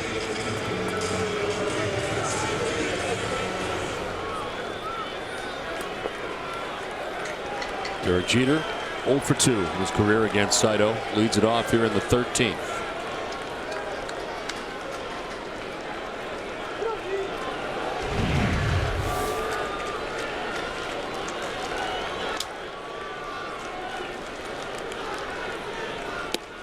Jeter takes strike 1.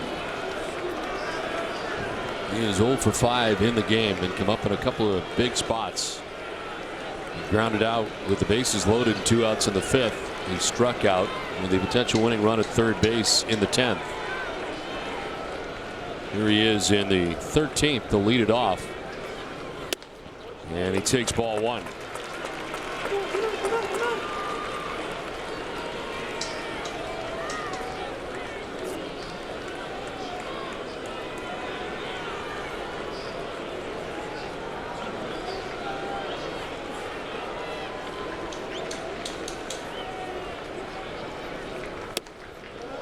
Ball 2, 2-1.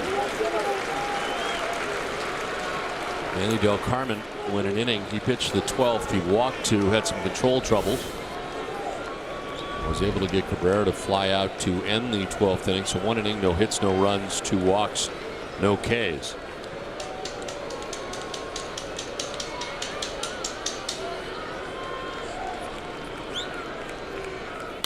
Jeter hits it on the ground on the third baseline, foul.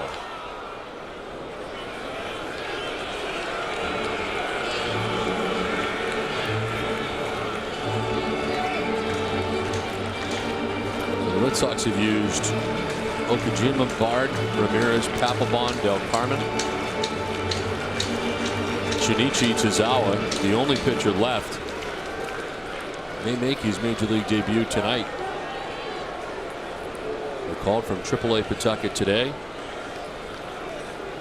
It's only his first pro season. 2-2 to Jeter. Just hit him missing inside, full count.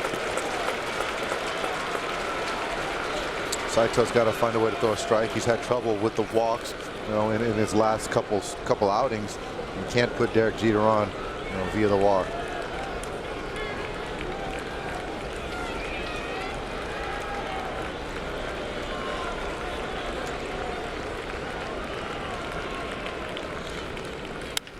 Jeter hits a 1-hopper to short. Woodward's throw in time, and there's 1 out in the 13th.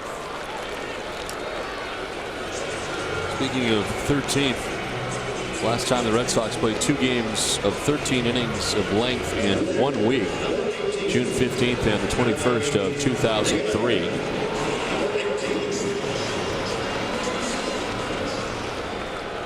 The Astros and the Phillies were the opponents, part of interleague play. This time it's been the Rays and the Yankees on this road trip. First one didn't end well for the Red Sox, hoping for better tonight. 1 out in the 13th. Johnny Damon 0 for 5. as he takes strike one. Especially when a team's not going great. You know, when you exert so much effort and energy in these extra inning ball games, you know, it's tough to recover from if you lose. But you know, if you win, you can really build some momentum and get you going.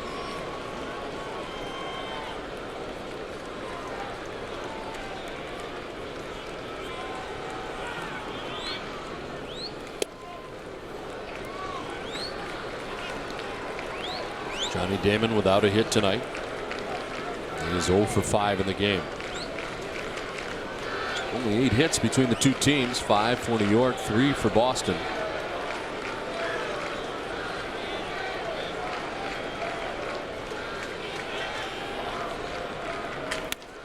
Damon pops it up.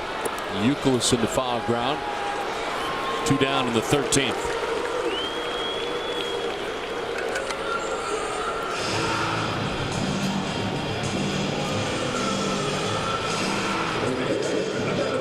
Comes Mark Teixeira. 0 for 5 tonight.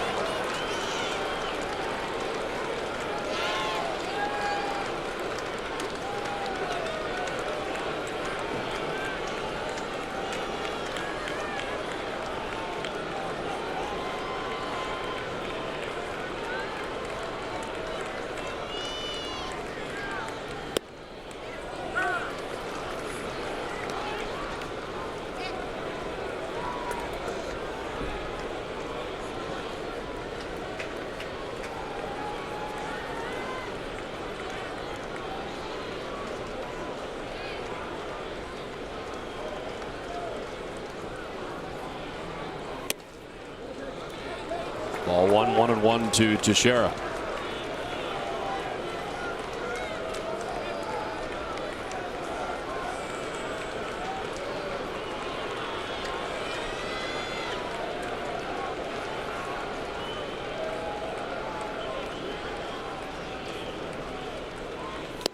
Swing and a miss, 1-2.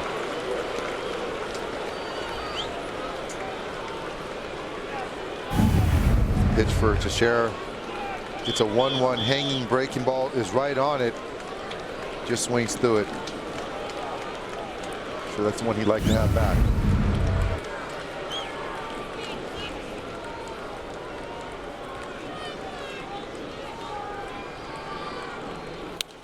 Teixeira fouls it off.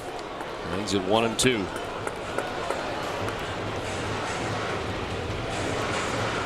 Always mindful of his power. He's got 28 home runs on the year. Alex Rodriguez waits on deck. With 2 down here in the 13th. Especially guys like Teixeira and Rodriguez, they can go out to any part of the ballpark, left, center, or right field.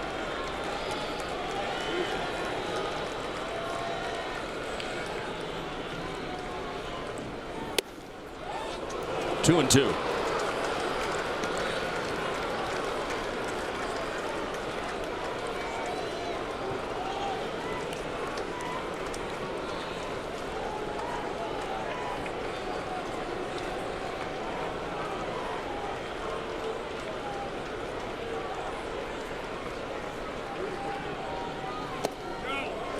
Did he go?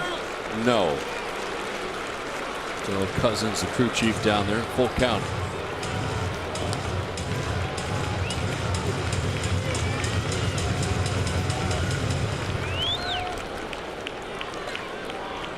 Jeter grounded out. Damon fouled out. 2 down in the 13th.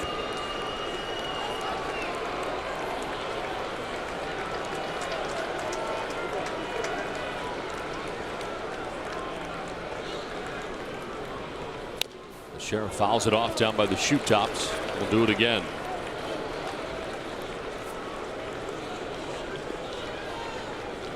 Saito really showing command of his breaking ball tonight. That's a 3-2 pitch. Breaking ball that had a lot of depth, a lot of bite. Teixeira very fortunate to even foul that pitch off.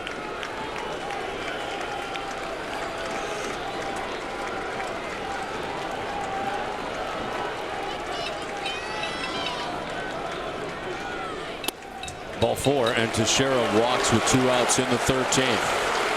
A-Rod will get a chance. Walks have been an issue for the Red Sox, who have now walked 7. 2 last inning, 1 this inning.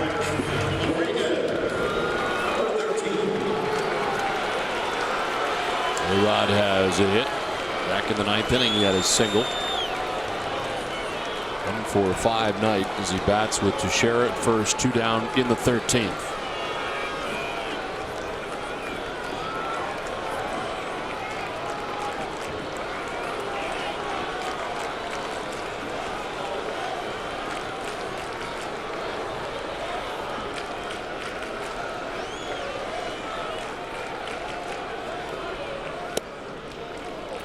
Ball 1.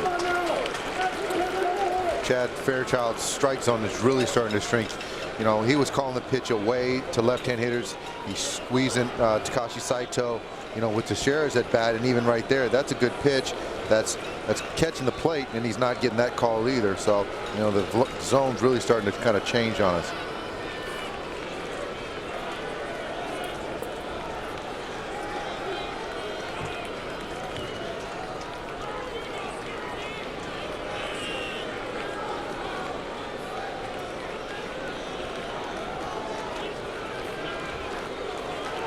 Rodriguez has not homered since July 19th. He has 19 home runs on the season.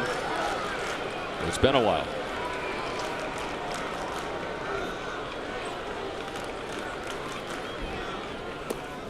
Down and away, and it's 2-0.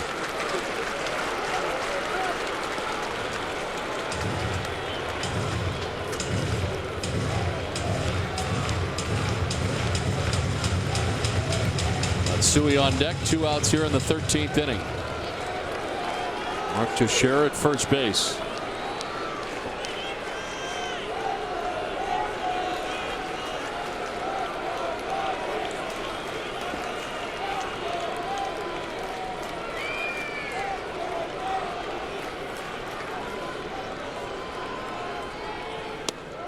Ball 3.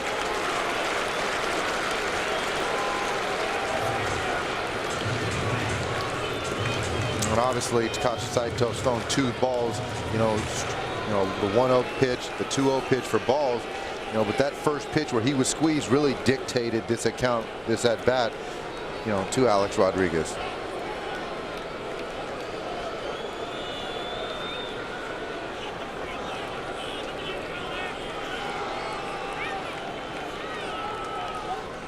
Green light, and he swings through it. 3-1.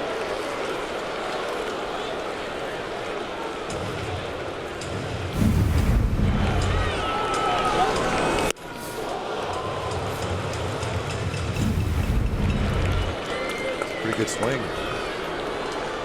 Well, selling out 3-0. You know you're going to get a fastball. And Takashi Saito's got to make another quality pitch.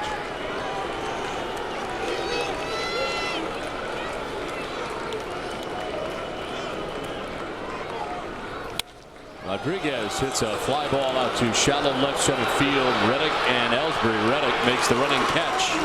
And we head to the 14th inning. No score from Yankee Stadium.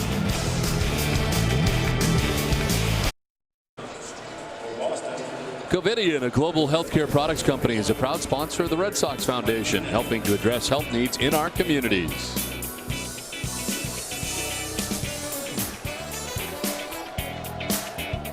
Well, to the 14th inning we go. Red Sox and Yankees without a score. It's Victor Martinez, Kevin Youkilis, David Ortiz to face Brian Bruni out there for his second inning of relief. Got a 1-2-3 13th inning. Victor Martinez 0 for 5 in the game. Has struck out each of the last 2 times he's been up as he takes strike 1.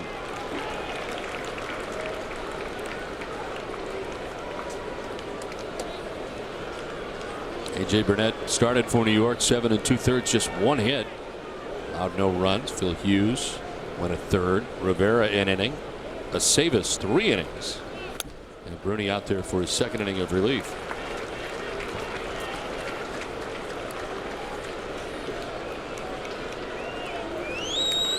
Yankees are short a reliever tonight. Anthony Claggett was sent out before the game by New York to make room for Ramiro Pena, a position player.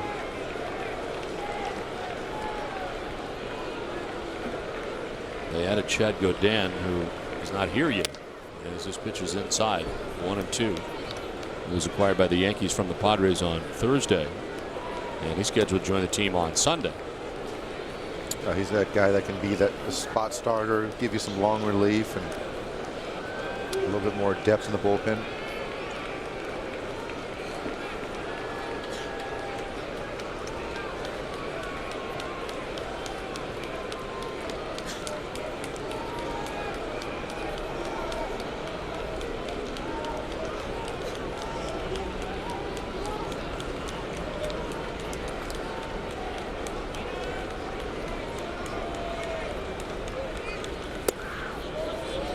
Two and two.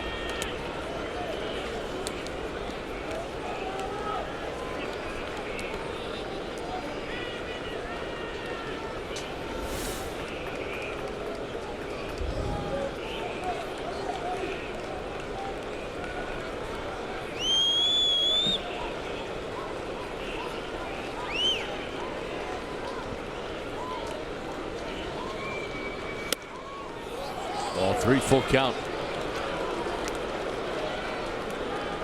Rooney last year 3-0, 1.83 run average, 32 appearances. 425 pitches in this game tonight. It's nothing new to us. 3-2 is grounded foul. You knew Red Sox Yankees, despite the fact that it was scoreless late in the game, you knew it was going to find a way to, at the very least, the 4-hour mark. We're now coming up on the 5-hour mark. We are. I mean, I think 4 hours, you can expect that. You know, fans, players, everyone knows it's going to be 4 hours, you know. No matter what. No matter what. But how about 5? I wasn't counting on 5. I don't think these guys in the field were either. Victor Martinez puts a charge into this one to right field. Hinsky back at the track to make the catch. Victor Martinez makes a bid, but he's out number 1 of the 14.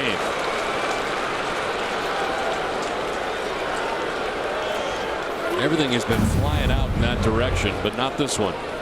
No, I was very surprised. I thought he got good wood on that ball, took a good swing, and the ball has been flying out to right field.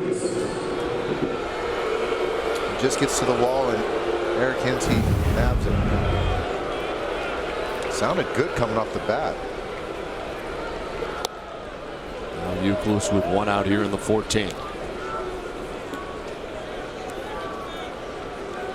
Second time on the trip we have seen this. It's the Red Sox and Rays in the 13-inning game at Tropicana Field.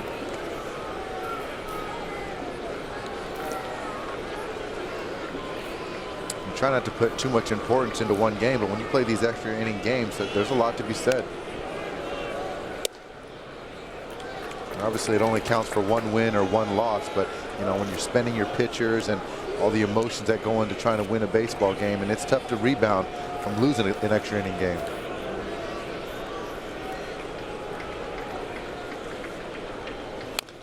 And the starters, CC Sabathia, Clay Buckler's probably thinking, let's get this thing wrapped up, get these guys off the field, get them some sleep for tomorrow. That's right. It's not, but sometimes, you know, teams, depending on how their pitching situation is going, you know, they might send a starter home and the game gets late. But you know, guys like, you know, CC Sabathia, I'm sure, like to stick around.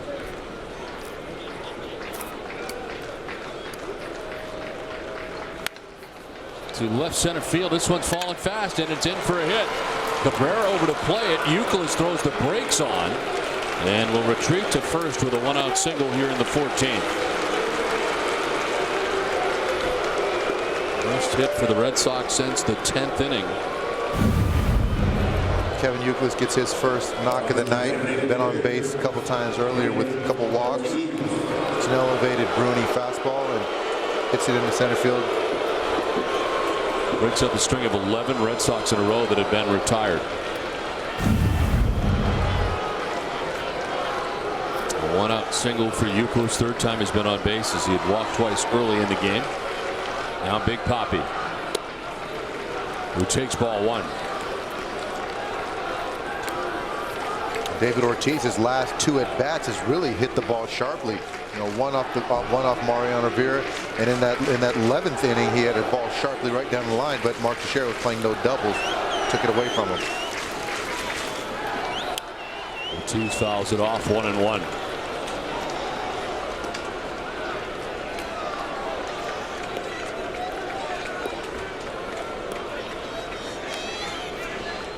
After those last 2 at bats, David Ortiz, it seems like he's getting his swagger back a little bit, and I think that you can see the confidence in his swing, and he's taking better hacks.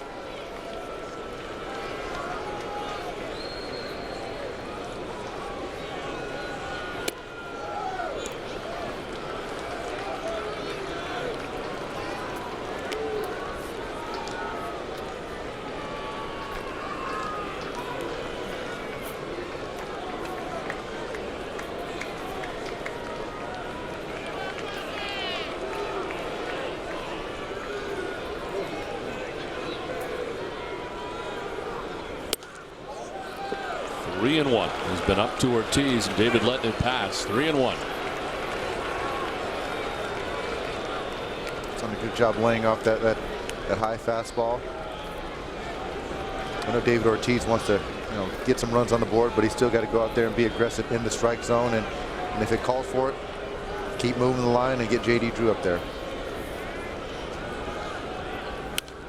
Ortiz fouls it off. Full count.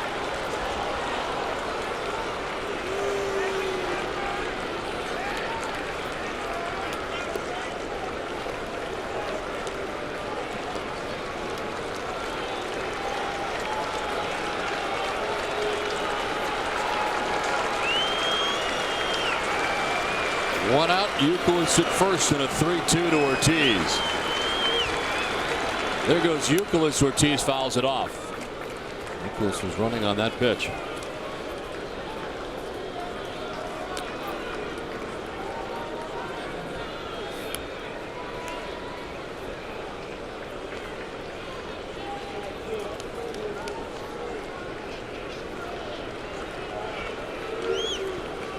Bond went an inning and a third tonight, pitched the last out of the 10th, pitched the 11th. As the Red Sox have used 7 pitchers in this game.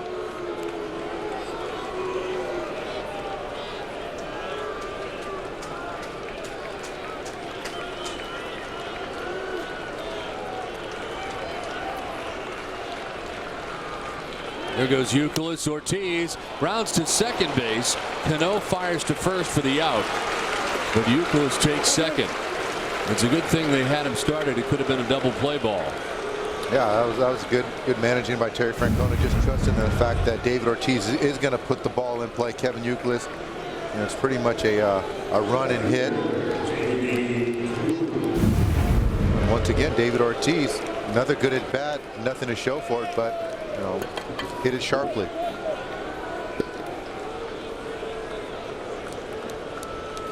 So Youkilis at second base, 2 down. J.D. Drew will be walked here with first base open. And they will take their chances with Jason Varitek, who waits on deck.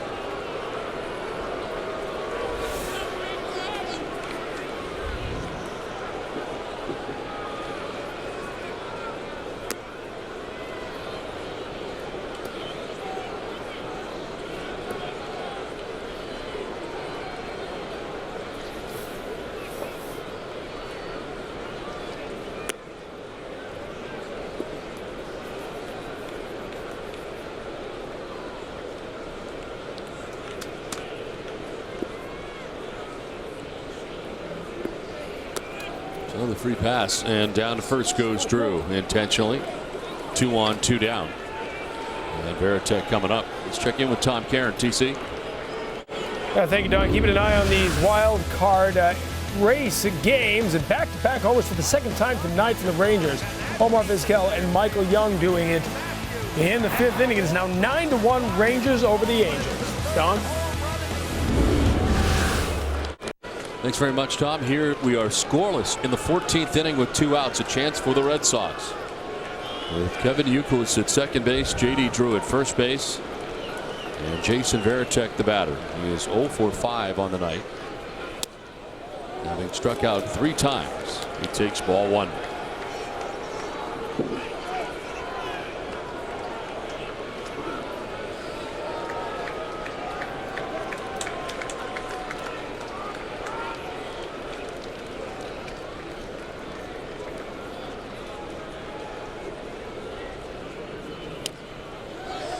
There's a strike, 1-1.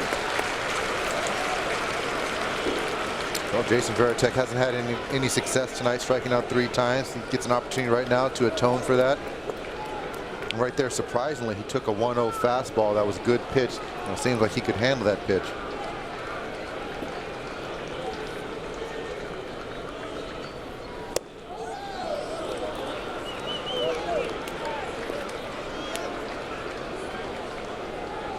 Yankees pitching and retired 11 batters in a row before Youkilis got a single with 1 out. Ortiz grounded out. Youkilis was able to get to second as he was off with the pitch. Intentionally walked Drew. 2 on, 2 down. And Brian Bruni has fallen behind Jason Varitek. 2-1.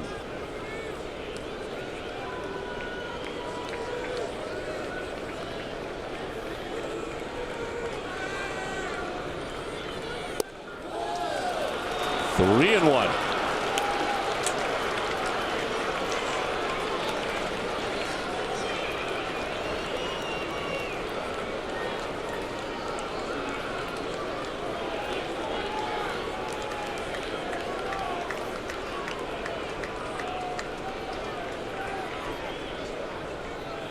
Varitek hits it on the ground right side. Cano will go to first. And the Red Sox strand a pair. To the bottom of the 14th. No score from Yankee Stadium.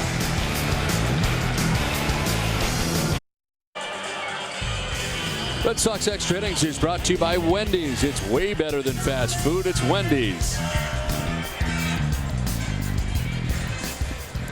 Bottom of the 14th inning back in New York, and the major league debut for Shinichi Tozawa, who was recalled from the Paw Sox today. He was first in the major league level. 9-7 with Portland and Pawtucket, his combined numbers, and he was starting games for Pawtucket.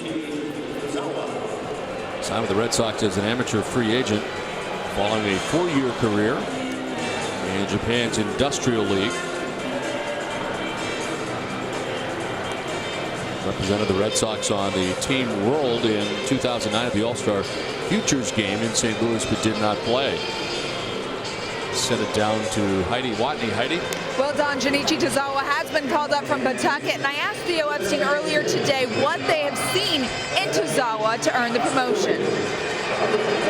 He's a young kid, but he's mature beyond his years, and he's a tough competitor. He can throw 4 pitches for strikes and command all those pitches, and really battles. He can keep hitters off balance at the same time. He can be effective attacking them assertively with his stuff. So we think he's ready to contribute at this level, even while he might have a little bit more development ahead of him. A 23-year-old right-hander, Tozawa is in his first professional season after coming from Japan last year. He's gone 9-7 with a 2.55 ERA in 20 starts between Double and AAA. Don? Hideki Matsui leads it off here in the 14th inning against Tozawa. Don, you got to wonder what's going through Tozawa's mind right now when he's facing Hideki Matsui, who's a legend over there in Japan, and this is Tozawa's, one of his heroes. The first guy that he's got to face in the major leagues. It's a pop-up, foul ground. Varitek going as far as he can, but it's into the seats.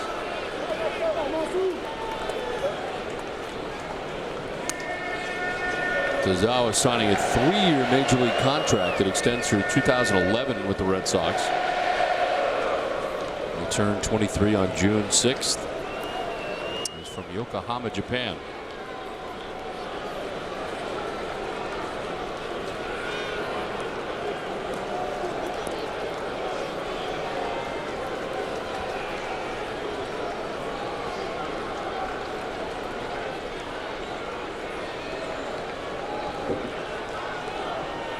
Matsui lines to center. Ellsbury makes the catch for out number 1 of the 14th.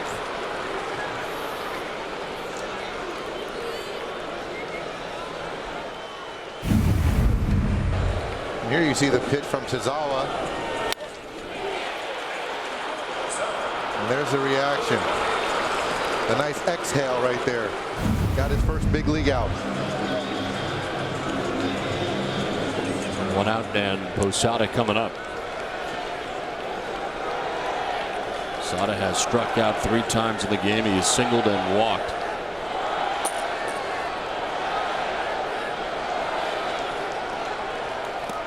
Swing and a miss for strike 1.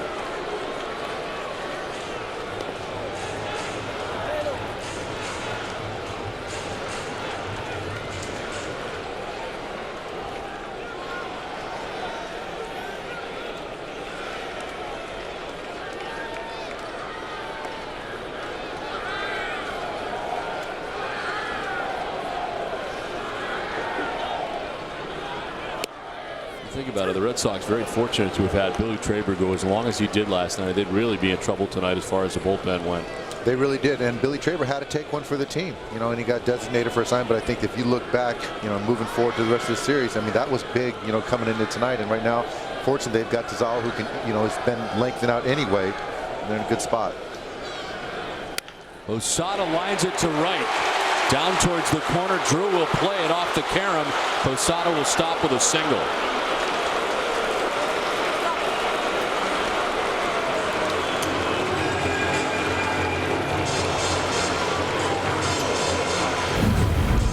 Drew makes a nice play. Tozawa hangs a breaking ball. Jorge Posada stays back, good balance, short swing. Comes out of the box, good. But J.D. Drew makes a nice play off the wall, bare hands it, and gets strong throw into second base, preventing Jorge Posada to get to second base and in scoring position. So 1 out, Posada at first base, and Robinson Cano the batter. At a double back in the 3rd inning. A 1-for-5 night. Takes ball 1.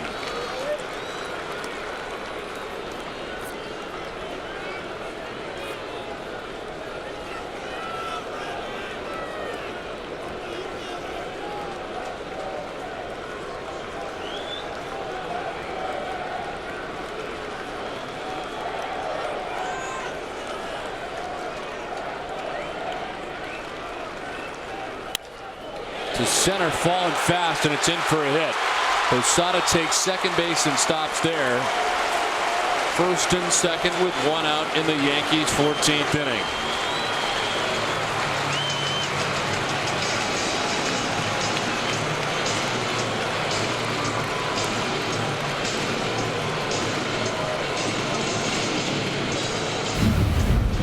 Posada makes a good pitch to Cano.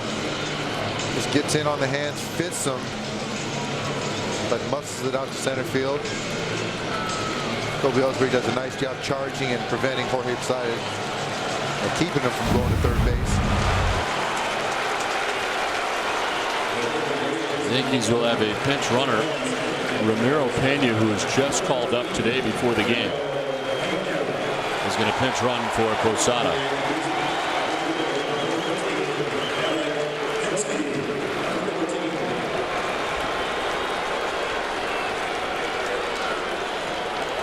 Two on for New York, 1 out here in the 14th.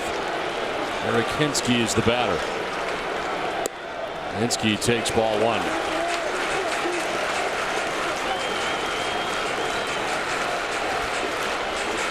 Tozawa, you know, first pitch, fastball, middle of the plate. I think strike zone's pretty small right now. Strike zone's really tightened up over the last 3-4 innings.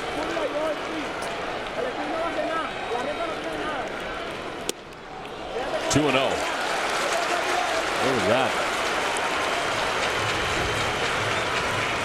It's another good pitch right there by Tozawa. And you know, you get a young kid trying to make quality pitches. You can't challenge these guys right down the middle of the plate. You're trying to hit spots. And these first 2 pitches I thought were pretty good pitches.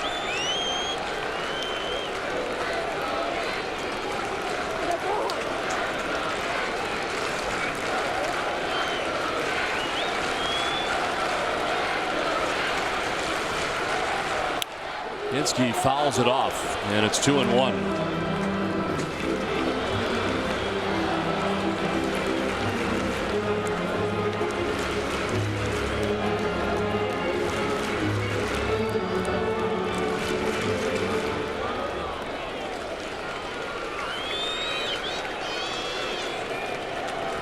Pena at second base. Robinson Cano at first base.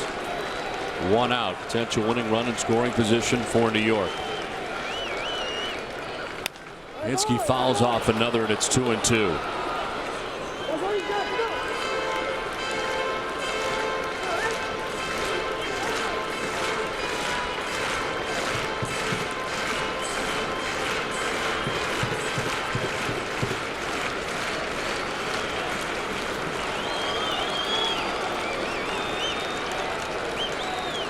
Shinichi Tozawa in his major league debut in a jam here in the 14th inning.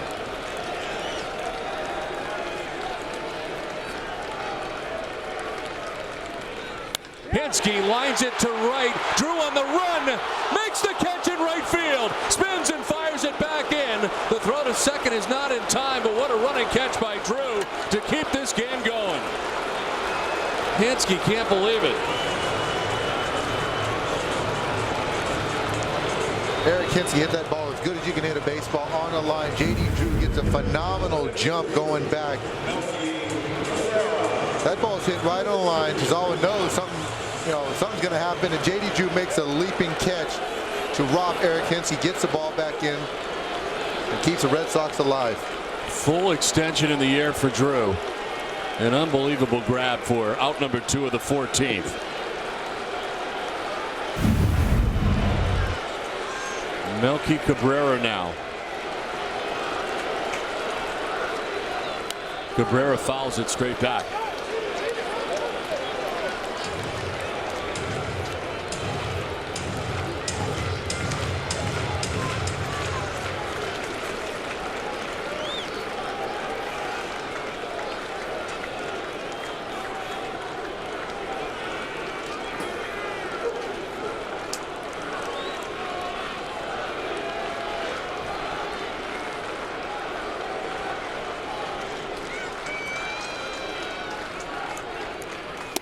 Outside ball 1-1-1.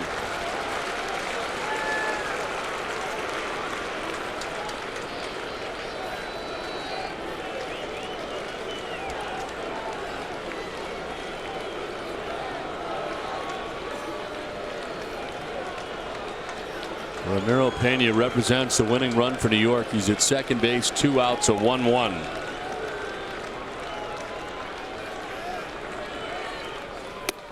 Ball 2.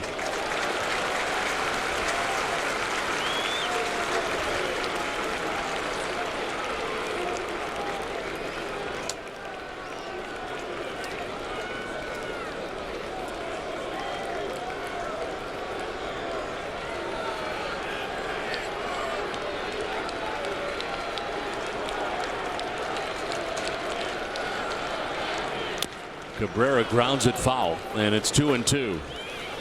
Tozawa a strike away from getting out of this jam as Varitek heads out to talk with him again.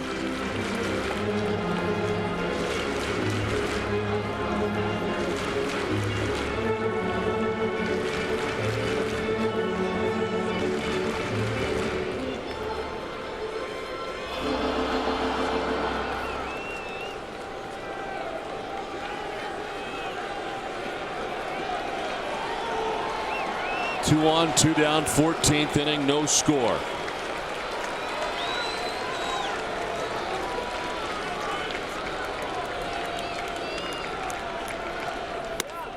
They elevate, doesn't chase, full count. Not tantalizing enough for Melky Cabrera to go after it.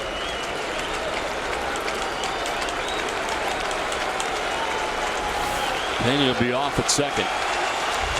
Jeter waits on deck, but first a bit of business here between Shinichi Tozawa in his major league debut and Melky Cabrera with 2 outs in the 14th inning.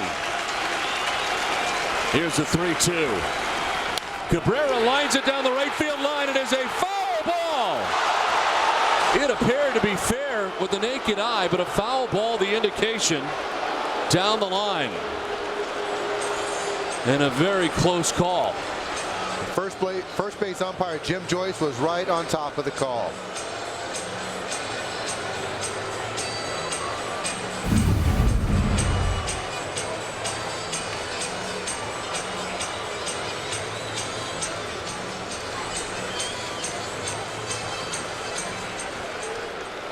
Melky Cabrera ready to celebrate. Not so fast. Now the 3-2 pitch. Cabrera fights it off foul.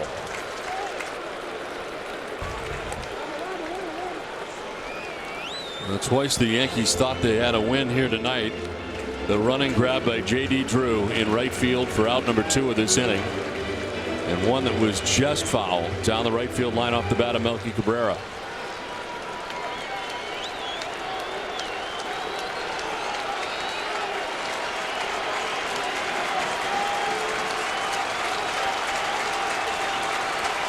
Payoff pitch. Cabrera strikes out, and we're headed to the 15th inning. J.D. Drew largely the reason.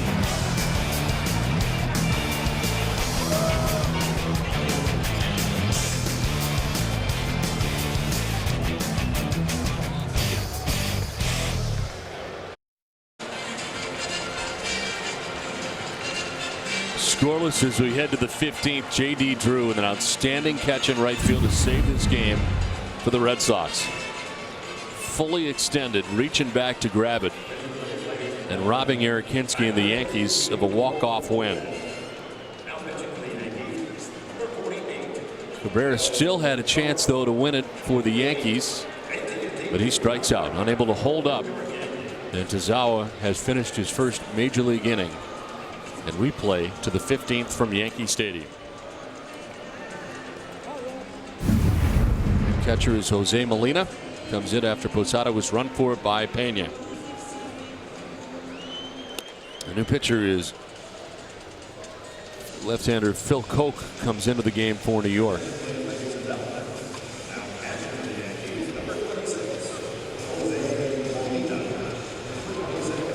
After 2 innings from Brian Bruni, Koch appears in his 52nd game of the year.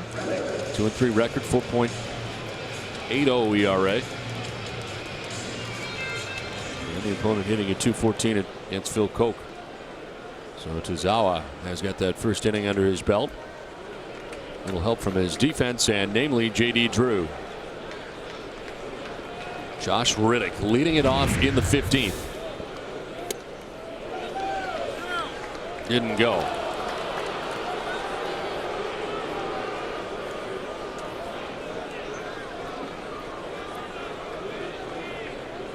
You think about all the runs these offenses can put up. The Red Sox and the Yankees on a daily basis. And tonight, not one run through the first 14 innings has come across the plate. Yeah, I don't think anyone could have guessed that. You know, obviously with the starters, you expect a pitching duel. But to not get one run across the board is pretty amazing. And especially getting into that bullpen for both. Yeah, deep into the bullpen. Way deep. A swing and a miss, and it's 1-2.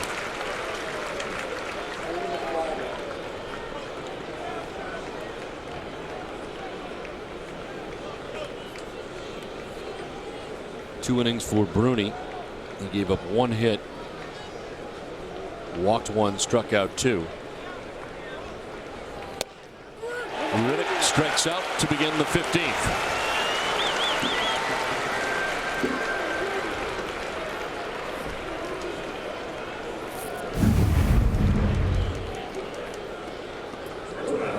Phil Koch paints the outside corner and just adds to Josh Riddick and other offensive players. Tough nights. 14 strikeouts for Yankees pitching tonight. 1 out in the 15th, and Chris Woodward, who has walked and struck out with his new team.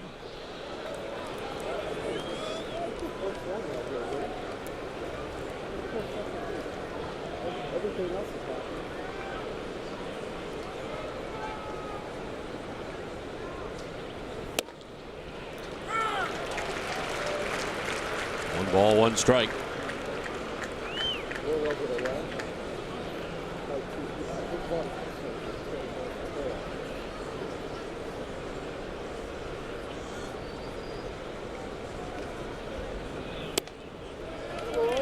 Two and 1.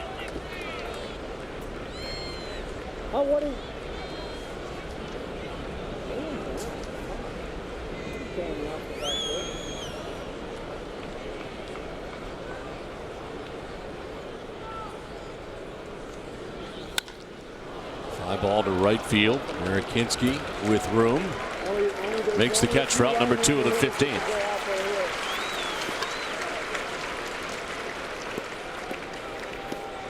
As far as Tazawa goes, you can go a ways with him because he was starting games for the Paw Sox. They decided to put him in the pen here initially, so but he can give you some innings. Yeah, you know, I think he's really a no pitch count at about 100 pitches. So as a starter, so that's a nice thing that when you're not going to be in that same situation you were in Tampa. So I think with the Red Sox, it's a good situation. Jacoby Ellsbury takes ball 1 as Coke bounces that one in.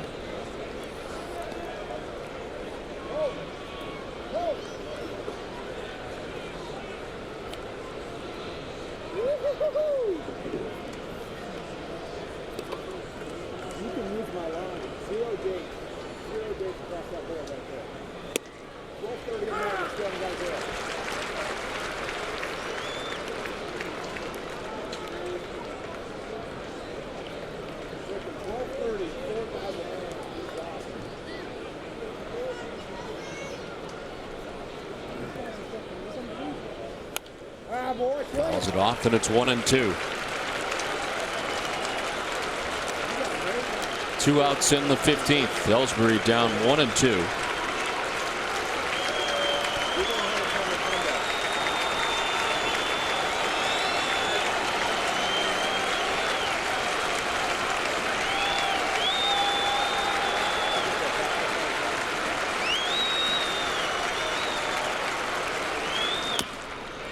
Chops it towards second. Cano on the run, flips, and in time to get Ellsbury. Sox down in order in the 15th. Yankees coming up.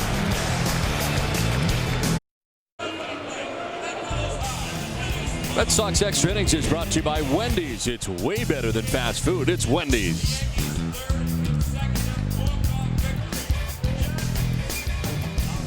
Bottom half of the 15th inning. No score from Yankee Stadium. The Yankees with a 7-4 hit advantage.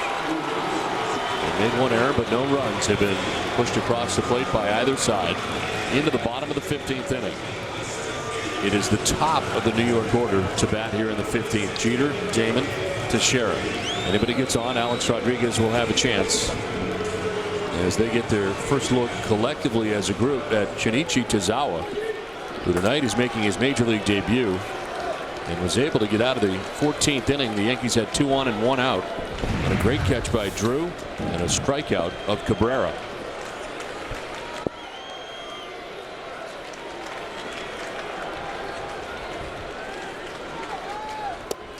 Jeter takes ball 1.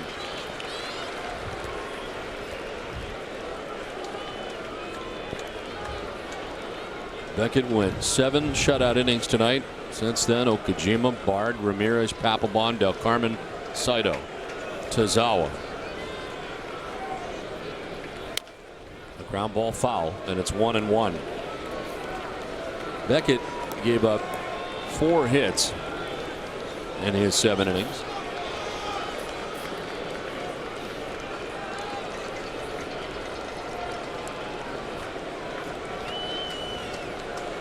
Mark Melancon in the pen.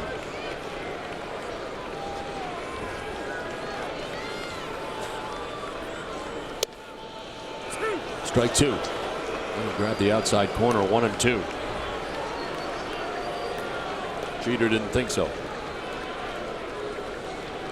And as the night, as the innings start to progress for Tazawa and the pitch count starts going, I think he's going to start to be more comfortable.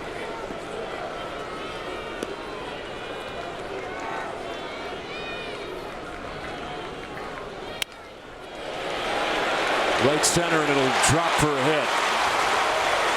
Lead runner on for the Yankees in the 15th. After a night of frustration, Derek Jeter had been 0 for 6 as a base hit to start this 15th inning. Tazawa makes a good pitch. 2-seamer ran in on the hands of Derek Jeter, but keeps his hands inside, head behind the baseball, and loops it over Dustin Pedroia's head.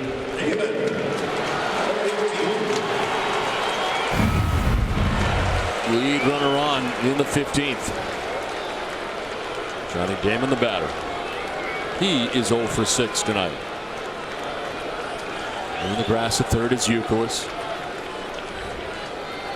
Damon is squaring, and it's down the first base line. It'll go foul.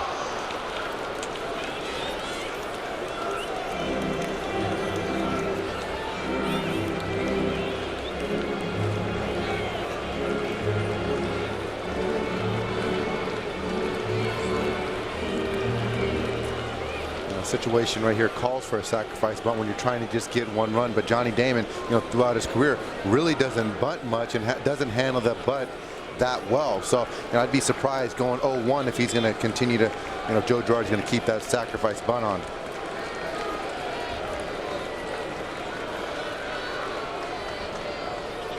Squaring again, and it's popped up.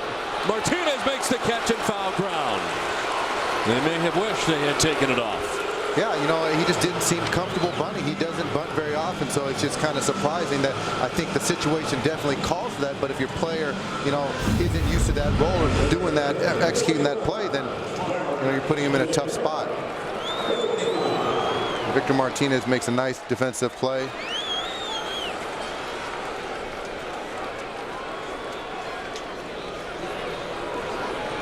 Unable to move Jeter along. 0 for 7 in the game. Mark Teixeira, the batter. Takes strike one. But don't get me wrong, though, Don. I think that in that situation, it calls for a bunt, and as a big league hitter, you still got to be able to get a sacrifice bunt down, regardless.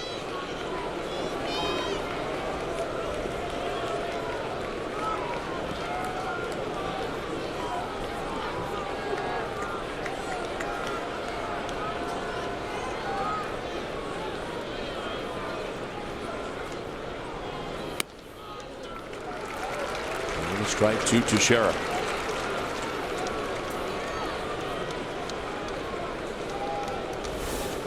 A-Rod on deck. The Yankees batting in their half of the 15th.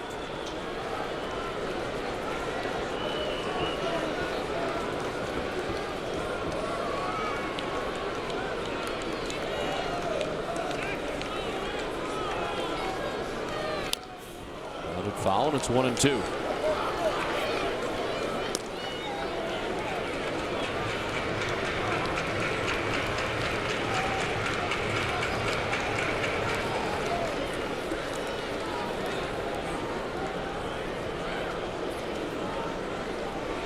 Yankees left a runner on in the 10th, 2 in the 12th, 1 in the 13th, 2 in the 14th. And the base runner with 1 out in the 15th. Teixeira strikes out on a pitch up. He chases, and there's 2 down in the 15th. Tazawa, the big strikeout. His second big league strikeout. He's really showing a lot of good stuff. Command of the breaking ball. Able to elevate his good fastball late in counts, keeping Yankee hitters off balance.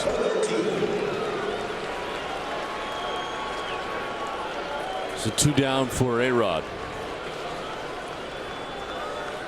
Jeter singled to begin this inning, but the Yankees have been unable to move him along.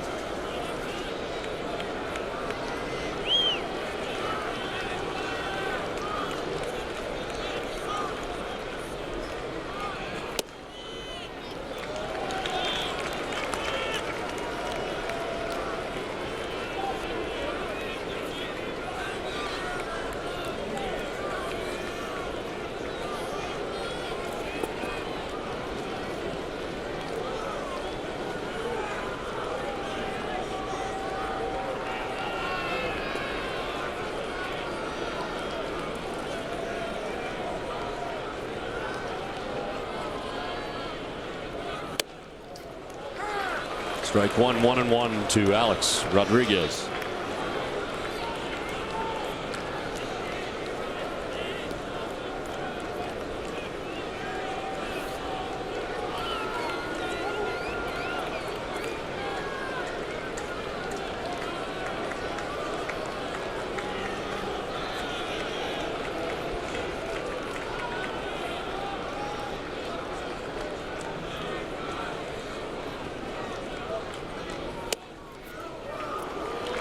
Veritek 2-1.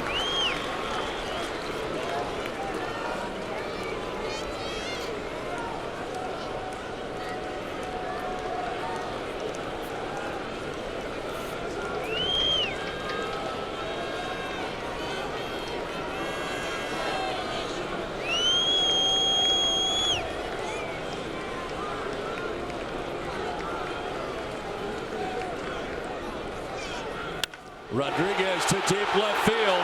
Reddick going back at the wall. That ball is gone. A-Rod and the Yankees walk off with the win in the 15th inning. For the Red Sox, this hurts.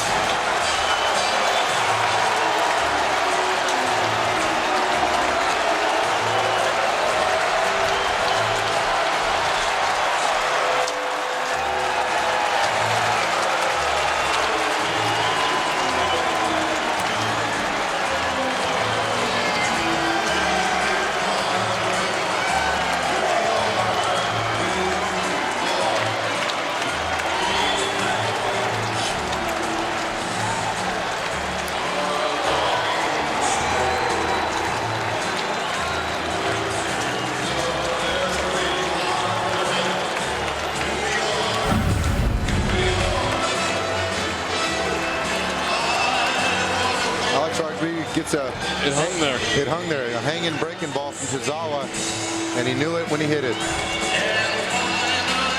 Tazawa takes the loss in his first major league game,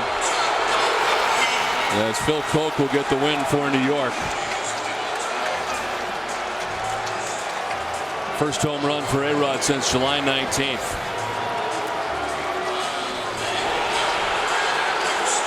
And the Yankees have a 4.5 game lead atop the American League East as they take the first 2 games of this series.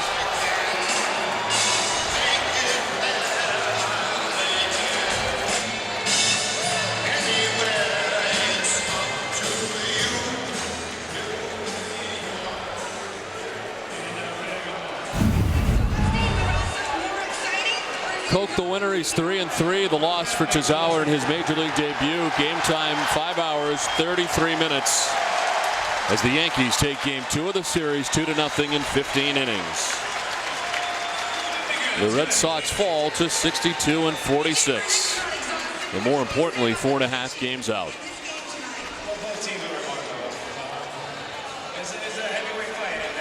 For Dave Robertson, Heidi Watney, I'm Don Orsillo saying goodnight from Yankee Stadium. Join us again Monday night from Fenway as the Red Sox open up a 4-game series with the Tigers. Coverage begins at 5:30. This has been a presentation of NESN. It's time now for Tom Karen at the NESN HD Television Center for WB Mason's Extra Inning.